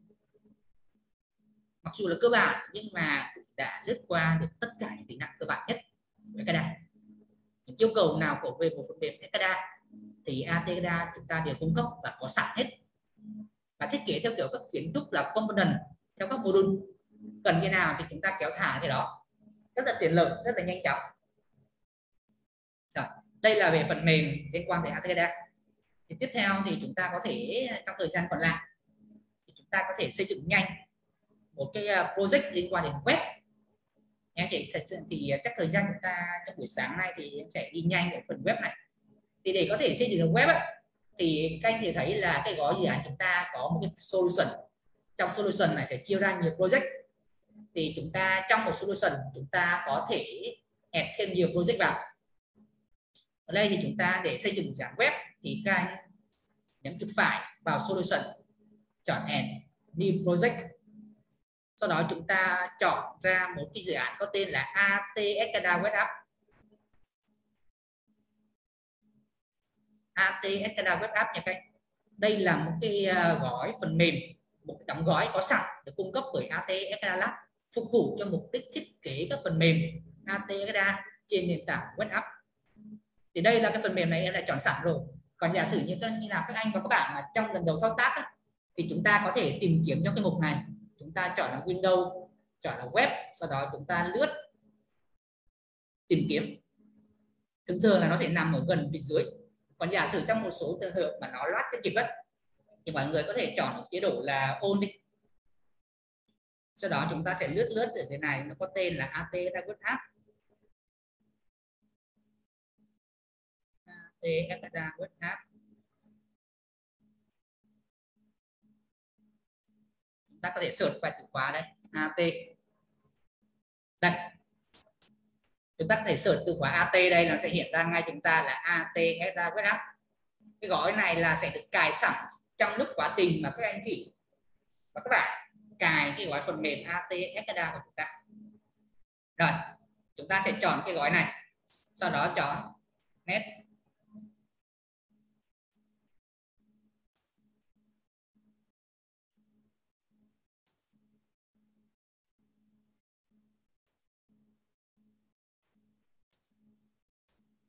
Rồi chúng ta cứ đặt tên này, chẳng hạn đây em có thể đặt tên là Web App đi.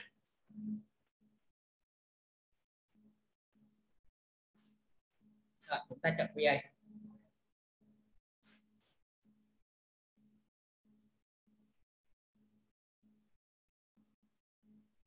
Rồi lúc mà các anh chị tạo dự án thì chúng ta sẽ thấy ngay là nó đã có tạo sẵn một số cái solution với tạo sẵn là project, và đi kèm đó là một số cái class, một số thư viện.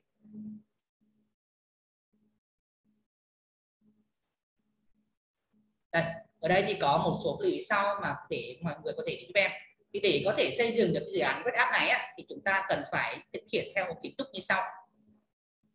Để có thể xây dựng được có thể ATECADA web dựa trên nền web form thì chúng ta cần phải xây dựng trước là ATECADA WinForm. Để có thể xây dựng chúng ta cần phải xây dựng trước là ATECADA WinForm. Sau khi xây dựng ATECADA WinForm, chúng ta cần phải kéo thả ra một cái tool có tên là iWebPort. iWebPort đây là sẽ đặt vai trò là cầu nối giữa phần mềm WinForm và WebForm của chúng ta. Nó đóng vai trò như là một cái cầu nối connect. Đóng vai trò là cầu nối WebForm. Lúc này thì WebForm chúng ta sẽ lấy dữ liệu từ WinForm thông qua iWebPort. Các anh chị có thể thấy là cái cấu trúc phần mềm chúng ta là chia theo cấp bậc rõ ràng này. Cấp thấp nhất là ATECADA Server, lên cấp Desktop Base, cuối cùng là lên cấp phân tán diện rộng là web, đi theo từng cấp. Đầu tiên chúng ta cần phải xây dựng ATECADA WinForm, sử dụng iWebPort, thiết kế theo giao diện web, sử dụng các tool trong gói iWeb Tool. Sau đó có một mục là cần phải cấu hình địa chỉ IP trong web config. Sau đây em sẽ hướng dẫn mọi người chi tiết từng bước này. Rồi, đầu tiên thì để có thể xây dựng được web này, chúng ta cần phải quay lại WinForm, kéo thả cái tool có tên là iWebForm. Chúng ta quay lại cái giao diện WinForm của chúng ta, nó có tên là iWebForm này. Chúng ta kéo thả ra. Rồi, trong iWebForm này có gì ạ?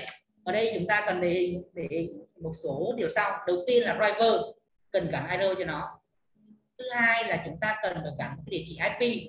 IP này chính là địa chỉ IP của WinForm mà chúng ta đang chạy. Cụ thể hơn, đây chính là IP mà sẽ kết nối với ATLAY server cũng như là máy tính chúng ta. Đối với trường hợp của máy em đây chính là 192.168.1.100. Nhưng mà phần mềm trên máy của anh chị á, thì sẽ là IP của máy anh chị nhé. Đây, em nhắc lại, địa chỉ IP này chính là địa chỉ IP của máy tính mà mình đang chạy phần mềm WinForm. Để kiểm tra được địa chỉ IP á, thì chúng ta sẽ mở command line lên. Để có thể mở được á, thì chúng ta sẽ gõ vào ô tìm kiếm này, gõ cmd. Sau đó chúng ta sẽ gõ một từ khóa là IP config. Đây, thì đây chính cái địa chỉ IP mà trên máy chúng ta. Tùy theo từng máy thì có địa chỉ IP khác nhau. Đối với máy em thì địa chỉ IP là 192.168.1.200, em điền vào đây là vậy. Port của chúng ta đây là 8010. Thì cái port này thì lưu ý là chúng ta nên chọn từ khoảng port 8000 trở lên. Trong đó đặc biệt lưu ý giúp em là chúng ta sẽ trừ ra 2 port. Đối với phần mềm ATCADA thì bắt buộc chúng ta phải trừ ra 2 port. Thứ nhất là port 8000. Port thứ hai là 80001. Chúng ta trừ 2 port này ra. Có thêm port là 799 ở đấy. Bởi vì sao? Bởi vì là 2 port này á, là 2 port dành riêng cho ATLAY server. Chúng ta không nên can thiệp vào. Tốt nhất thì chúng ta cứ theo chế độ mặc định là từ 8010 trở lên. Nhưng mà không nên can thiệp vào 2 cái port này. Rồi, đây chúng ta sẽ cấu hình là 1.200 đáng à. Sau đó chúng ta build thử ạ. Rồi, thì có thể chạy dự án này thì lúc này có một bước nàyผมquên nói với các anh và các bạn là chúng ta có thể build dự án như nào. Thì để có thể tìm được cái file mà build dự án á, thì sau khi build xong, rebuild solution xong, thì chúng ta sẽ nhấp chuột phải vào trong cái thư mục WinForm, chúng ta chọn open folder in file, open folder đây, thì nó sẽ ra một đường link cho chúng ta biết là cái địa chỉ mà lưu file dự án là gì. Chúng ta sẽ chọn là bin debug, thì file debug đây chính là cái file dự án chúng ta. Lúc này để có thể chúng ta có thể copy file debug này đi qua một chỗ bất kỳ nào đó, copy. Để anh em copy ra mình desktop này. Đây. Thì lúc này tương tự các anh cũng có thể copy về máy này qua một cái máy khác hoặc một cái chỗ khác, thì chúng ta cũng có thể chạy bình thường luôn. Copy cái file cài đặt đây. Lúc này chúng ta chỉ cần copy cái file này với điều kiện là máy đó đã cài cái môi trường ATCADA. Chúng ta copy file này, sau đó chạy cái phần mềm application đuôi EC, chuột phải run admin là chúng ta có thể chạy phần mềm bình thường luôn. Mọi người để xem là nó vẫn chạy kết nối gì được web bình thường.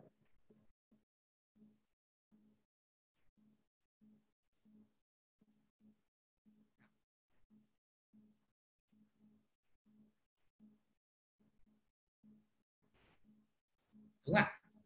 Đây là cách mà chúng ta có thể chuyển được cái cài đặt máy này trên máy khách. Chúng ta chỉ copy cái file debug, sau đó chuyển sang máy đích của chúng ta. Rồi, quay lại với bài toán web chúng ta. Thì việc đầu tiên mà để chúng ta có thể xây dựng được giải pháp web ấy, thì chúng ta phải thiết kế xong được WinForm, sau đó kéo thả cái vòng ra. Sau khi kéo thả cái vòng thì chúng ta sẽ đến cái bước tiếp theo là thiết kế trên web.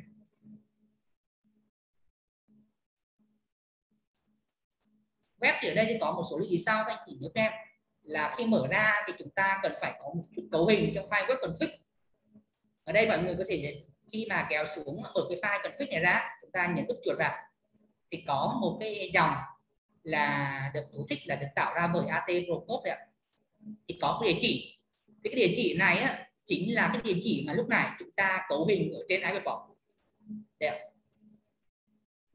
Lúc này chúng ta cấu hình địa chỉ máy chạy phần mềm chúng ta là 192.168.1.200. Mọi người để ý giúp em nhé, cái địa chỉ này chính là địa chỉ của máy mà chúng ta sẽ chạy phần mềm WinForm.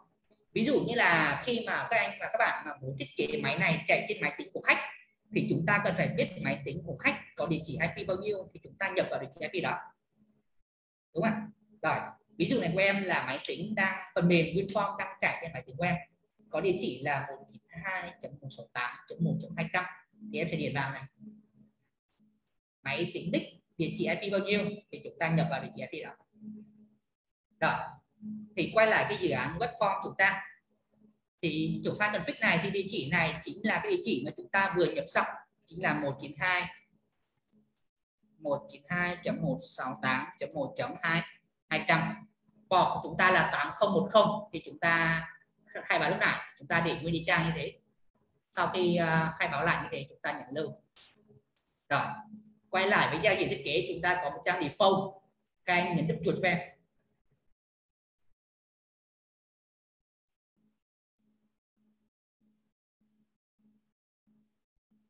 Chúng ta nhấn nút chuột để mở cái giao diện thiết kế web form chúng ta ở đây có 3 tab là source, tip và design. Thì chúng ta qua cái trang thiết kế design cái gì nhé. Rồi, ở đây để có thể sử dụng các tool của liên quan tới Ateda thì chúng ta có một tool đi kèm mà bắt buộc chúng ta phải thêm vào khi mà sử dụng phần mềm này. Phần sự thiết kế Ateda Web đó là cái tool có tên là iToolWeb.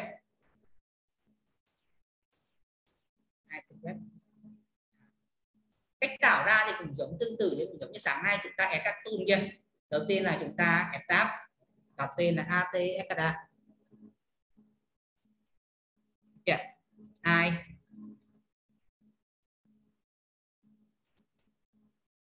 iToolWeb. iWebTool.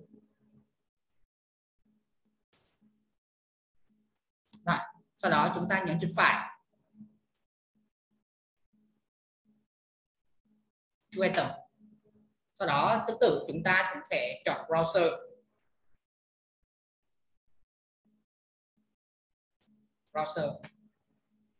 Chọn một cái URL có tên là iToolWeb này ạ.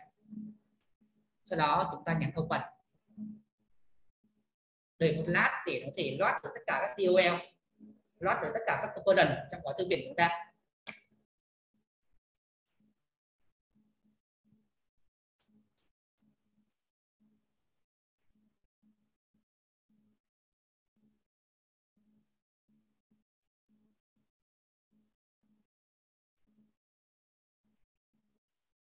Sau khi load xong chúng ta nhấn OK.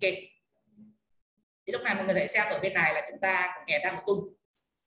Mặc dù là việc thiết kế web nhưng mà các anh có thể thấy là khi mà chúng ta sử dụng công nghệ web form thì việc của chúng ta thiết kế web là một cách rất đơn giản, kéo thả. Về quy trình thiết kế ấy, thì để có thể cập nhật được dữ liệu ấy, thì chúng ta cần có một cái tool có tên là iOS Panel. Ở đây có một loạt rất là nhiều tool. Ở đây chúng ta cứ kéo thả các tool ra. iOS Panel. iOS Panel có nhiệm vụ là gì ạ? Mục đích của nó là cập nhật dữ liệu theo chu kỳ. Tức là những cái tool nào mà các anh chị muốn real time dữ liệu thì chúng ta nên kéo thả nó đặt lồng trong cái iOS Panel này. Ở đây có một thông số khi chúng ta nhấn chuột phải và nó có tên là update rate, tức là cứ 1 giây nó sẽ cập nhật dữ liệu cho các control ở trong một lần. Đây, em có thể kéo nó phóng to ra như vậy. Đây, iOS Panel. Ở đây chúng ta có thể kéo thả ra một cái gọi là iLabel. Đây, chúng ta kéo cái tool này nằm trong iOS Panel. iLabel này sẽ nằm trong cái update panel, tức là cứ sau 1 giây thì iUpdate panel sẽ cập nhật dữ liệu cho iLabel này một lần. Rồi, ở đây chúng ta cùng gắn tắt. Ở đây giả sử như em sẽ gắn tắt là Define Book Buffer. Rồi xong, chúng ta sẽ build một dự án web cơ bản đầu tiên chúng ta nhé. Chúng ta sẽ review web. Sau khi review xong thì chúng ta sẽ ở đây có một lưu ý là để có thể chạy được web ấy, thì chúng ta cần phải cho nó, ở đây chúng ta đã có 2 project mà. Nên để có thể set được project nào chạy một tỷ thì các anh chị nhấn chuột phải ven, chọn set startup project. Set web là cái dự án chạy một tỷ. Sau đó chúng ta nhấn chạy lên.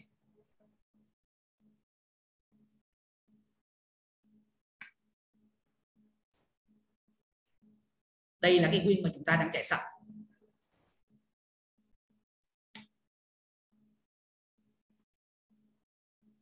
Chúng ta đợi một chút để cái giao diện web chúng ta load lên nha mọi người. Và đây là cái giao diện web chúng ta. Các anh chị có thể thấy đây là cái giá tỷ buffer chúng ta đã thay đổi đấy.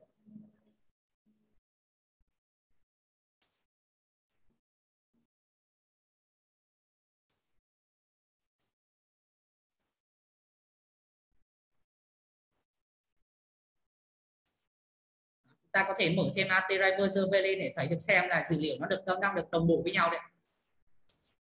Đây là dữ liệu trên AT Driver Server của chúng ta. Đây là dữ liệu trên AT Driver Server của chúng ta. Đây là dữ liệu trên phần mềm web form của chúng ta, WinForm. Còn đây là dữ liệu đang chạy trên web của chúng ta. Chúng ta có thể thấy bằng thông qua các gói tool của ATDA, việc thiết kế phần mềm ATDA trên Win trên web là thực hiện cách rất là nhanh chóng, đơn giản. Việc khó nhất đây là cần real time thì chúng ta đã làm được rồi. WinForm là thiết kế gì, web form cũng rất là lẻ rồi. Việc còn lại chúng ta bây giờ chỉ cần thiết kế sao cho khung layout sao cho thật đẹp, thì cái này sẽ tùy theo khả năng cái thẩm mỹ của mọi người. Nhưng mà những cái tính năng cơ bản nhất là cung cấp dữ liệu real time thì ATDA với gói cài là ATDA Web App đã làm sẵn chúng ta. Các chị thể xem là dữ liệu của nó chúng ta đã được real time đấy.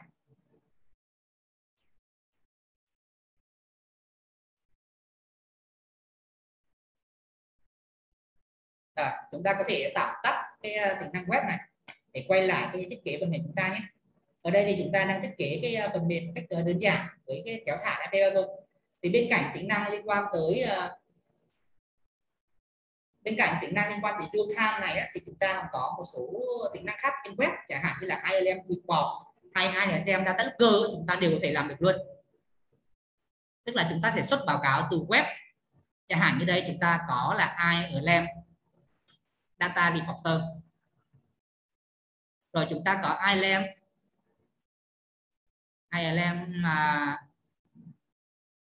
chúng ta có ILM reporter, báo cáo report ILM.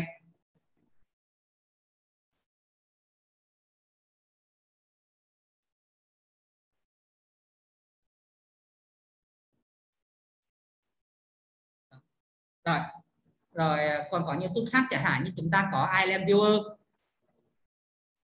ILM Viewer đây chúng ta là liên quan tới cái tính năng là hiển thị ra cái ILM Viewer real time cái giá tỷ ở ILM của chúng ta. Thì chúng ta có thể kéo thả để tăng cái diện tích chúng ta lên. Như vậy chúng ta cũng có thể full.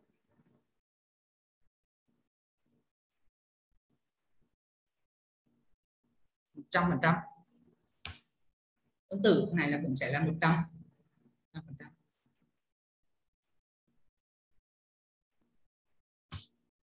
Rồi, để thể hiện cho cái liên quan đến cái tool liên quan đến báo cáo ở trên web thì chúng ta cũng sẽ vào đây cấu hình.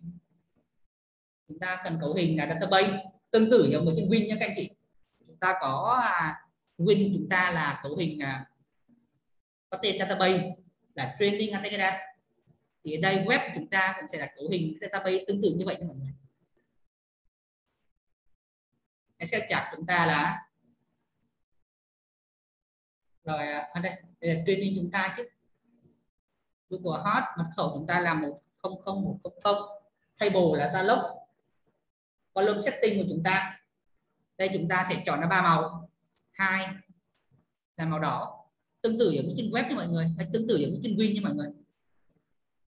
Chúng ta có 2 level, chúng ta có buffer màu xanh, chúng ta có low level màu đỏ. Sử dụng công nghệ web form thì chúng ta có thấy là việc thiết kế web chỉ có thông qua việc kéo thả rất là tiện lợi, rất là nhanh chóng, phải không ạ? Chúng ta có vẽ đồ thị là kiểu line, SL12, tên là report. Tương tự ở ILM Viewer chúng ta cũng sẽ có cái cấu hình liên quan đến database name chúng ta là training Google Hot, mật khẩu chúng ta là 100.100. Đó. Chúng ta sẽ review lại cái web app chúng ta. Chúng ta kiểm tra lại cái file cấu hình nhé. Training Ateda Datalog Lamp Viewer. Rồi chúng ta sẽ chạy lên thử cho mọi người. Đây là cái win chúng ta, đây là giao diện web download.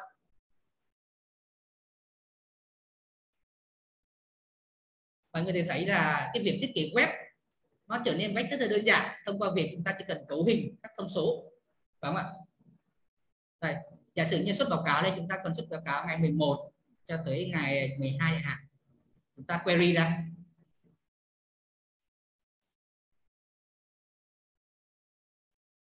Mọi người thể thấy đây là cái dữ liệu được báo cáo trên web đấy. Chúng ta có thể báo cáo dữ liệu ở trên web. Sau khi báo cáo xong, report xong, chúng ta có thể download. Đây là cái file báo cáo đấy. Chúng ta có thể báo cáo xuất report và download file Excel trực tiếp trên nền tảng web. Các anh có chỉ có thể thấy đây là cái mà report chúng ta vừa xuất ra đấy. Book high level, book full low level. Thì trên đây là phần trình bày của em là về demo một cách đầu tiên cơ bản chúng ta về phần mềm Ateda. Chúng ta sử dụng hai kiến trúc là hai cái phần mềm nền tảng WinForm và Webform. Thông qua chỉ cần việc kéo thả cấu hình một cách đơn giản, sử dụng dựa trên cái nền tảng kiến trúc của Ateda thì các bạn hoàn toàn có thể build được một project, một dự án Ateda dành riêng cho bản thân mình bằng cả Win web với đầy đủ full tính năng. Trên đây là phần demo trình bày của em về project đầu tiên. Thì chắc là trong buổi sáng hôm nay thì em cũng xin phép được trình bày về phần demo chúng ta ở đây. Thì trong buổi chiều ngày hôm nay thì chúng ta sẽ tiếp tục đến cái phần tiếp theo là chúng ta sẽ design một dự án liên quan đến sử dụng gói tool là iGraphics. Thì chắc trong buổi chiều nay thì 1 giờ chúng ta sẽ bắt đầu tiếp nha chị. Và bây giờ chắc chúng ta sẽ tạm nghỉ. Thì ở đây em cũng có thông báo cho mọi người là tức là những bạn nào mà khi chúng ta tham gia đầy đủ các buổi đào tạo chúng ta thì chúng ta sẽ có khoảng từ 3 đến 4 buổi, tức là sáng nay, chiều nay và ngày mai. Thì khi các anh mà tham gia các buổi này á, thì bên em sẽ gửi tặng cho mọi người tham gia như thế là một cái USB license key là 512 tắc. Thì cái này là sẽ được là tặng miễn phí cho các anh. Một cái license key phần mềm bản quyền của Ateda. Thì nếu được thì các anh cũng đang sắp xếp để tham gia được cái chương trình đào tạo của chúng ta đầy đủ nhé. Rồi, nếu như không có thắc mắc gì thì chắc là cái buổi training trong buổi sáng demo ngày hôm nay chúng ta xin phép được dừng tại đây nhé. Thì trong buổi chiều hôm nay thì khoảng tầm 1 giờ thì chúng ta sẽ tiếp tục quay lại cái buổi training chúng ta. Và em cảm ơn anh ạ. Cảm ơn anh nha. nha.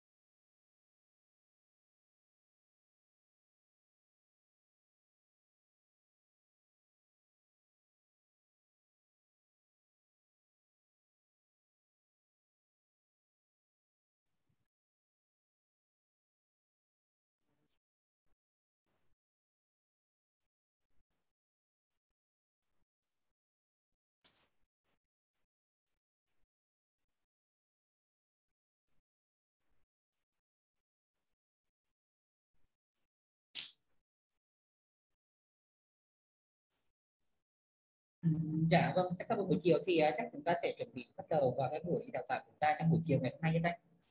Thì chắc chúng ta sẽ đợi thêm để một số các anh và các bạn khác để vào room. Thì chắc khoảng tầm mà 1:15 thì chúng ta sẽ chính thức bắt đầu nha mọi người. Thì trong buổi chiều hôm nay thì chúng ta sẽ làm một cái project liên quan đến gói iGraphics Tool. Đây là một cái gói tool liên quan đến đồ họa tích hợp sẵn các gói cài của ATEDA phiên bản 2.5. Thì như màn hình mà em đang chia sẻ cho các anh đây thì đây là cái project demo mà em đang chạy.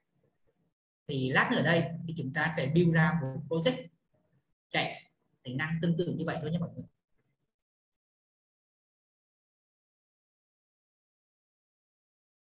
Lát nữa em sẽ hướng dẫn mọi người là cách làm sao có thể build ra được một cái project như vậy luôn.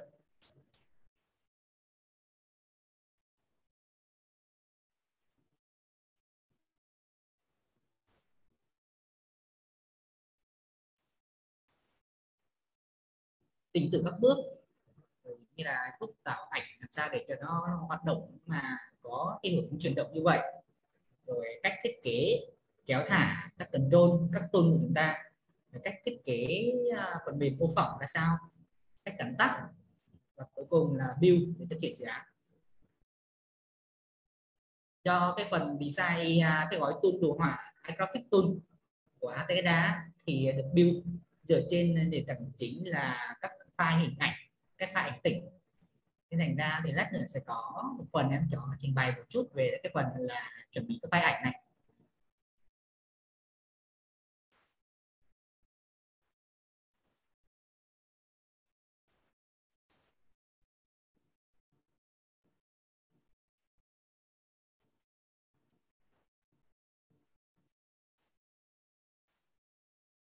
Có gì thì cái file ảnh này thì để cho cái bước mà để mất thời gian cho chúng ta, thì cái khâu mà chuẩn bị các file ảnh tĩnh này ấy, chẳng hạn như là chúng ta có kết quả, chúng ta có cái motor này ấy, thì em đã chuẩn bị ra các file ảnh tĩnh rồi, thì em sẽ đóng gói và gửi cho các anh ở trong các group, trong group Zalo, thì các anh có thể tải về, thì chúng ta có thể lấy trực tiếp cái file này để thiết kế luôn, để chúng ta rút ngắn cái bước mà chúng ta cần chuẩn bị.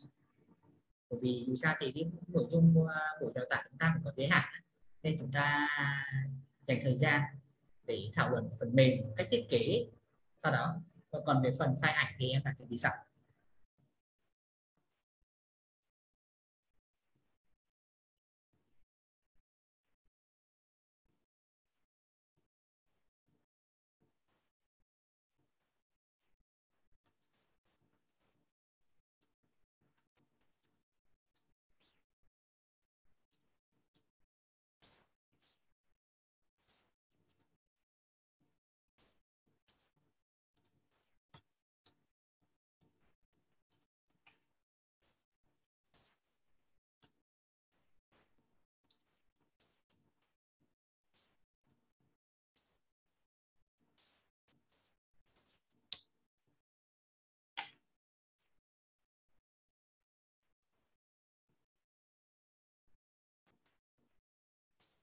Dạ, chúng ta đến khoảng tầm từ 2 đến 3 phút, là khoảng sát đây 1:15 chúng sẽ bắt đầu nhé mọi người.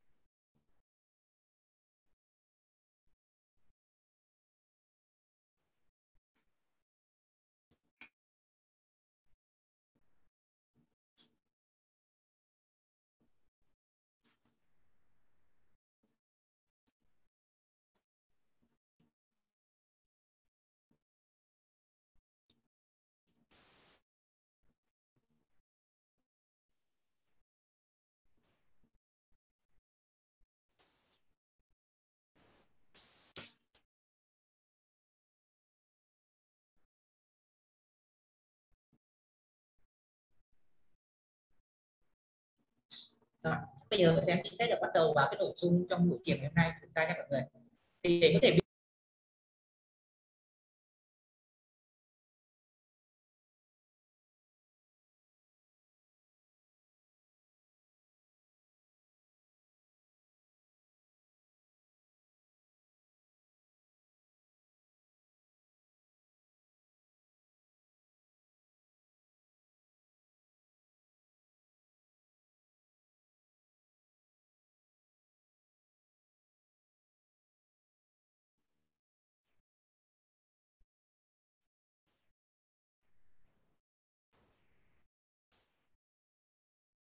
sau đây em xin phép được bắt đầu nha mọi người. Thì để có thể build được một cái project hệ thống điều hòa không khí như em đang trình bày cho mọi người đây thì chúng ta cần phải chuẩn bị xong. Thì đầu tiên thì để có thể trong thiết bị thực tế thì để có thể mà build buổi giảng thực tế thì chúng ta sẽ sử dụng AT Driver Server. Đây là một cái phần mềm real time data server, giống như sáng em có trình bày với mọi người về cấu trúc tính năng của nó. Thì để có thể trong giảng thực tế thì chúng ta sẽ kết nối đến thiết bị thực. Thì tuy nhiên thì trong dự án này chúng ta thì nó dừng ở cấp độ demo. Mục đích chính chúng ta là để làm quen với các giao diện đồ họa và cách làm sao mà để chúng ta có thể dùng cái hình ảnh này vào trong file thiết kế của ATCADA. Nên thành ra về cái bước khâu mà để có thể chuẩn bị về real time data thì thay vì kết nối tới thiết bị thực thì ở đây em sẽ sử dụng là một cái phần mềm mô phỏng. Chính xác hơn là sử dụng một cái driver, là sử dụng là vùng nhớ nổi thay vì là chúng ta phải kết nối đến thiết bị ngoại vi. Thì cái driver đấy em sử dụng ở đây chính là driver là internal memory. Đây chính là driver này. Thì các thể thấy xem là đây là chúng ta không cần phải thiết kế, không cần phải kết nối tới các thiết bị thực, nhưng chúng ta vẫn có thể demo tạo ra các tag. Thì các tag này chính là các tag nổi, bản chất của nó chính là các vùng nhớ của máy tính thôi, không liên quan gì đến thiết bị ngoại vi. Thì để có thể thiết kế được cái phần mềm demo này thì chúng ta cần phải đi qua một số bước là như sau. Đầu tiên thì chúng ta cần phải có một bước là để đây thì cũng coi như là một cái trình tự bài toán mà một cái cách tính từ để chúng ta phân tích và thiết kế một cái dự án trong thực tế. Đầu tiên chúng ta phân tích bài toán ra là yêu cầu tên thì đối với dự án này chúng ta cần phải có một thiết bị nào. Chẳng hạn như bài toán này chúng ta có bao nhiêu thiết bị, chúng ta phải list ra tên của nó là gì, chức năng ra sao. Và bước thứ hai thì chúng ta sẽ thiết kế là AT Driver Server file. Chúng ta sẽ sử dụng AT Driver. Trong thực tế thì chúng ta sẽ sử dụng AT Driver Server để kết nối đến thiết bị. Nhưng ở đây là khi chúng ta làm mô phỏng nên chúng ta là sẽ sử dụng những cái tag nổi. Chính xác hơn đây là sử dụng cái driver có tên là internal memory. Cái driver này là sử dụng các tag nổi, các vùng nhớ của máy tính. Sau đó bước thứ ba là chúng ta sẽ chuẩn bị các file hình ảnh, image, cái file đồ họa. Và bước cuối cùng chúng ta sau khi chuẩn bị các bước này, chúng ta kết nối lên AT Driver, chúng ta dùng iTagsCoder để cấu tạo các file, chúng ta chuẩn bị các file hình ảnh chi tiết. Thì bước tiếp theo là chúng ta bước cuối cùng là chúng ta sẽ design. Nói chung là về trình tự thì chúng ta sẽ có 4 bước như vậy.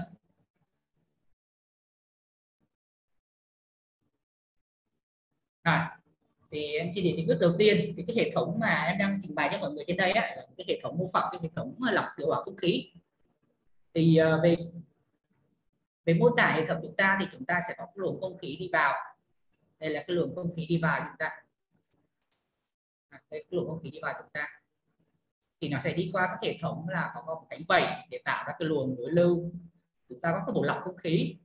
Rồi các cái luồng khí này sẽ đi qua là một cái bộ nhiệt và cái bộ làm mát. Chúng ta đi qua một cái dàn sấy để làm nóng không khí, tiếp theo đi qua một cái bộ làm mát, sau đó để tạo ra đi qua một cánh quạt để tạo ra luồng không khí chuyển động, và sau đó sẽ đi qua tiếp một cái bộ tạo độ ẩm. Không thì chúng ta sẽ đi qua các bước là khá là quan trọng, đó là làm nóng không khí, sau đó làm lạnh nó, rồi tạo ra độ ẩm. Mục đích của chúng ta là để lọc không khí và diệt khuẩn. Tức là vậy. Luồng không khí sau khi lọc xong thì nó sẽ đi vào phòng và nó sẽ tuần hoàn ở trong này. Sau đó thì sẽ có một cái luồng khác là sẽ hút các luồng không khí mà ở trong phòng đi ra ngoài để tạo ra một cái luồng. Đây là cái luồng output. không khí ở trong phòng sẽ lần lượt đi qua là một cái bộ lọc filter, nó sẽ lần lượt đi qua một cái bộ lọc filter, rồi đi qua một cái cánh quạt. Cuối cùng đây là sẽ có một cái bộ là recuperator. Đây là một cái bộ thu hồi nhiệt, tức là sao? Tức là không khí từ phòng đi ra thì thường sẽ là không khí nóng, thường là sẽ không khí nóng.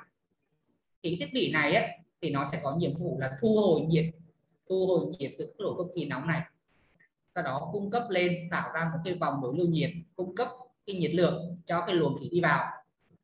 Tức là đây là coi như là một cách để chúng ta tiết kiệm năng lượng. Thay vì chúng ta chỉ có một cái bộ làm nóng, cái bộ sấy là heater này, thì chúng ta còn có cái bộ thu hồi nhiệt này. Chúng ta sẽ sử dụng nhiệt sinh ra, sử dụng nhiệt thu được từ các luồng khí nóng đi ra để làm nóng cái luồng không khí đi vào. Thì đây chính là cái nhiệm vụ của cái bộ thu hồi nhiệt recuperator đây, và chức năng của nó. Sau khi khí này thì nó sẽ đi qua bộ thu hồi nhiệt, sẽ đi qua một cái quạt và đi ra ngoài. Đó là về mô tả các nguyên lý hoạt động của cái hệ này. Thì so với một cái hệ điều hòa không khí trong thực tế thì cái hệ này nó chỉ dừng ở mức là mức cơ bản thôi. Tất nhiên thì cũng có đầy đủ các tính năng, các thành phần. Thì quay lại bài toán chúng ta, thì sau khi phân tích cái bài toán về yêu cầu và hiểu về cái nguyên lý của cái hệ thống này, thì chúng ta sẽ đi vào việc là phân tích bài toán trên quan điểm Ekada. Thì chúng ta cần phải phân tích là có bao nhiêu thiết bị, rồi để có thể là giám sát điều khiển được thiết bị đó thì chúng ta cần phải thu thập một tín hiệu nào. Tín hiệu đó của nó là cái dạng số digital hay là kiểu analog, tín hiệu tương tự. Chúng ta phải phân tích bài toán này.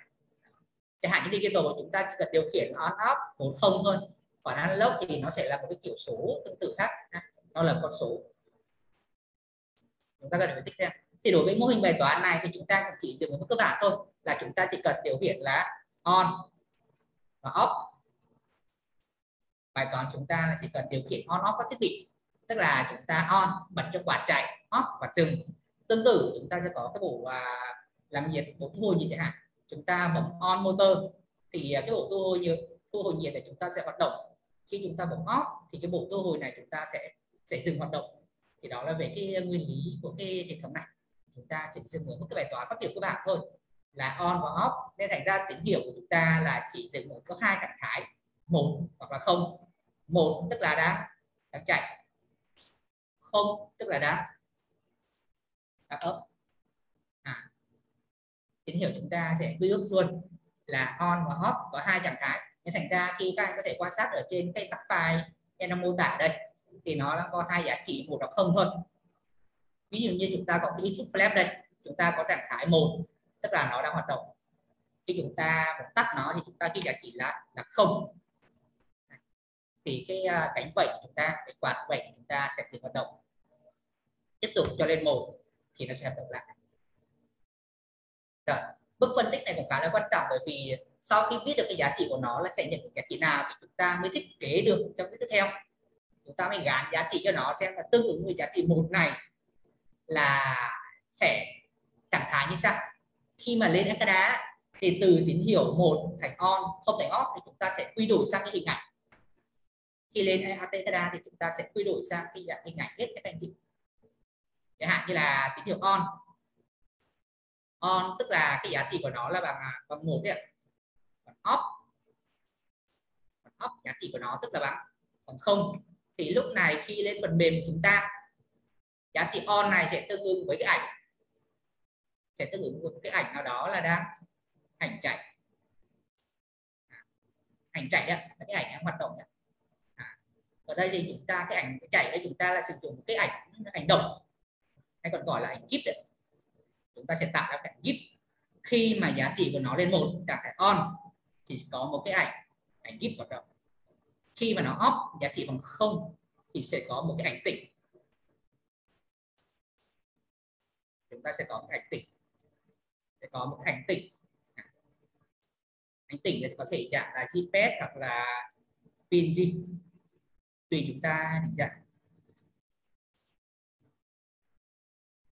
Chúng ta xuất phát từ việc là chỉ cần điều khiển đơn giản 1 hoặc 0, 1 là on, 2 là off. Được trên quan điểm thiết kế phần mềm ATCADA.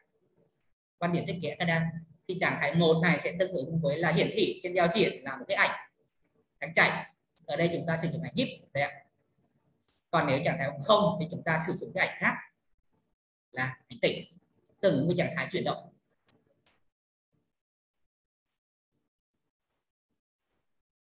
Đấy, 1 là ứng với ảnh GIF đang chuyển động. Còn khi mà về trạng thái 0 thì chúng ta sẽ có cái ảnh khác tương ứng với trạng thái là đang ấp. Rồi, đó là về bước thiết kế, về cái ý tưởng và quy trình chúng ta sẽ sau khi tất tỉ xong phân tích về cái bài toán, phân tích về thiết bị, phân tích về hệ thống, rồi phân tích về cái giải pháp trên phần mềm ATCADA, thì chúng ta sẽ đến bước tiếp theo là thiết kế AT Driver Server. Trong thực tế thì đây chính là cái bước mà chúng ta sử dụng phần mềm AT Driver Server để kết nối đến các thiết bị controller, kết nối đến thiết bị điều khiển các bộ như là bộ cánh quạt, các bộ lọc không khí hoặc là các motor.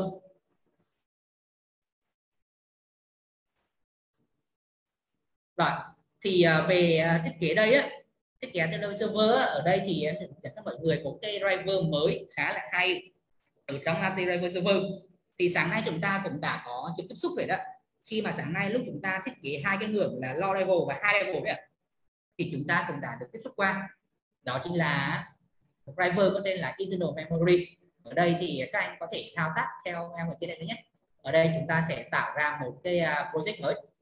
Các anh bấm vào new, chúng ta ở new channel. Rồi chẳng hạn giống như cái hệ thống chúng ta thử tắt cái phần mềm cũ nhé.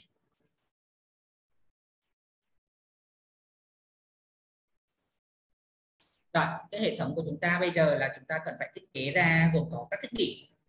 Gồm có này thì đầu tiên là chúng ta cần phải thiết kế ra cái channel. Chúng ta đặt tên nó là air conditioning system nha. Đặt tên của nó đây là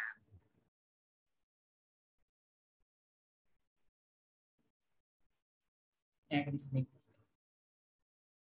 Rồi, chúng ta sẽ chọn đây một cái driver là internal memory. Đây nha mọi người. Các anh chúng ta có thể thao tác theo luôn.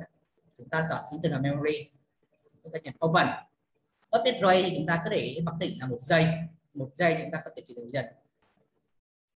Ở đây có một cái khá là lưu ý khá là hay là serving data.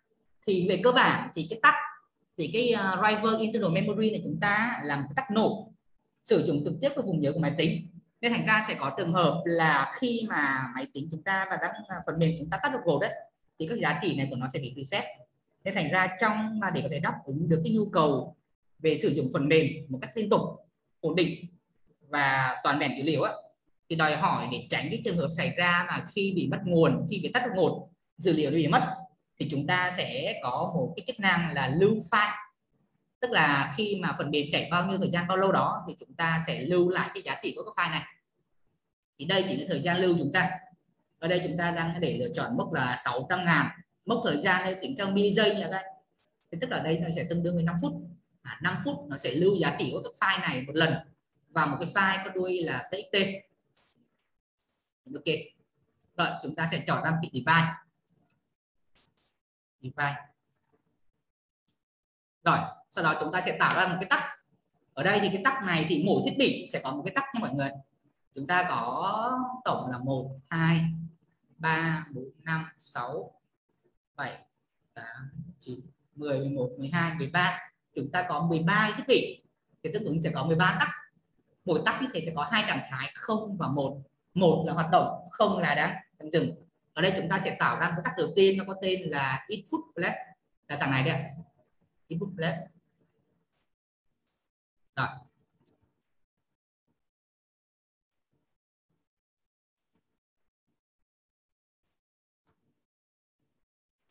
Đây. Mọi người thể thấy xem đây là input flash của nó đây. Chúng ta đã có giá trị đây là input flash. Rồi, tiếp theo đây thì sau khi mà tạo ra cái file này á, thì trong dự án thực tế thì ở đây thì em có sẽ thiết kế thêm cho các anh bảng một tính năng của AT Driver Server phục vụ cho chúng ta mà lúc mà chúng ta thiết kế các tab với số lượng lớn. Giả sử như sáng giờ chúng ta cần demo, chúng ta sẽ khoảng tầm vài chục hoặc là vài tab thôi. Thì việc thiết kế mà cứ ép từng tab thế này cũng khá là nhanh và khá là tiện lợi đúng không ạ? Nhưng khi chúng ta build một dự án lớn lên từng ngàn tắc thì việc mà cứ phải thêm tay từng tắc như này thì rất là cực. Nên thành ra ở đây em sẽ hướng dẫn cho mọi người một tính năng khá là hay của Atereo Server, đó là xuất các tắc file này dưới dạng điển hình là file CSV, dưới dạng điển hình là file CSV, cái file CSV. Lúc này thì chúng ta có thể mở cái file này bằng Excel, và sau đó chúng ta có thể thiết kế design tắc trực tiếp trên Excel. Đây, em sẽ giới thiệu qua cái tính năng này nhé mọi người. Ở đây thì chúng ta có thể là để có thể xuất ra file được thì đầu tiên chúng ta nhấn chuột phải vào define, chúng ta ghi là export CSV, chúng ta sẽ lưu trên màn hình desktop nhé. Chúng ta sẽ lưu là hoặc lưu cái khác là ATKDA nhé. Em sẽ lưu với cái tên là ATKDA. Đuôi chúng ta định dạng ở đây là file CSV.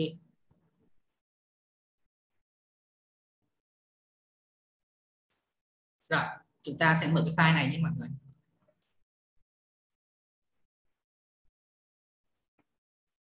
Đây, các bạn có thể thấy xem đây là chúng ta đã có xuất ra cái file định dạng của tắc dựa theo các file CSV. Mọi người lưu ý cho em là mỗi cái file này như thế này sẽ tương ứng với mỗi file như thế này sẽ tương ứng với một device nhé mọi người.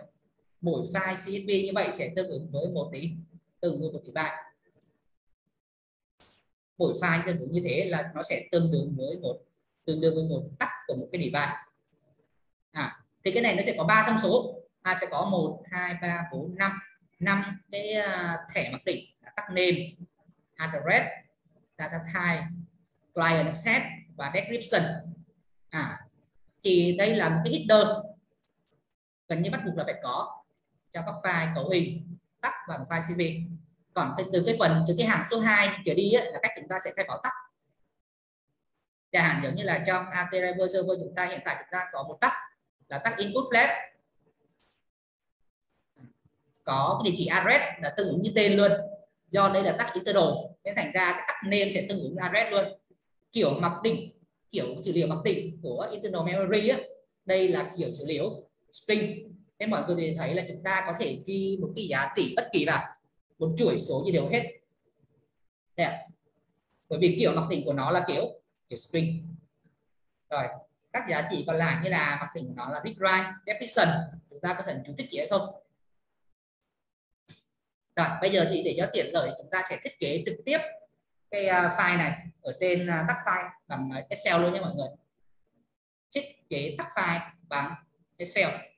Đây là một trong những tính năng rất là hay của Atereo Server. Sau khi chúng ta có input led thì chúng ta sẽ có mục khác như là input filter, recuperator, có hitter, có killer, có fan, có modifier. Thì chúng ta sẽ lần lượt thiết kế này. Tổng là sẽ có 13 tắc, tức là 13 thiết bị. Ở đây thì mọi người có thể làm theo em nhé.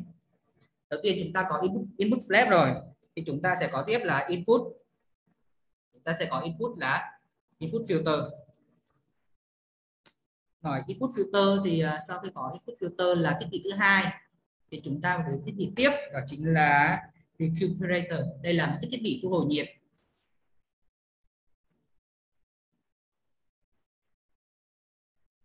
Rồi chúng ta sẽ đi qua một cái bộ sấy, bộ làm nóng, rồi cooler, một bộ làm lạnh. Rồi chúng ta sẽ có một cái quạt input fan,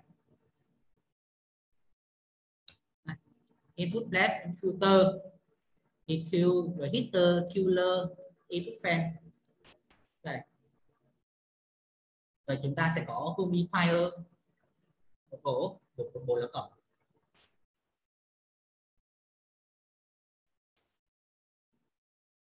Humidifier.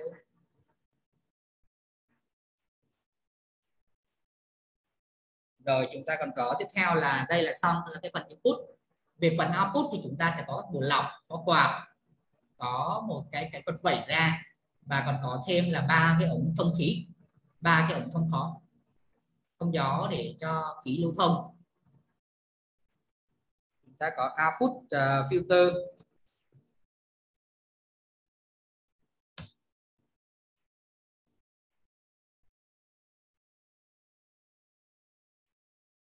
Chúng ta có output filter.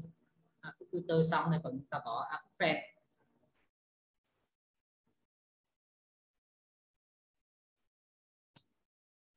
Rồi chúng ta sẽ có output flat.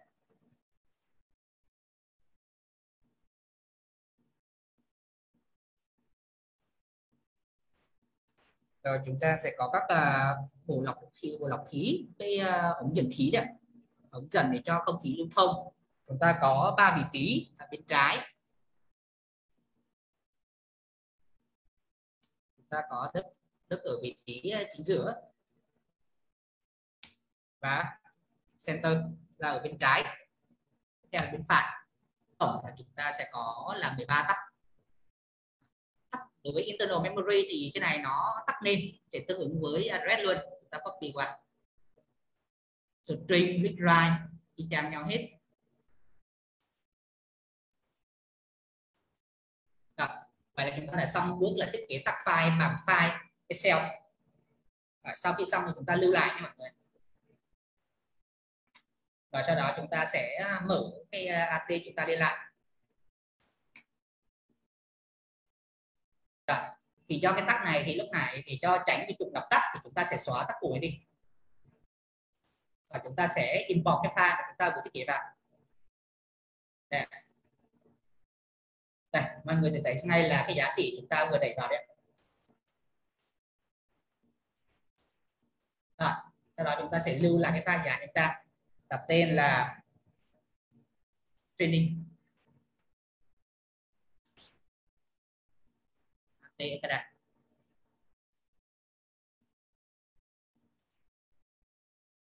Rồi, sau khi xong thì chúng ta nên tắt chương trình để khởi động lại để cho nó hoạt động ổn định.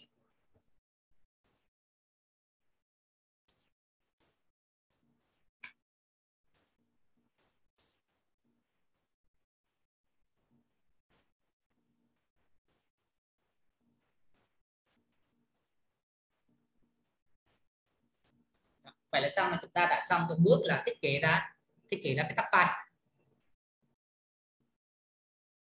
Rồi, tiếp theo đây thì chúng ta sau khi thiết kế xong AT Driver Server để tạo ra thiết bị mô phỏng. Để tạo ra thiết bị mô phỏng thì bước tiếp theo chúng ta sẽ kết nối lên phần mềm. Thì tương tự giống như tương tự sáng nay con mọi người thì chúng ta sẽ kết nối bằng hai tag folder.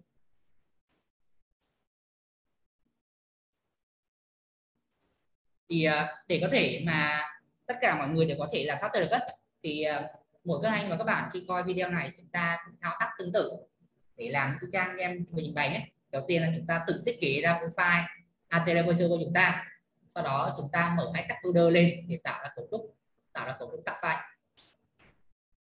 Ở đây thì sẽ mở lên.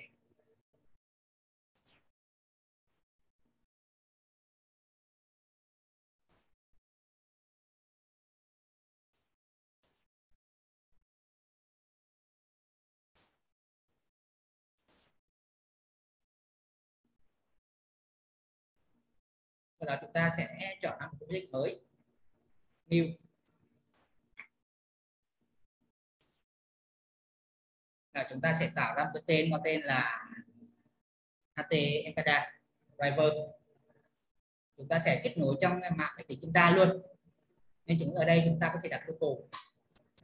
Hoặc không thì các anh có thể trỏ tới địa chỉ IP này, 192.168.1 bao nhiêu đó.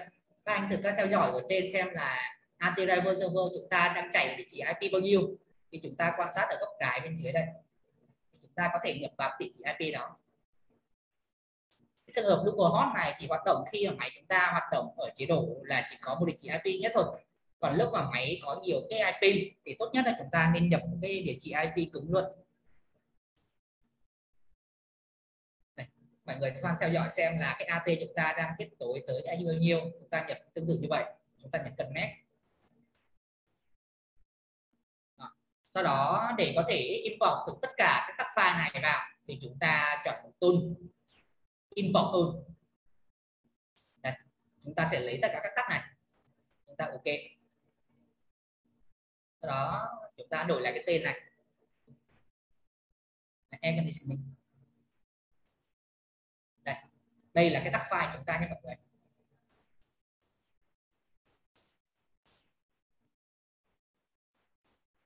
sau khi tắt file xong thì chúng ta cần thực hiện các bước. Là đầu tiên chúng ta chọn file và đăng ký file project register. Vậy là xong, là chúng ta coi như là bước là chúng ta đã chuẩn bị để tạo ra công thức tắt file.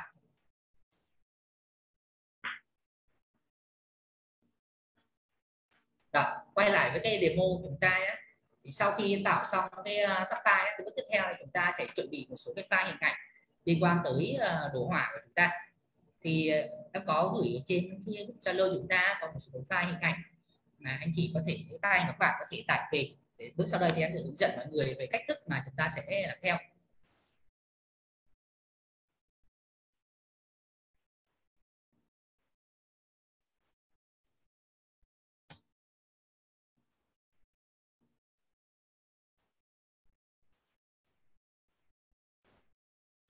Đây, chúng ta sẽ có một file hình ảnh của một cái thiết bị. Tương ứng với một thiết bị như thế thì chúng ta sẽ có hai cái trạng thái.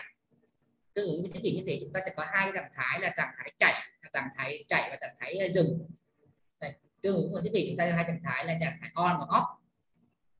Như ở trên AT Driver chúng ta đang theo dõi đây thì không tương ứng với trạng thái dừng, một là trạng thái đang chạy.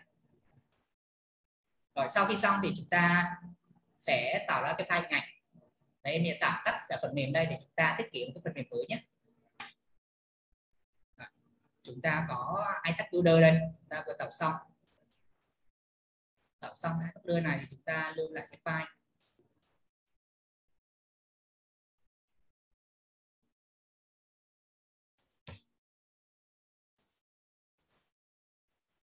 Đăng ký file. Rồi sau đó chúng ta sẽ chuẩn bị cái file hình ảnh nhé. Thì giống như lúc này ở đây em có nhắn thì để cho tiết kiệm thời gian của mình á, thì em có chuẩn bị sẵn ra đây một cái file hình ảnh của chúng ta. Thì trong này cũng có list ra toàn bộ chúng ta luôn, là hình ảnh background, chúng ta như thế nào đó. Rồi mỗi thiết bị như là một cái chi tiết trong hệ thống chúng ta sẽ có một cái hình ảnh.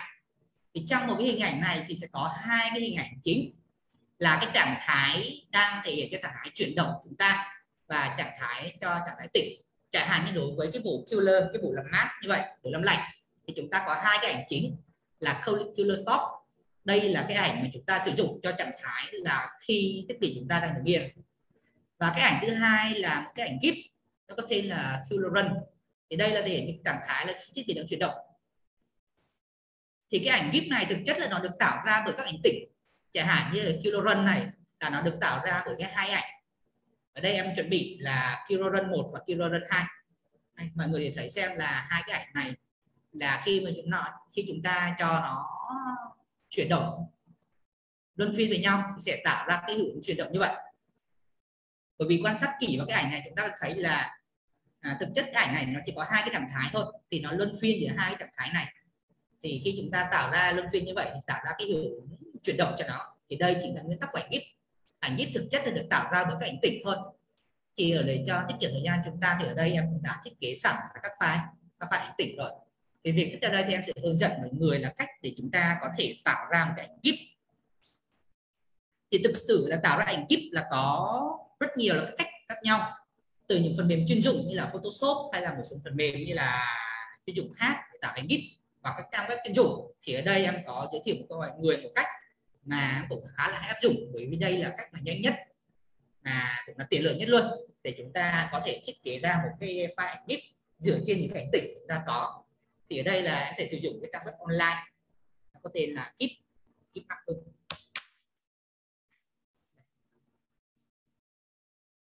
Ở đây thì để có thể tạo ra cảnh GIF thì chúng ta sẽ upload cái hình ảnh lên. Chẳng hạn như đây thì em sẽ tạo ra hình ảnh của cái bộ làm lạnh này, chúng ta gồm có hai hình ảnh tĩnh là run 1, color run 1 và color run 2. Chúng ta sẽ sử dụng hai cái file hình ảnh này để tạo ra cảnh GIF chuyển động. Rồi, ở đây em sẽ mở cái trang web chúng ta lên. Chúng ta vào mục upload image.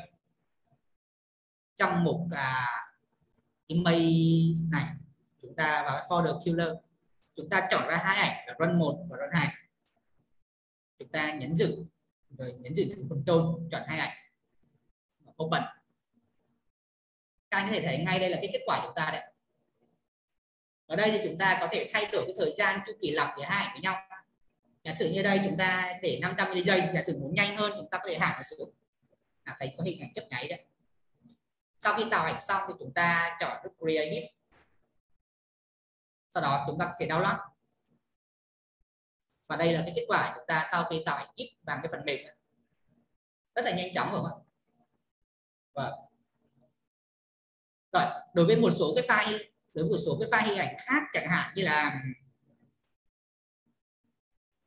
là cái file mà chúng ta đi file chi tiết như là cái bộ Humi File chẳng hạn, cái bộ làm mát này, thì cái này khi mà chúng ta bật lên thì các anh có thể thấy xem là có cảm giác như là cái hình ảnh này nó khá là mịn, đúng không ạ? Rất là gần giống với chân thực hơn.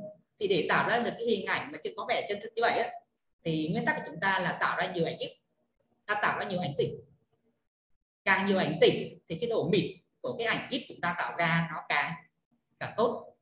Thì ở đây thay vì chỉ có 2 ảnh tĩnh thôi, chúng ta có 3 cái ảnh tĩnh, run 1, run 2, run 3. Chúng ta kết hợp 3 cái ảnh này thì sẽ tạo ra một cái ảnh GIF có độ chất lượng cao. Rồi, tiếp tục. Ở đây chúng ta load lại trang, sau đó chọn ra 3 cái ảnh mới. Chúng ta có run 1, run 2 và run 3. Các chị thấy đây là kết quả của chúng ta đấy. Chúng ta có thể thay đổi cái thời gian này để tăng lên cái tốc độ chuyển cảnh. Chúng ta thấy xem đây là cái hình ảnh GIF chúng ta tạo ra đấy.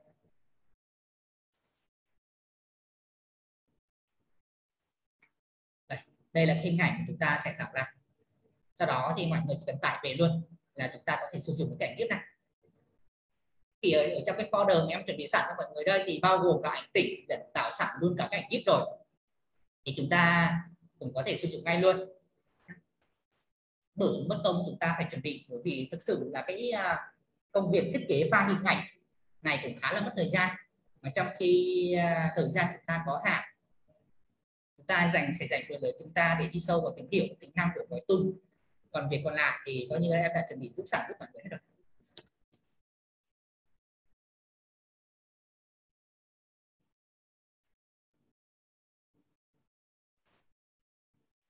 Rồi, sau khi chuẩn bị xong cái file hình ảnh là chúng ta đã có cái file có tên là Organizing Image, đây là có đầy đủ các file hình ảnh bao gồm trạng thái chuyển động và trạng thái tự nhiên của tổng là 13 thiết bị. Sau khi đã chuẩn bị xong file hình ảnh, chúng ta sẽ đến bước là thiết kế phần mềm.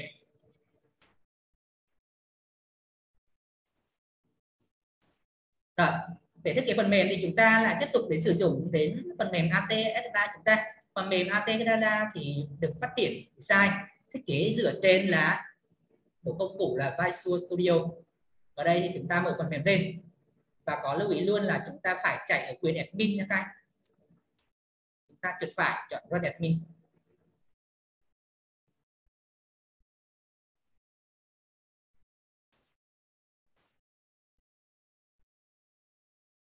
Rồi, chúng ta sẽ tạo ra một cái project mới.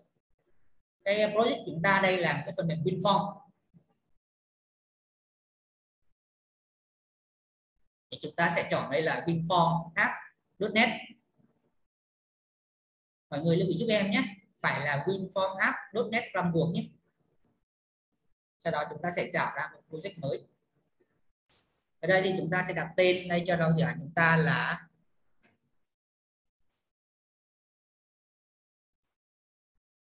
chúng ta sẽ chọn cái khu vực lưu trữ chúng ta là ở đâu.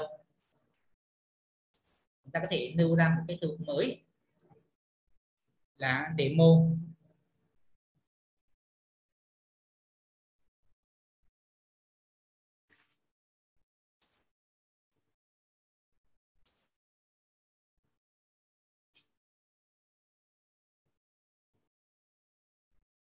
Rồi, chúng ta tạo cái folder mới rồi select folder. Chúng ta sẽ lưu trữ ở đây, chọn Framework 4.5, sau đó tạo ra một cái project mới.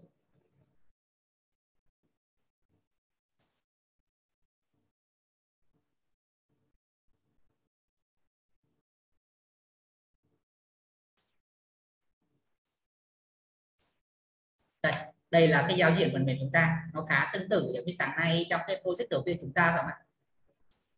Sáng nay thì chúng ta đã add 2 cái tab là iDriver và iTool. Thì để có thể sử dụng cái gói phần mềm tiếp theo đấy thì chúng ta sẽ cái gói tiếp theo của chúng ta nó có tên là iGraphics Tool. Chúng ta sẽ add cái thư viện có cái tên là iGraphics Tool nha mọi người.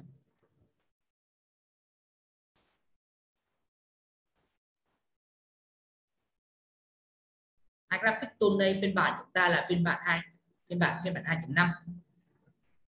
Rồi, thì cũng tương tự như sáng nay thì đầu tiên chúng ta sẽ tạo ra một cái tab mới IAT Ekada. Thì chúng ta sẽ đặt đây là cái thư viện chúng ta là iGraphics Tool.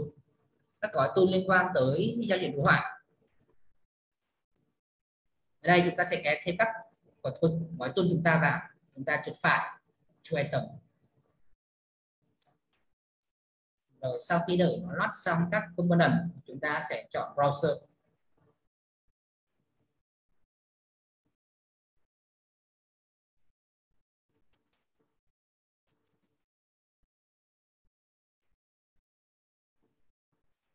Thì ở mục browser này thì chúng ta sẽ trỏ tới thư mục cài đặt của AT Ekada, đó là ổ C, Chrome File, AT Pro, AT Ekada. Sau đó các anh và các bạn chọn giúp em một cái DOL, thư viện có tên là iGraphics Tool. Và đây là phiên bản là mới nhất của nó là phiên bản 2.5 nha mọi người. Chúng ta open và đợi một lát để nó load tất cả các component, các DOL đi kèm, các thư viện đi kèm. Và chúng ta ok, mọi người có thể thấy xem đây là các tool chúng ta đã được add vào đây. Rồi, cũng tương tự như sáng nay chúng ta cần phải add thêm một cái thư viện để hỗ trợ tính năng markup gắn tắt chúng ta. Đó là thư viện là chúng ta chọn browser AT Ekada, chọn cái thư viện có tên là Tool Extension đây. Okay. Rồi, vậy là xong là chúng ta đã bước là thiết kế ban đầu. Rồi, để bây giờ có thể sử dụng được các hệ thống được sử dụng có thể sử dụng cái tool này thì chúng ta việc đầu tiên thì chúng ta cần phải kéo thả iDriver. Bởi vì phần mềm chúng ta là phần mềm real time nên bắt buộc phải có iDriver này. iDriver đây chính là linh hồn, là trái tim của hệ thống AT Ekada. Để có thể real time dữ liệu bắt buộc chúng ta phải kéo thả ra. Rồi, sau đó chúng ta sẽ đi kèm với một số là cái thông số. Ở đây thì có khá là nhiều cái tool, khá là nhiều các cái hỗ trợ chúng ta. Thì ở đây thì trong buổi sáng mai thì lúc mà tìm hiểu về các hệ thống phần mềm chúng ta sẽ đi sâu vào một số cái tool hơn. Còn trong cái buổi hôm nay thì mục đích chính của chúng ta là làm ra một cái project demo đầu tiên sử dụng các gói tool đồ họa. Thì ở đây chúng ta chỉ cần chú tâm vào hai cái tool pen, đó là bao gồm là iEmage và iEmage Switch. Hai tool này, đầu tiên là iEmage và iEmage Switch.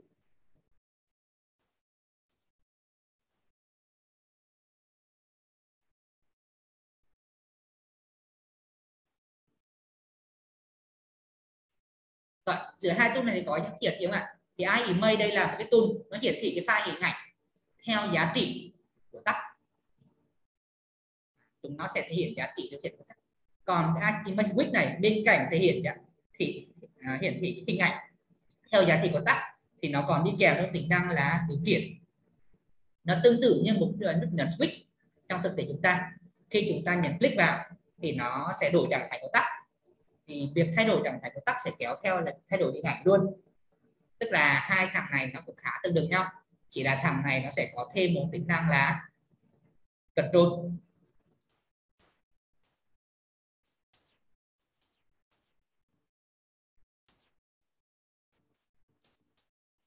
Để vào cái tool iEmage cộng thêm cái tính năng là control điều khiển. Đó.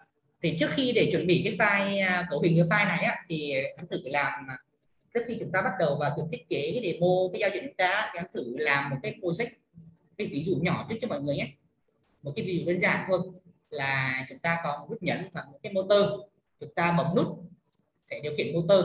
Thì cái motor này chúng ta thay vì hiển thị giá trị 01 thì chúng ta sẽ hiển file hình ảnh.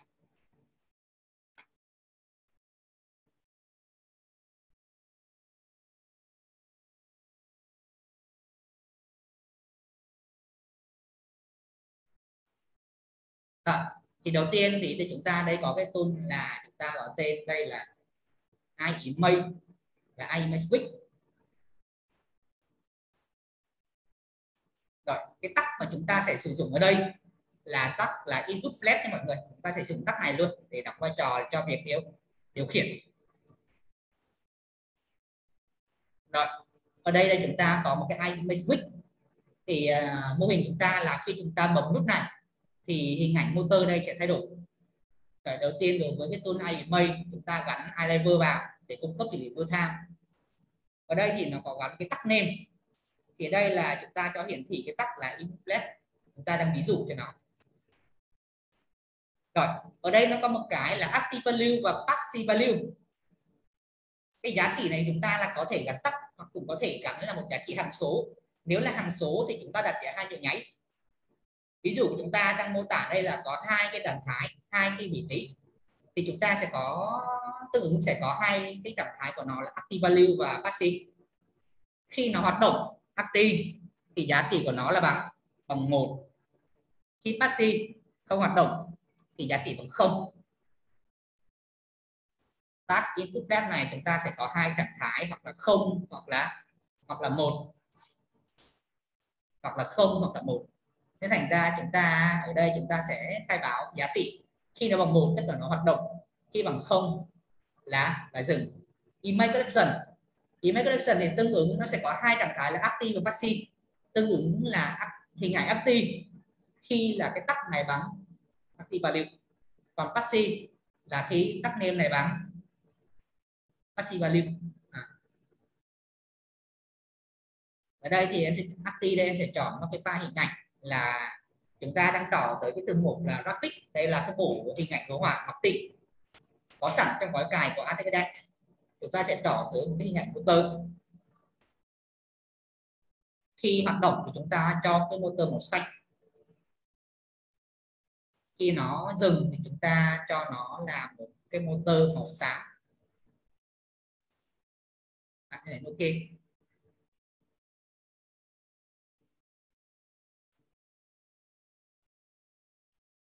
Logic của chúng ta là sao?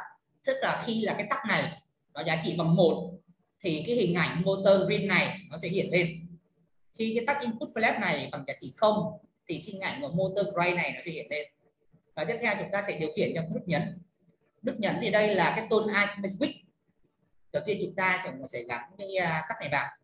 Ở đây thì chúng ta có hai cái tắc, hai cái trạng thái của chúng ta là vị trí thứ nhất và vị trí thứ hai. Tắc name của chúng ta đây là điều khiển cùng một cái luôn, input flash. Image collection chúng ta đây là cái file hình ảnh thì tương ứng là cái hình ảnh position 1 sẽ tương ứng với cái giá trị của position 1 bằng bao nhiêu. Thì ở đây thì chúng ta có hai cái vị trí thì tương ứng là cái trạng thái đầu tiên. Trạng thái đầu tiên của nó là bằng 0. Trạng thái thứ hai, cái vị trí thứ hai của nó là khi giá trị bằng 1. Thì tương ứng lúc mà cái giá trị của nó bằng 0 thì chúng ta sẽ chọn cái hình ảnh là một cái button màu xám nha mọi người.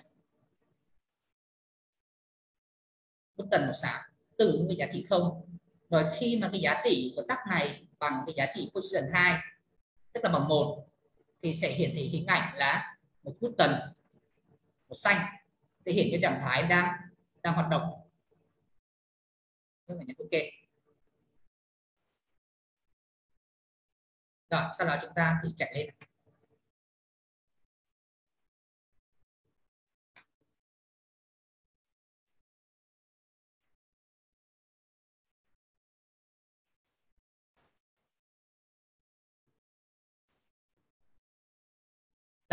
Đây là cái phần mềm chúng ta vừa chạy lên đây.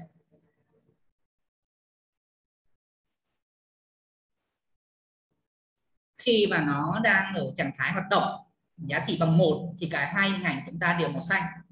Bây giờ khi chúng ta chuyển sang trạng thái tự nhiên 0 thì chuyển sang cái thải màu xám đấy, tự nhiên đấy. Rồi thì cái image chúng ta chỉ có chức năng là hiển thị thôi, còn với image switch thì bên cạnh tính năng hiển thị thì nó còn có chức năng control. Khi chúng ta nhấn click vào thì nó sẽ thay đổi trạng thái giữa hai vị trí là 0 hoặc là 1, tắt, bật. Mọi người có thể theo dõi các thông số ở trên iTask Builder này. trên AT Driver Server. Không, 1, không, bật, tắt, bật, tắt. Đó là về cái ví dụ mà đầu tiên mà em sẽ giới thiệu cho mọi người về hai cái tool là IEMA và Isenwick. Thì xuyên suốt trong cái demo tiếp theo chúng ta, demo liên quan đến hệ thống điều hòa không khí, thì chúng ta sẽ sử dụng hai tool này kết hợp với cái file hình ảnh mà chúng ta vừa chuẩn bị. Chúng ta sẽ thiết kế ra cái project của chúng ta. Rồi, sau khi xong thì chúng ta sẽ tắt project này và bắt đầu việc thiết kế cái project demo của chúng ta nhé mọi người.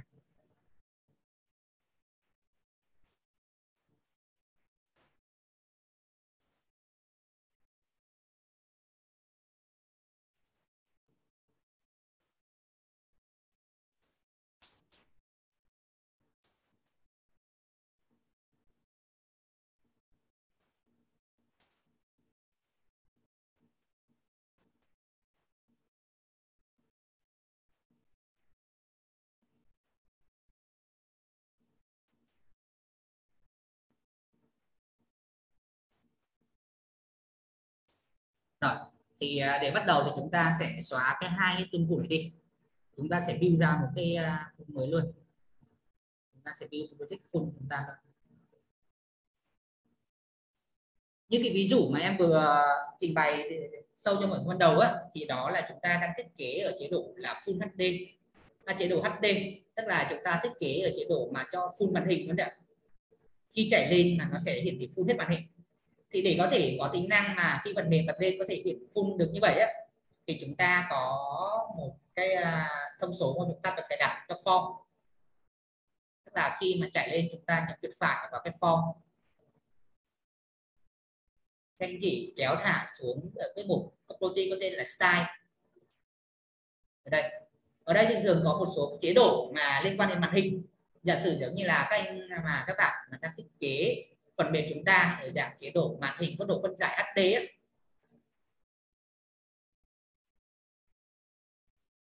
thì cái độ phân giải của chúng ta sẽ là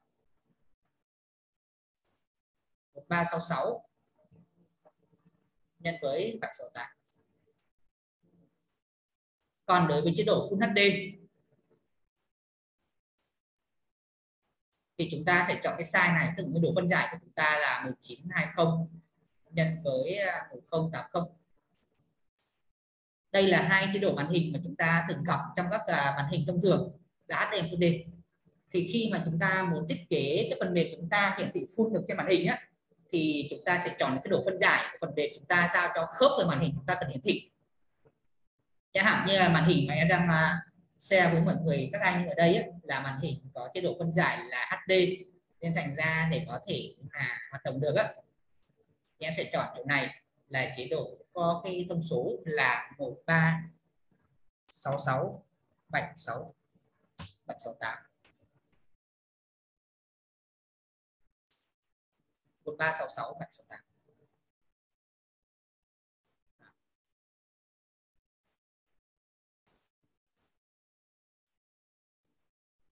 Và cái file hình ảnh mà em gửi cho mọi người là cũng sẽ thiết kế theo cái bộ phân giải này luôn nhé.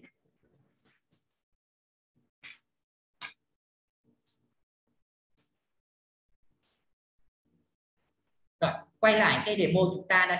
Thì để có thể thiết kế ra được các hình ảnh đồ họa như vậy, thì có thể thiết kế ra được các file hình ảnh như vậy, thì đầu tiên á, mà trong việc thiết kế chúng ta cần phải tạo ra cái background. Chúng ta cần phải tạo ra background. Mọi người thấy xem là một số bên cạnh cái hình ảnh như là của cái cánh quạt, của filter, của hitter hay color ấy, thì chúng ta còn có một cái nền sáng ở phía dưới đẹp. Thì tất cả các hình ảnh của các file thiết bị chúng ta là đặt trên cái nền sáng này hết. Thì cái nền sáng này cái nền sáng này em đang vẽ cho mọi người đây chỉ là background. Thì việc đầu tiên chúng ta cần phải là tạo ra một cái background.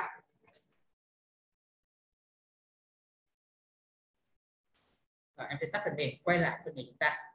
Thì để tạo ra background được này á, thì chúng ta sẽ tự dùng một cái, chúng ta sẽ kéo thả ra một cái tool của Windows có sẵn tên là panel.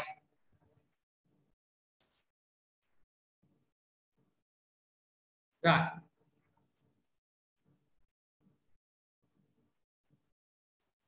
cái background này thì nó có cái chiều cao, cái độ phân giải của nó là khoảng tầm chiều cao là 233.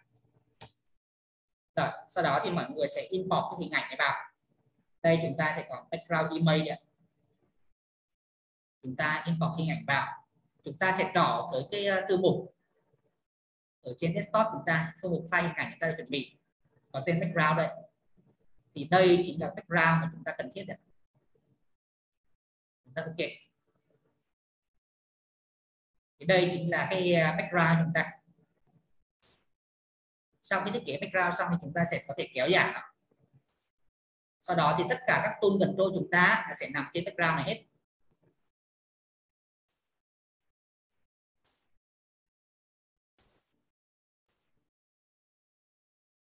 Rồi, em thử chạy lên thử xem mọi người xem là nó đã hiển thị được full ở màn hình nhé. Đây, mọi người thấy là khi chúng ta chọn cái độ phân giải 1920 á, cái form của chúng ta chạy lên là thể hiện là full ở màn hình đấy.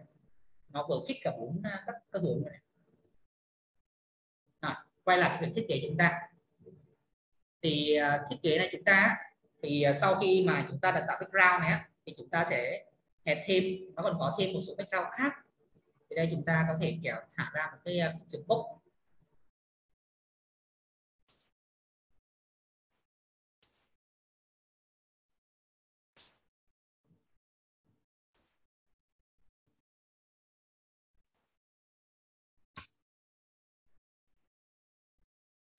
Chúng ta còn có một cái ảnh background là hai cái hình ảnh hai bên nền.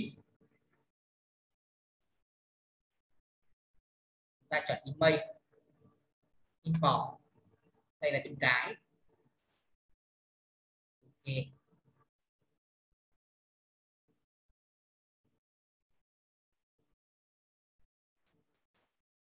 Đây là cái thiết kế cái khung, cái lưới ở bên phải, bên trái.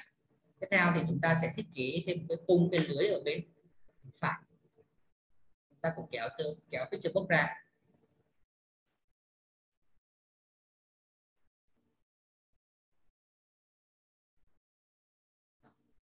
Chúng ta chọn background của cái tấm lưới bên phải.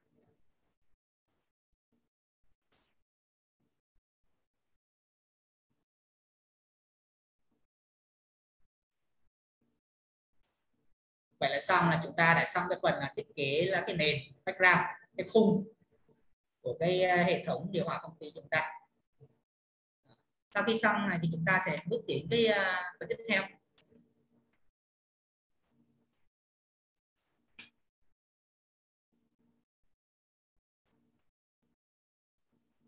Rồi sau khi mà thiết kế xong background này thì chúng ta sẽ thiết kế là các cánh quạt, rồi các bộ filter, rồi các bộ hít này lên lưới cho mọi người.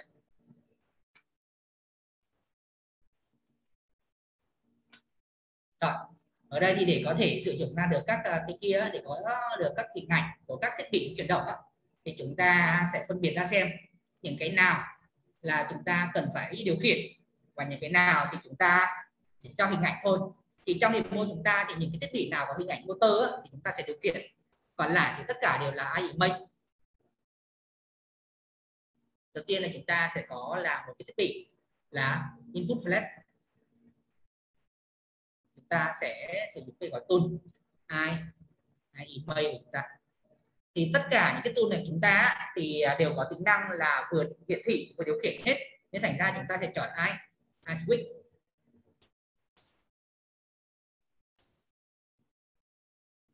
iSwitch có hai trạng thái một là tự đứng yên, giá trị là 0. Trạng thái 1, trạng thái position 2 là hoạt động. Chúng ta gắn là iDriver.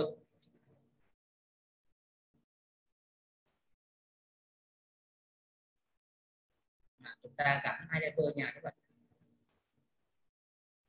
Tắt name cho nó là input flash, image version, trạng thái position 1. Position 1 tương ứng là trạng thái đứng yên. Desktop chúng ta là có flash đây, input flash. Thì chúng ta sẽ có hai trạng thái là nó đang hoạt động đứng yên. Khi mà nó đang position 1 là đang position 1 tức là đang đứng yên, đây là stop này. Còn khi mà nó đang chuyển động thì sẽ có cái keep. Chúng ta chọn cái file keep đây. Rồi, cái độ phân giải của cái hình ảnh này á, cái độ phân giải của hình ảnh thì các anh và các bạn chọn theo đúng khớp giống như cái độ phân giải của hình ảnh luôn nhé. Chẳng hạn như là đây chúng ta đây chuột vào thấy cái độ phân giải của nó là 48 x 124. Thì để cho khớp thì chúng ta chọn ở cái phần size tương ứng như vậy luôn là 48 x 124. Đúng không? Của chúng ta đây là fill rep đây chúng ta là 48 x 124.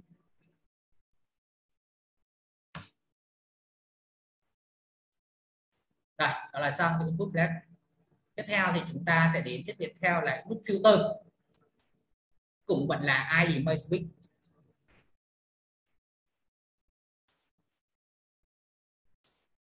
Chúng ta cũng tương tự là driver, giá tỷ position 1 là 0, position 2 là 1, tag name là input filter. Image correction hai trạng thái. Position 1 tức là đứng yên, filter rồi, filter đây. Filter chúng ta có input filter stop ở đây. Trạng thái số 2, position 2 tương ứng với trạng thái là chúng ta đang đứng yên. Trạng thái số 2, position 2 dạng bằng 1 tức là trạng thái đang chuyển động, run. Chúng ta nhấn OK. Filter chúng ta thì được có độ phân giải là 79 x 126.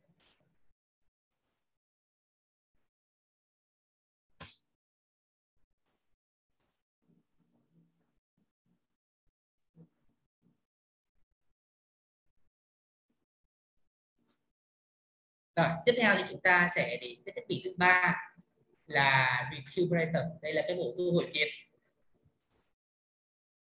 Thì cái bộ này thì nó có hai tỷ là một cái cánh quạt và một cái motor. Thì cái cánh quạt là một cái file hình ảnh image thôi, không có điều khiển, chúng ta chỉ có điều khiển motor thôi. Thì để có thể mà hiển thị được cái hình ảnh không điều khiển đó, thì chúng ta chỉ dùng image nha mọi người. Active là trạng thái hoạt động khi nó bằng 1. Passive khi đứng yên nó bằng 0. Image correction active thì tương ứng với cái trạng thái là đây, đứng yên này. Active thì chúng ta chọn hình active. Active là trạng thái run này, chúng ta open. Còn trạng thái passive là đây là file hình ảnh mà của cái cánh quạt khi nó đang đứng yên. Chúng ta nhấn OK, chúng ta gắn tắt. Cái độ phân giải của cái bộ điều hòa nhiệt này, cái bộ thu hồi nhiệt chúng ta là 228 x 233.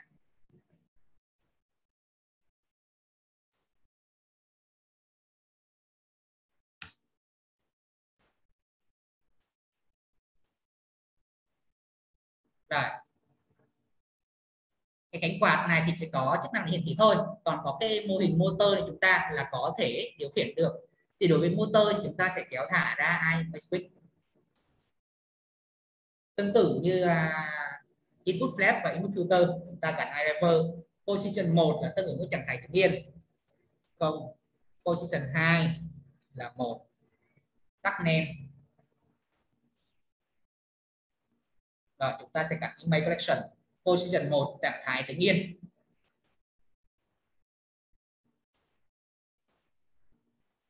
position 2 trạng thái hoạt động. Motor này chúng ta thì có độ phân giải là 60 x 6.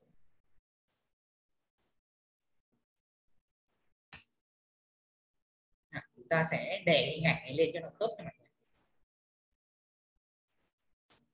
Vậy là xong cái phần thiết kế về cái bộ thu hồi nhiệt. Tiếp theo thì chúng ta sẽ thiết kế sang là cái bộ làm nóng và bộ làm lạnh, bộ sưởi nhiệt và bộ làm lạnh đấy. Thì hai cái này bên cạnh chức năng hiển thị thì nó còn có thể điều khiển trực tiếp trên giao diện, nên chúng ta chọn iImage Switch. Position 1 là tự nhiên, 0. Position 2 là khi hoạt động, và 1 của Twitter.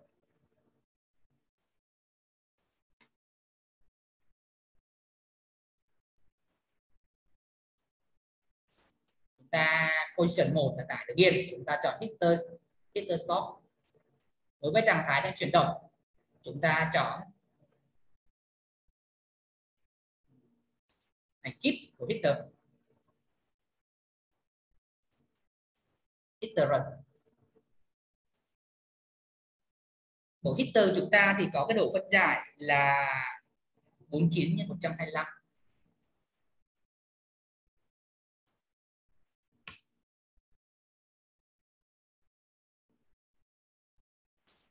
Và sau khi xong bộ hitter thì chúng ta sẽ sang cái tiếp theo là cái bộ killer của làm lạnh. Chúng ta lại kéo thẳng iImage Switch vào, đặt driver, điền các thông số tự nhiên, chuyển động, gắn tắt.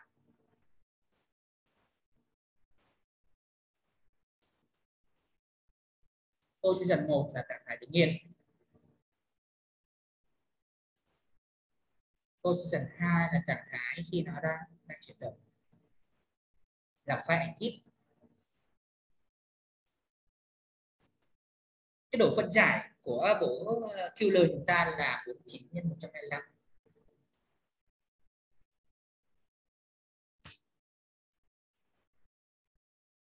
Rồi xong. Tiếp theo đây thì chúng ta sẽ chuyển sang là một cái thiết bị khác là cái input fan. Input fan này chúng ta thì sẽ có một cái motor. Input fan của chúng ta là sẽ có motor. Thì motor đây là thiết bị điều khiển được. Còn cái file, còn cái hình ảnh mà chúng ta còn đi kèm là một cái cánh quạt và một cái luồng gió, thì đây chỉ là iImage thôi, nó không có chức năng điều khiển. Đầu tiên thì chúng ta sẽ thể hiện cho cái iImage là cái buồng quạt hiển thị không điều khiển. Ta chọn iImage.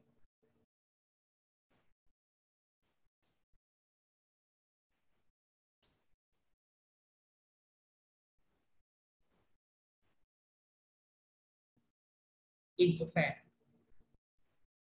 trạng thái active, trạng thái active của input fan. Trạng thái active là nó là một cái file ảnh GIF. Trạng thái passive là một cái file ảnh tịch. Stop.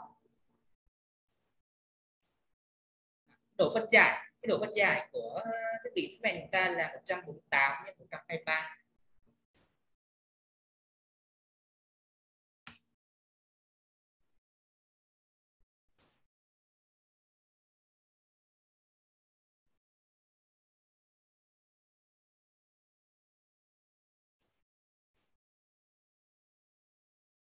Rồi, cái phút fan chúng ta còn có đi kèm với một cái motor bằng cái luồng gió. Thì đối với motor này á, thì đối với motor thì đây là iImage Switch cho nó có chức năng điều khiển. Position 1 bằng 0, nhiên. Position 2 bằng 1, hoạt động. Tắt là input fan. Position 1 thì chúng ta chọn cái ảnh motor đang tự nhiên. Position 2 là chúng ta sẽ chọn cái ảnh của motor đang chuyển động. Cái độ phân giải của cái motor chúng ta là 37 x 38.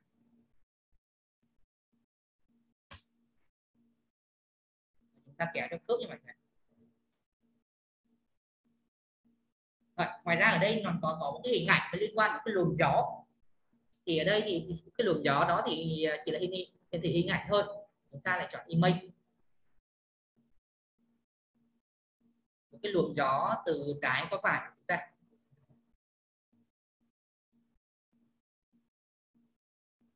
Ở đây chúng ta có hai trạng thái là bằng 1 hoặc là bằng 0. Tắc nên chúng ta đây là theo cái fan rồi. Chúng ta chọn image khi nó đang chuyển động. Khi nó chuyển động từ trái qua phải, chúng ta sẽ chọn hình ảnh từ đây là win này, win left. Khi nó chuyển động từ trái qua phải, trạng thái active thì có cảnh gif đẹp. Còn khi đứng yên thì chúng ta mục đích chúng ta là muốn cho nó không có xuất hiện. Nên thành ra ở đây chúng ta có cái mẹo là chúng ta sẽ thay cái hình ảnh tự nhiên của nó là bằng một cái hình ảnh trùng với cái màu nền. Đấy. Chúng ta nhấn OK. Thì đối với cái gió mà do cái phút fan tỏa ra, cái độ phân giải hình ảnh của nó là 91 x 7, 91 x 75.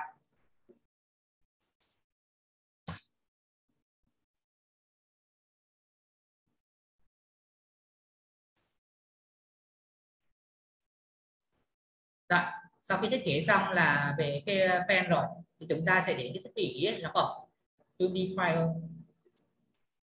Unifier đây chúng ta sẽ cùng có là một cái hình ảnh, cái buồng nắm ẩm và một cái motor. Thì motor là một thiết bị điều khiển nên sẽ là image switch, còn hình ảnh chính chúng ta là cái image.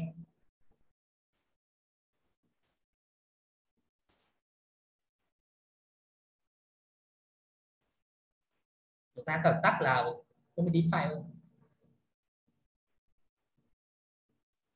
Trạng thái chuyển động của nó là hình ảnh Unifier với hình ảnh là ảnh GIF đang chuyển động.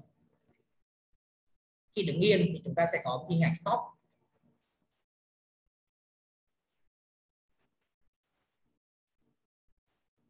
Cái độ phân giải của Unifier chúng ta là 76 x 144.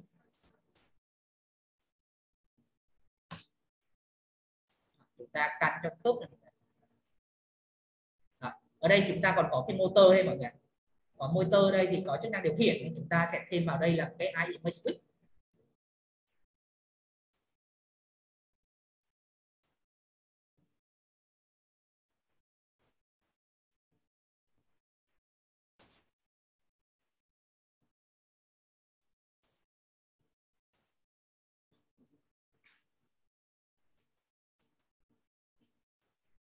Position 1 là tự nhiên.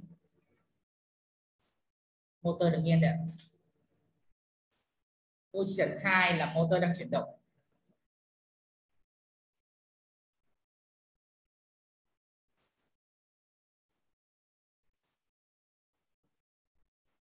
Cái độ phân giải của motor chúng ta là 41 x 31. Chúng ta chọn cái hình ảnh, cái độ phân giải này đúng bằng cái hình ảnh file gốc của chúng ta để cho cái chất lượng hình ảnh nó tốt nhất, không bị vỡ nét. Rồi, khi xong thiết bị là mở Unifier thì chúng ta sẽ có là đấy rồi, coi như là chúng ta đã xong là cái phần luồng khí vào input. Bây giờ chúng ta sẽ cho các luồng khí ra output, gồm có output filter, output fan, output left và các ống dẫn khí. Vậy thì chắc chúng ta sẽ thiết kế bố trí lại các size chúng ta sao cho nó cân đối tốt nhất mọi người. Chúng ta có thể di rời sang con trái.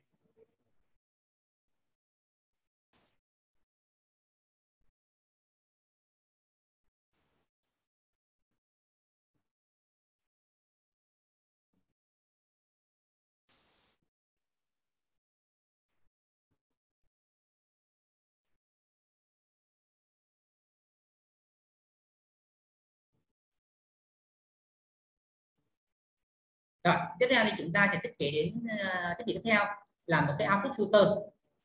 Luồng khí từ trong đi ra ngoài thì sẽ đi qua một cái bộ lọc có chức năng điều khiển luôn, thành ra sẽ image switch.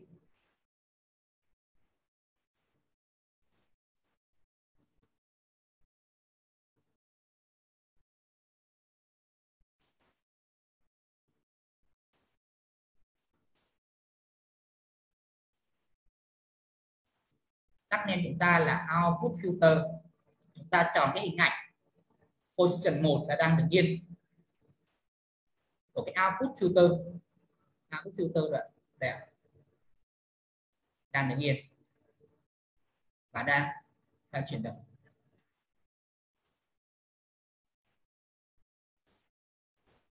Cái độ phân giải của cái output filter của chúng ta, output filter chúng ta có độ phân giải là 76 nhân 78 nhân 126.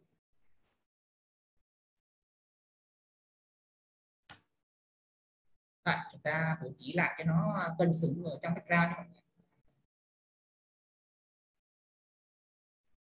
Rồi, sau khi xong cái bộ output filter ấy, chúng ta sẽ đến cái tab tiếp theo là một cái output fan, là một cái cánh quạt. Một cái quạt cái này thì sẽ có đi kèm với cái motor và một cái luồng gió. Nó sẽ tương tự như cái tỉ input fan này mọi người. Rồi, đầu tiên chúng ta sẽ kéo thả ra cái hình ảnh file. Driver HT là bằng 1, Passy là bằng 0. Thiết bị chúng ta là output fan và hình ảnh. Trạng thái chuyển động của chúng ta, là output fan. Trạng thái chuyển động của chúng ta là từng cái kíp đây như mọi người. Trạng thái đứng yên là chúng ta là cái file ảnh tĩnh. Rồi, output fan của chúng ta thì có độ phân giải là 140 123.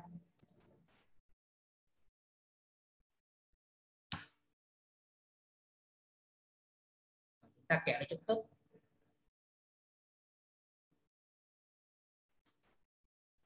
Vậy mọi người có thể thấy là có một chi tiết khá nhỏ đây. Là cái hình ảnh này nó đè có vẻ không được khớp lắm. Tức là cái thiết bị output chúng ta đang đè lên thì có thể không, thì ở trường hợp này thì trong khi chúng ta đang muốn là nó có cái hình ảnh 3D nó chân thực hơn, nó đúng theo là kiểu kia, thì cái này thì chúng ta chỉ cần làm cái thao tác nhỏ là cho cái hình ảnh này nó bring số phận trên đến trước.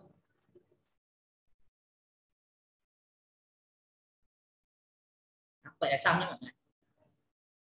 Chỉ cần một thao tác nhỏ thôi là chúng ta đã có xử lý được vấn đề này rồi. Chúng ta sắp xếp lại nhé.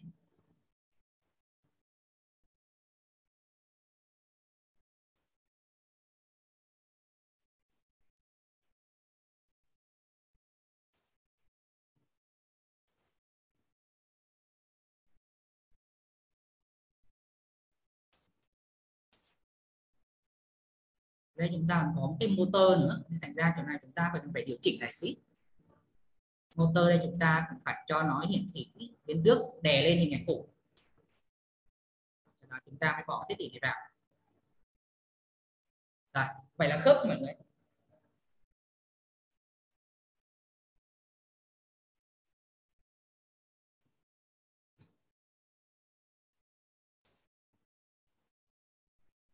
Rồi, sau đó thì sau khi xong hình ảnh layout của cái động cơ thổi thì chúng ta còn có gắn thêm một chức năng điều khiển của motor. Thì chúng ta kéo thả IMA switch.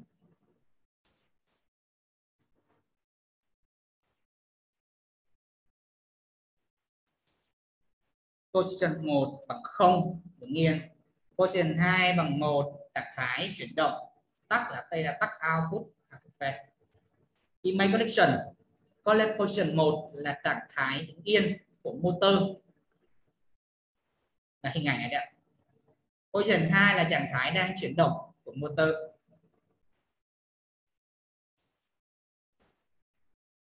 Ok. Thì đối với cái output fan chúng ta, motor cái độ phân giải chúng ta là 38 x 38. Anh nhắc lại luôn, thì đây cái độ phân giải này là chúng ta biết được cái thông số này là dựa theo cái độ phân giải của ảnh gốc nha mọi người. Chúng ta lấy cái hình ảnh độ phân giải gốc của hình ảnh luôn để cho tránh tình trạng nó bị vỡ nét. Rồi, chúng ta còn có thêm cái hình ảnh hiển thị của cái luồng gió. Đó là luồng gió từ phải qua trái do cái quạt này nó thổi.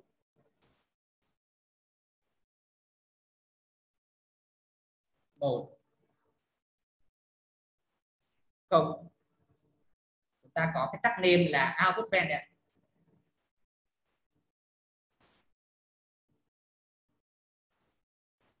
cái luồng gió từ phải qua trái là wind đây.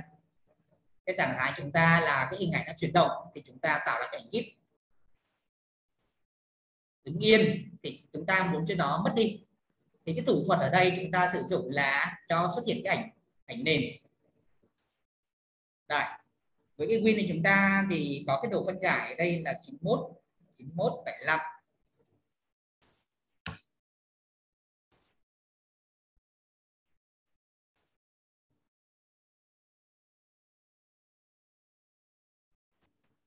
Rồi. Vậy là chúng ta đã thiết kế xong cái output fan này. Chúng ta còn có thiết bị khác nữa là, vậy là xong mấy thiết bị cơ bản rồi đấy mọi người. Chúng ta có output flap, chúng ta còn có một cái cánh quạt, cái cánh vẩy ở đầu ra ở đây này. Thì đây là một thiết bị mà vừa có tính năng hiển thị vừa có tính năng điều khiển. Chúng ta chọn IMA Switch.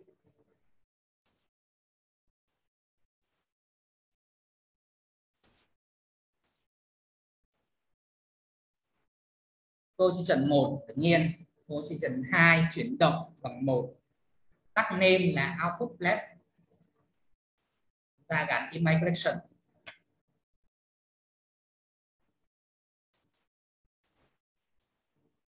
Chúng ta có một cái flap. Trạng thái đây chúng ta là position 1 là trạng thái tự nhiên, position 2 là trạng thái chuyển động của cái cánh quạt vẩy là ảnh GIF. Từ phân giải của chúng ta đây là 48/124. Chúng ta để vào cho khớp nhé. Tương tự cũng giống như lúc này ở trên cái hình ảnh bên này mọi người. Thì để cho có thể cái hình ảnh phía trên đè lên thì chúng ta chọn ảnh tên, chuột phải chúng ta chọn cho nó hiển thị ra trước. Vậy là xong nhé. Rồi chúng ta sẽ kiểm tra một loạt lại các tab của chúng ta nhé. Đây là input flap, chúng ta có input filter, chúng ta có của recuperator, đây hình ảnh 0110, chúng ta có 01 của hitter, của killer, chúng ta có 10 hình ảnh của input fan, chúng ta cái motor điều khiển, luồng gió, chúng ta có humidifier, đây là một thiết bị một bộ làm ẩm, motor điều khiển, chúng ta có output filter, chúng ta có một cái cánh phổi output fan, motor điều khiển, luồng gió, rồi đây chúng ta sẽ có một cái output led. Rồi thì theo như cái thiết bị chúng ta thì chúng ta đã còn một cái ba chi tiết cuối cùng, đó là các ống dẫn. Đây là các ống dẫn khí để lưu thông không khí ở trong cái căn phòng, trong tòa nhà chúng ta. Chúng ta còn có 3 cái ống sạc ở ba đầu, và bên trái để rửa ở bên trái. Ngoài ra chúng ta còn có liên quan đến một số cái hình ảnh nền khác. Thì ở đây đầu tiên thì chúng ta sẽ kéo thả ra, đây có chức năng đi kèm các điều khiển, thì chúng ta kéo thả IMA Switch, bản driver, nghiêng, hoạt động. Tắt name của chúng ta đây là bên trái, đúng không ạ? Chúng ta đang điều khiển là cái ống thổi khí, cái đường ống đi ra của không khí bên trái. Chúng ta chọn cái danh sách image, position 1 là trạng thái tự nhiên.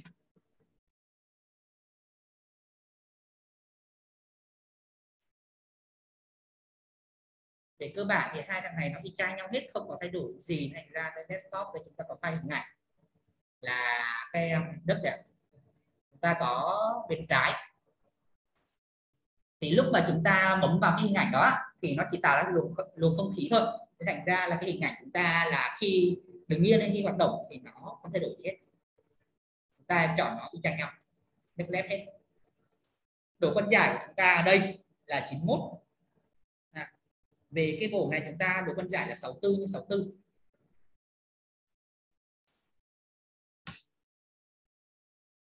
Rồi, đi kèm ở đây thì khi mà cái thiết bị nó thổi, nó sẽ tạo ra một cái luồng gió đi xuống. Thì chúng ta sẽ kéo xả ra cái file hình ảnh hay image thể hiện cho cái luồng không khí đi xuống.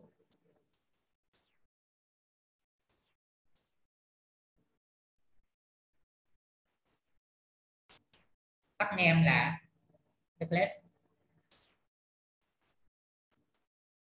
trạng thái chuyển động cái file hình ảnh này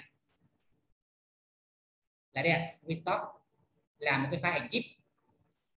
Wintop đã thổi từ trên xuống. Rồi còn trạng thái đứng yên, trạng thái đứng yên thì cho nó ẩn đi. Thì cái thủ thuật chúng ta sử dụng đây là cho nó hiển thị trùng với ảnh nền. Ảnh nền ở đây chúng ta là chọn những ảnh màu trắng. Ok, cái độ phân giải của cái ảnh này á, là 75x91.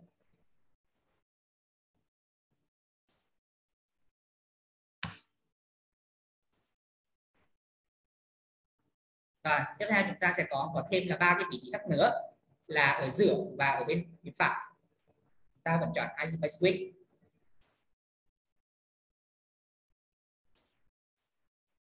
Ta chọn Isolate Switch.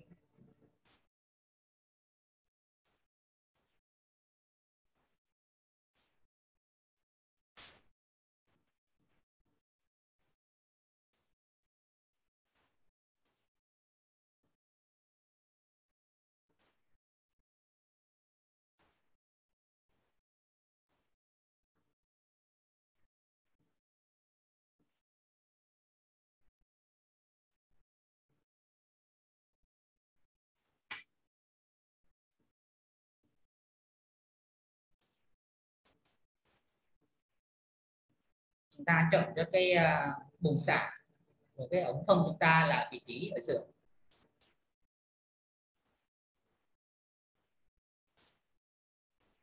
Độ phân giải của các thiết bị của chúng ta là 64.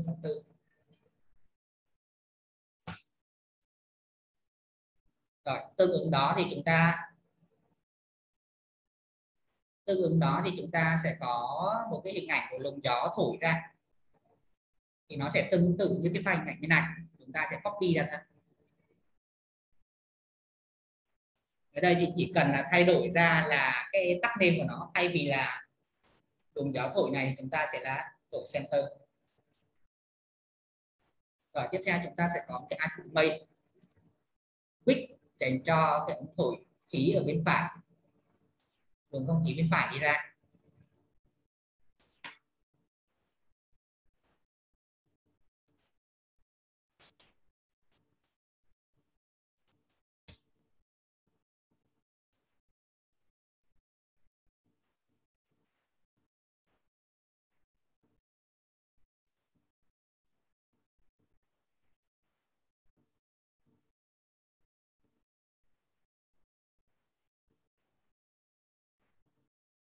Rồi, cái độ phân giải của cái thiết bị chúng ta là 64 hết các bạn này. 64. Chúng ta copy cái file luồng gió này vào đây. Chỉ cần thay đổi lại cái tag name của chúng ta. Tag name chúng ta đây chúng ta thay đổi lại là thay vì đất sen thì chúng ta sẽ bên phải. Ngoài ra chúng ta còn có thêm một file hình ảnh tạo ra cái luồng cái ống trung gian nối ở giữa thiết bị này. Thì đây chúng ta sử dụng cái tool của Windows có tên là Pixelbook. Ta import cái file hình ảnh vào. Là thằng này đây. Okay. Và sau đó chúng ta sẽ cho nối giữa các ống này lại với nhau.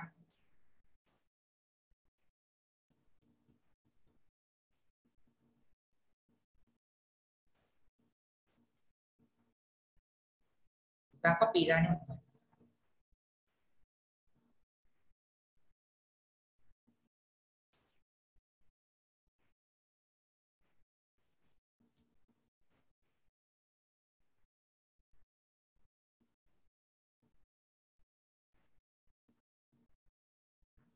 Thiết kế như vậy là chúng ta tạo ra cảm giác là các ống này nó đã được nối liên kết với nhau đấy. Chúng ta di rời thẳng cái ống ở giữa này ra. Tiếp theo chúng ta sẽ copy tiếp hàng này. Chúng ta nhấn từ C. Qua đây thì chúng ta sẽ nối cái đường ống bên này.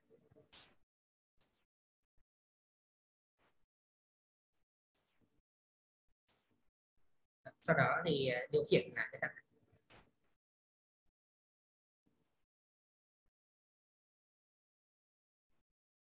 Vậy là về cơ bản là chúng ta đã hoàn thành xong việc thiết kế cái phần mềm mô phỏng chúng ta, hệ thống điều hòa không khí.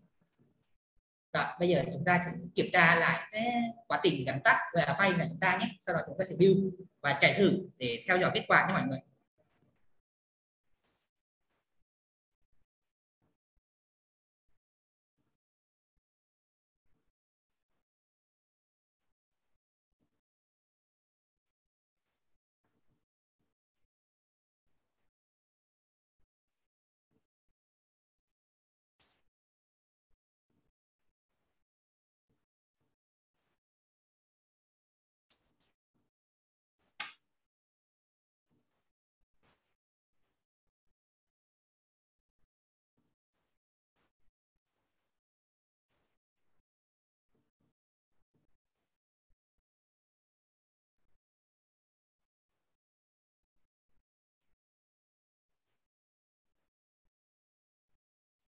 Đó. Việc bây giờ chúng ta chỉ cần kiểm tra lại xem là có sai sót gì trong quá trình thiết kế, trong quá trình gắn tắt và giá trị hay không.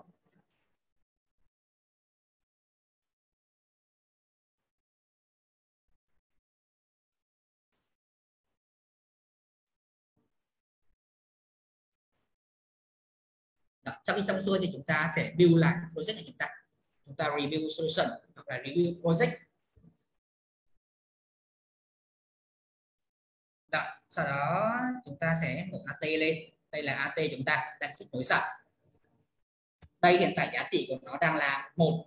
Bây giờ lúc chúng ta chạy phần mềm lên mà nếu tất cả các hình ảnh mô phỏng chúng ta là đều hoạt động hết thì coi như là cái quá trình build chúng ta đã thành công, không xảy ra bị lỗi hết. Chúng ta chạy thử nhé.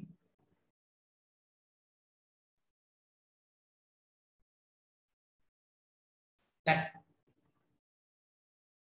mọi người thấy rằng là hoạt động chúng ta đã hoạt động hết rồi đấy. Hay quá. Rồi chúng ta thử điều khiển nhé mọi người. Tắt, tắt, tắt.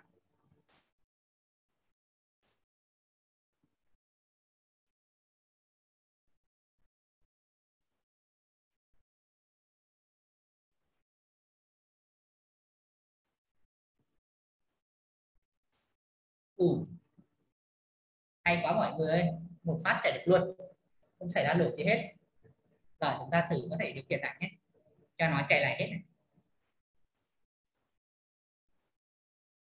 Ở đây chúng ta có hơi sai sót xíu, lúc này là cái hình ảnh chúng ta chưa khớp, lát nữa chúng ta điều chỉnh lại. Cái file hình ảnh motor chúng ta đây thì nó đang hơi bị lệch.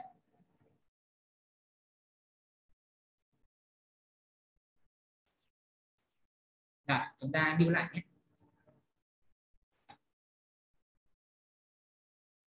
Rồi, chúng ta chạy lên.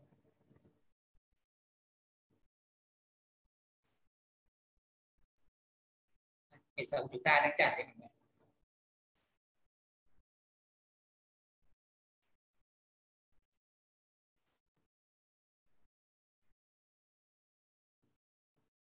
Chúng ta thử mở AT lên để so sánh kết quả nhé. Bây giờ chúng ta thử tắt tất cả cái giá trị này bằng AT Driver Server được nhé. Mà người để ý trên giao diện là khi mà em set giá trị này về bằng 0 hết thì tương ứng là các thiết bị chúng ta là sẽ dừng hoạt động luôn đấy.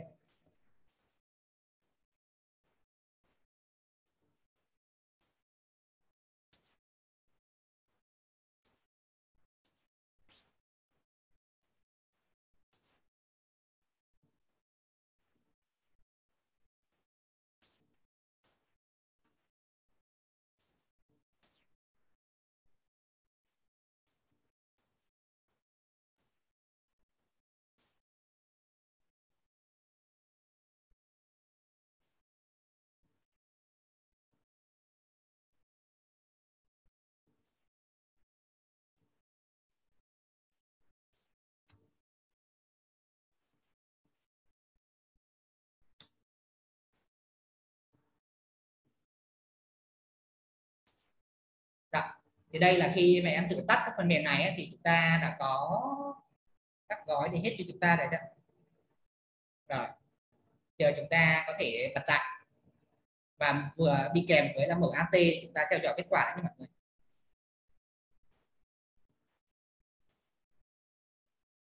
Đây là phần AT, chúng ta thử bật input này nhé.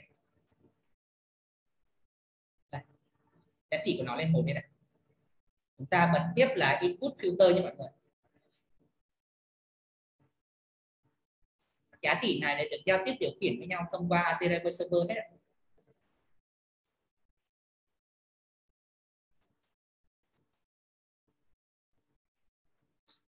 Khi chúng ta nhấn click vào các control như này thì sẽ tạo ra các chuyển động thông qua việc mà khi chúng ta click thì chúng ta là điều khiển xuống AT Driver Server làm thay đổi giá trị của tắc. Sau đó các tắc này sẽ được phản feedback ngược lại lên các control để chúng ta thay đổi được các thông số hiển thị.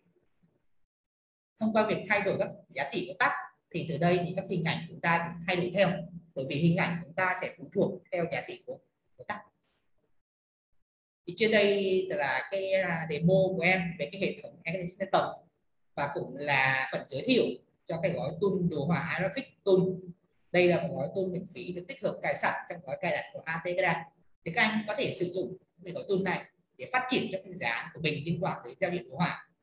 Bởi vì chỉ cần sử dụng các gói tool cơ bản này thôi là chúng ta có thể làm được một dự án liên quan đến giao diện đồ họa ATCADA bất kỳ rồi. Chúng ta có thể mở rộng dự án này ra trong rất nhiều lĩnh vực, không chỉ đơn thuần như là cái demo chúng ta có thể tích hợp luôn trong phát triển dự án liên quan đến xử lý thải hay trong dự án ATCADA quản trị nhà máy sản xuất. Thì kết hợp với gói tool iTool và gói Arabic Tool thì chúng ta hoàn toàn có thể build ra được một dự án ATCADA của riêng chúng ta phục vụ cho nhu cầu.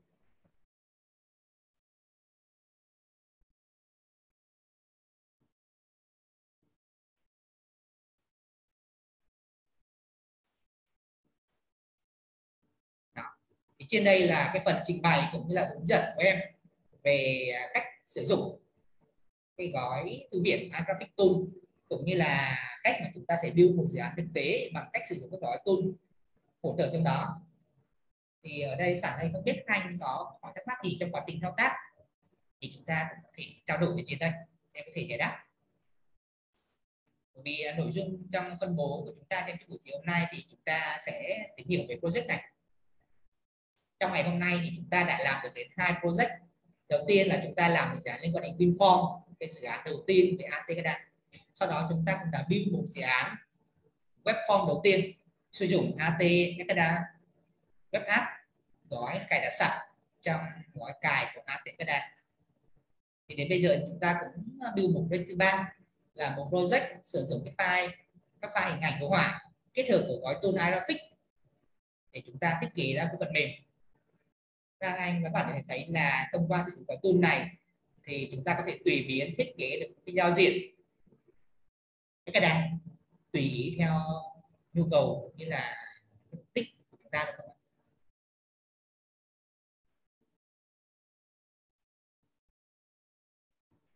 Ở đây thì em chỉ cho các anh các bạn để thấy là để có thể thiết kế phần mềm này chúng ta để sử dụng 2 tool duy nhất trong gói Graphic Tool.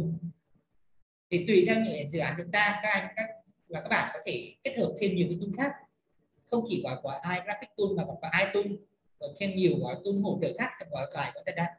Thì cái việc thiết kế phần mềm chúng ta trở nên rất là mềm dẻo, rất là đa dạng, linh hoạt.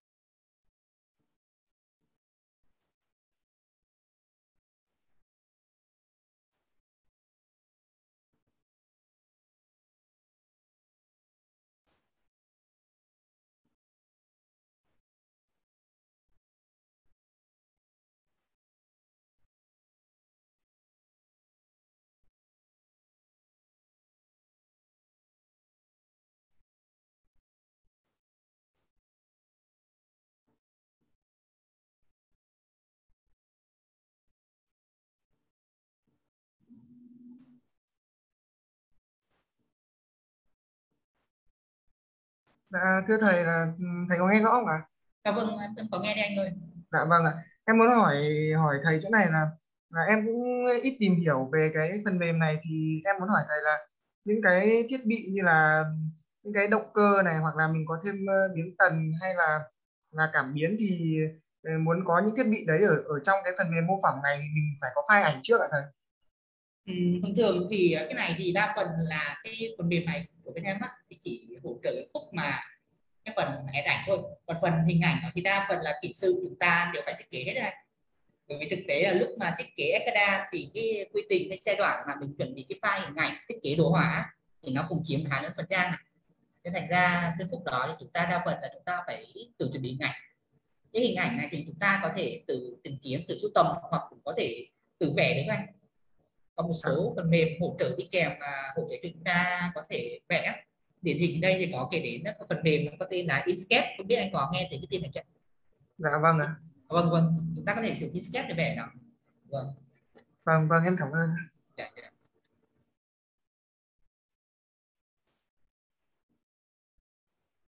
Ở đây thì không biết có anh hoặc có bạn nào đó có thể thắc mắc cái câu hỏi gì đó, mình có thể đặt câu hỏi để mình trao đổi với nhé. Bởi vì là trong chương trình của chúng ta thì trong buổi hôm nay thì chúng ta cũng đi khá là thuận lợi, cho nên chúng ta build project này là build phát là chạy luôn, không có lỗi gì hết. Thành ra là chúng ta còn dư khá cái thời gian, thành ra các anh hoặc các bạn có một câu hỏi gì đó thì có thể đặt ở đây mình trao đổi. Giống như giảng tiền ở đây thì em cũng có là một khá là hay, em cũng có muốn chia sẻ với mọi người luôn. Tức là sáng nay trong lúc chúng ta có một câu hỏi, có một anh đặt câu hỏi cho em là giả sử khi chúng ta kết nối với iTag Builder, ở đây chắc em xin phép vẽ hình xíu nhé. Cái này thì nó hơi không ngoài cái chương trình chúng ta. Tức là có sáng nay có một anh hỏi là khi chúng ta sử dụng phần mềm iTag Builder này, có thiết kế và sau đó lên cái phần mềm Ekada chúng ta nhé, đây chúng ta AT Ekada.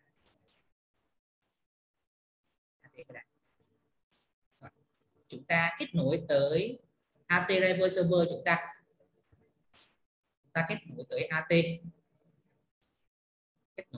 AT Driver Server chúng ta. Rồi, thì để có thể kết nối đến AT Server chúng ta thì đòi hỏi chúng ta cần phải có địa chỉ IP. Chúng ta phải xác định được IP của AT Driver Server bao nhiêu thì cái phần mềm chúng ta mới connect tới được thông qua cái địa chỉ IP đó.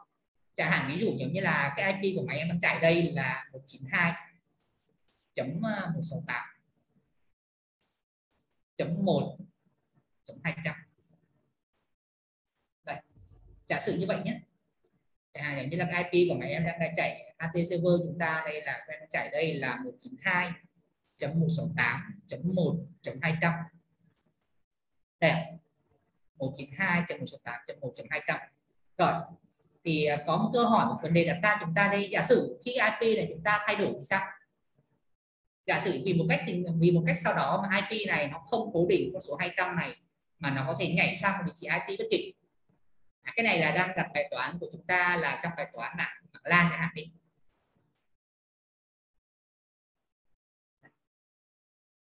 Giả sử nó có thể chuyển đổi sang những cái địa chỉ IP khác, chẳng hạn như là 192.168.1.100 chẳng hạn, nó nhảy IP. Hoặc thì cái này là một cái ví dụ cho mạng LAN. Hoặc trong một cái bài toán khác mà có vẻ thực tế hơn là khi mà chúng ta muốn kết nối remote từ xa, khi chúng ta mà muốn remote kết nối từ xa thông qua bảng internet. Đây là internet của chúng ta.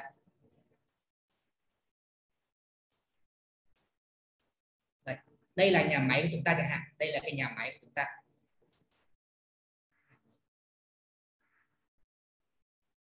Chúng ta muốn cần điều khiển giám sát hệ thống từ xa qua nhà máy. Ở đây giả sử chúng ta có phần mềm AT Driver Server.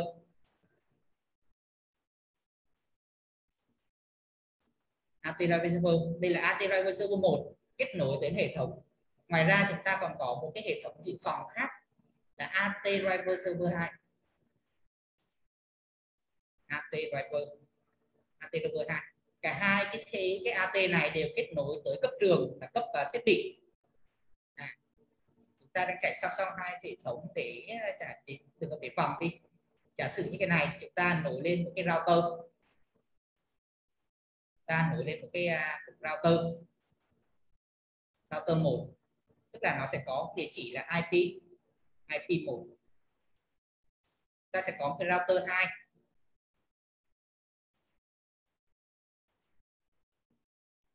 Router 2 sẽ có địa chỉ là IP2. Thì để có thể kết nối lên hệ thống mạng được á, thì một giải pháp mà chúng ta có thể làm đây là chúng ta sẽ nắp bọc nó ra. Nắp bọc. Khi mà chúng ta nắp bọc ra thì AT Driver Server này nó sẽ có địa chỉ IP là IP1. Khi chúng ta nắp bọc ra AT Driver Server 2 này, nắp bọc ra sẽ có địa chỉ là IP2. Thì đây là các IP tỉnh. Rồi, ở đây thì chúng ta sẽ có cái văn phòng center của chúng ta. Đây là văn phòng center chúng ta giám sát từ xa. Chúng ta sẽ thông qua là hệ thống mạng kết nối giám sát tới hệ thống nhà máy chúng ta. Vấn đề đặt ra ở đây chúng ta là giả sử ban đầu những phần mềm của chủ chúng ta kết nối tới địa chỉ IP1, tức là kết nối tới AT Driver Server 1, nhưng vì một sự cố nào đó thì chúng ta có thể chuyển qua linh hoạt chuyển đổi từ các địa chỉ IP2 được hay không, thậm chí chúng ta có thể thêm địa chỉ IP3, IP4 hoặc IP chấm chấm chấm cho tới IPN. Tức là thay vì phần mềm chúng ta chỉ kết nối tới một địa chỉ IP duy nhất cố định mặc định, thì chúng ta có thể linh hoạt chuyển đổi từ các địa chỉ IP với nhau khác nhau hay không.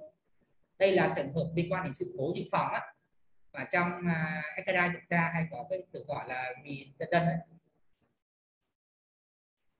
Thì đối với kiến trúc của AT Driver Server thì nó hoàn toàn giải quyết được chuyện này. Các anh chị có thể thấy là chúng ta sẽ quay lại là lúc mà chúng ta thiết kế, lúc chúng ta thiết kế ra AT Driver này, giả sử thì em chọn remote từ xa, chúng ta add driver thì chúng ta chọn AT Driver Client, thì các anh và các bạn có thể thấy ở đây chúng ta có một cái mục là redundant server IP or domain, tức là đây là các IP dự phòng. Ví dụ IP chính của chúng ta là 192.168.1.100. Ngoài ra chúng ta còn có thêm một số loạt IP dự phòng như là 192.168.1.101, thì chúng ta các bạn cứ ép vào tương tự 1.2 rồi 1.1.3 rồi cho tới 1.1.n luôn. Thì quy trình của nó là như thế nào? Thì đầu tiên thì phần mềm của chúng ta là sẽ kết nối tới địa chỉ là chính domain chính 19.2.1.8.1.100. Vì một lý do nào đó mà cái địa chỉ AT Driver Server chạy cái địa chỉ này nó bị bét, thì phần mềm của chúng ta sẽ tự động connect tới địa chỉ .1.101. Phần mềm của chúng ta sẽ tự động kết nối tới địa chỉ là 101. Rồi giả sử vì một lý do nào đó cái địa chỉ .1.01 để chúng ta lại bị bét tiếp, thì phần mềm nó lại tự động kết nối tới địa chỉ là 1.2. Thì đây là cái danh sách dự phòng của chúng ta. Cái ở trên bét thì nó sẽ tự động kết nối luôn. Rồi trong quá trình đó mà khi nào mà cái địa chỉ là 192.168.1.100 này nó trở lại bình thường, khi nào cái địa chỉ này nó quay trở lại trạng thái bình thường good, thì phần mềm nó sẽ tự động quay về kết nối vào địa chỉ .1.100. Thì đó chính là cái cơ chế dự phòng của AT Driver Server. Thì cái bài toán đặt ra đây là cái kiến trúc này nó phù hợp cho các bài toán liên quan tới dự phòng của chúng ta. Giả sử chúng ta có hai cái hệ thống mạng, vì một lý do sự cố nào đó cái hệ thống mạng chính của chúng ta bị trục trặc, chẳng hạn như là bị cá mập cắn đứt cáp hay là bị mất mạng do đó, thì phần mềm chúng ta nó sẽ tự động chuyển sang địa chỉ router 2. Tương tự như thế, đây là cái hệ thống liên quan đến dự phòng cái hệ thống IP, nhưng mà chúng ta hoàn toàn có thể triển khai cái hệ thống giải pháp là dự phòng trong nhà máy, tức là chúng ta sẽ có nhiều cái AT Driver Server. Khi AT Driver Server này nó bị mất kết nối thì sẽ tự động chuyển sang AT Driver Server khác. Đó là tính năng liên quan đến dự phòng của AT Server. Khi IP domain chính nó bị xảy ra lỗi fail thì chúng ta sẽ tự động kết nối sang cái địa chỉ IP khác. Thì đây là một trong những cái ưu điểm mà của kiến trúc phần mềm AT Ekada. Thì trong buổi sáng hôm nay thì nếu có thời gian thì sẽ dành thời gian để nói thêm chút về phần này. Thì cái phần mà liên quan đến dự phòng IP này á, thì cũng do là có một anh nó đặt câu hỏi thắc mắc để trình bày. Thế thực sự ra thì cái phần này nó cũng thuộc về một trong những là cái phần kiến thức nâng cao, tức là khi mà chúng ta đã làm quen với phần mềm ATKDA, chúng ta đã có những trải nghiệm đầu tiên, chúng ta đã hiểu biết về cách thiết lập hệ thống á, thì sau đó thì chúng ta hãy tìm hiểu tới những cái hệ thống liên quan tới tính năng dự phòng này.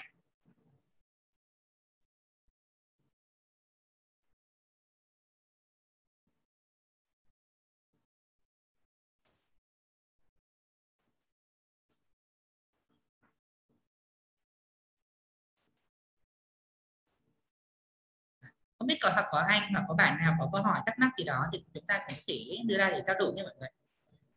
Thì trong buổi ngày hôm nay thì trong ngày hôm nay thì chúng ta cũng đã đi hết cái phần đó là xây dựng dự án liên quan đến ATKDA. Buổi sáng thì chúng ta đã cũng là làm dự án, đã tìm hiểu về quy trình tạo dự án. Chúng ta cũng đã tạo ra một cái project đầu tiên. Project đầu tiên tìm hiểu về cách sử dụng AT-Driver Server kết nối đến thiết bị, sử dụng Attack Builder để tạo ra cấu trúc tag file, tạo ra dự án WinForm trên desktop, tạo ra web form, rồi tạo ra WinForm web form.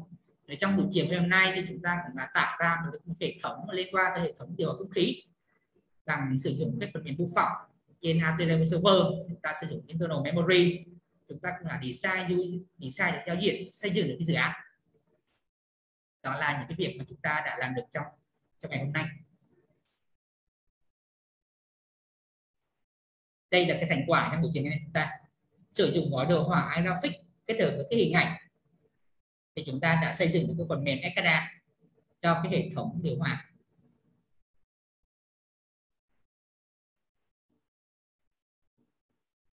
Rồi, trong ngày mai thì chủ dụng trong ngày hôm nay thì chúng ta sẽ cố gắng đi các phần nội dung còn lại. Đó là chúng ta sẽ dành trong buổi sáng phần lớn thời gian là chúng ta sẽ đi tìm hiểu về kiến trúc phần mềm và các kiến trúc phần cứng, phần mềm và kiến trúc hệ thống của ATKDA. Cụ thể chi tiết hơn là chúng ta sẽ đi tìm hiểu sâu chi tiết về AT-Driver Server, tính năng, chức năng, kiến trúc, tìm hiểu về Attack Builder và đặc biệt hơn cả là chính là tìm hiểu về iDriver, những tính năng, những ưu điểm của nó, nhiệm vụ, chức năng của nó. Và sau đó chúng ta sẽ có một cái thời gian để thảo luận, trao đổi, phân tích ra những điểm mạnh của ATKDA. Đó là nội dung trong buổi ngày mai. Thì trong buổi ngày hôm nay thì không biết ở đây thì có anh có bạn đó có câu hỏi thắc mắc gì trong buổi này thì chúng ta có thể trao đổi đây nhé.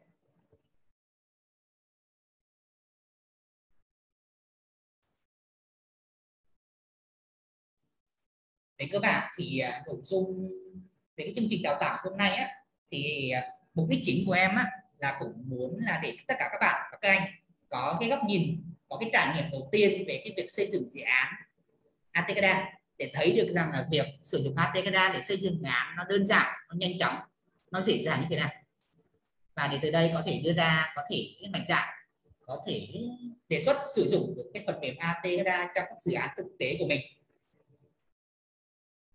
Nên thành ra chỉ dừng ở mức cơ bản, nên thành ra trong một số kiến thức thì em cũng không có đi sâu về các phần nội dung, chỉ dừng mức cơ bản để cho mọi người là có những cái cảm nhận góc nhìn đầu tiên.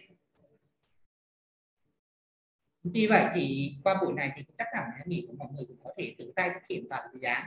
Còn trong cái chương trình đào tạo thì những mọi người mà có các bạn và các anh có nhu cầu tìm hiểu sâu hơn về kiến trúc phần mềm của ATKDA, muốn tìm hiểu thêm về những tính năng nâng cao, thì bên cạnh song song của chương trình cơ bản này thì ATKLab cũng có triển khai một số chương trình khoa nâng cao. Thì các anh và các bạn sau khi học xong khóa cơ bản này có thể đăng ký nâng cao. Thì trong khóa nâng cao đó chúng ta có thể tìm hiểu thêm về phần mềm này.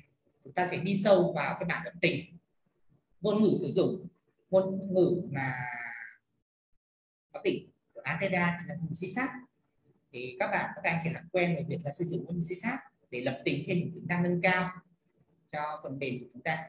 Nó không chỉ dừng lại ở cái phần mềm là giám sát hay là điều khiển ATKDA thông thường cổ điển, mà nó còn lên vào tầm cao hơn là phần mềm quản trị hệ thống, quản trị sản xuất.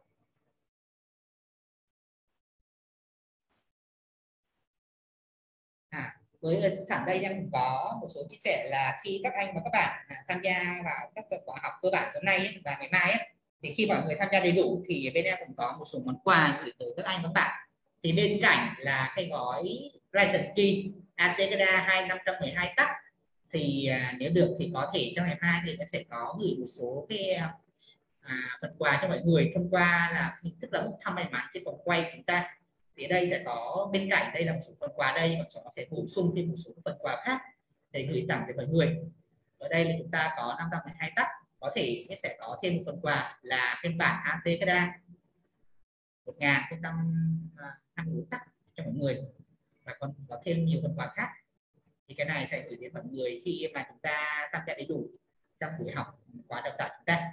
Bên cạnh cái gói quà tặng mặc định là ATKDA 512 tắc.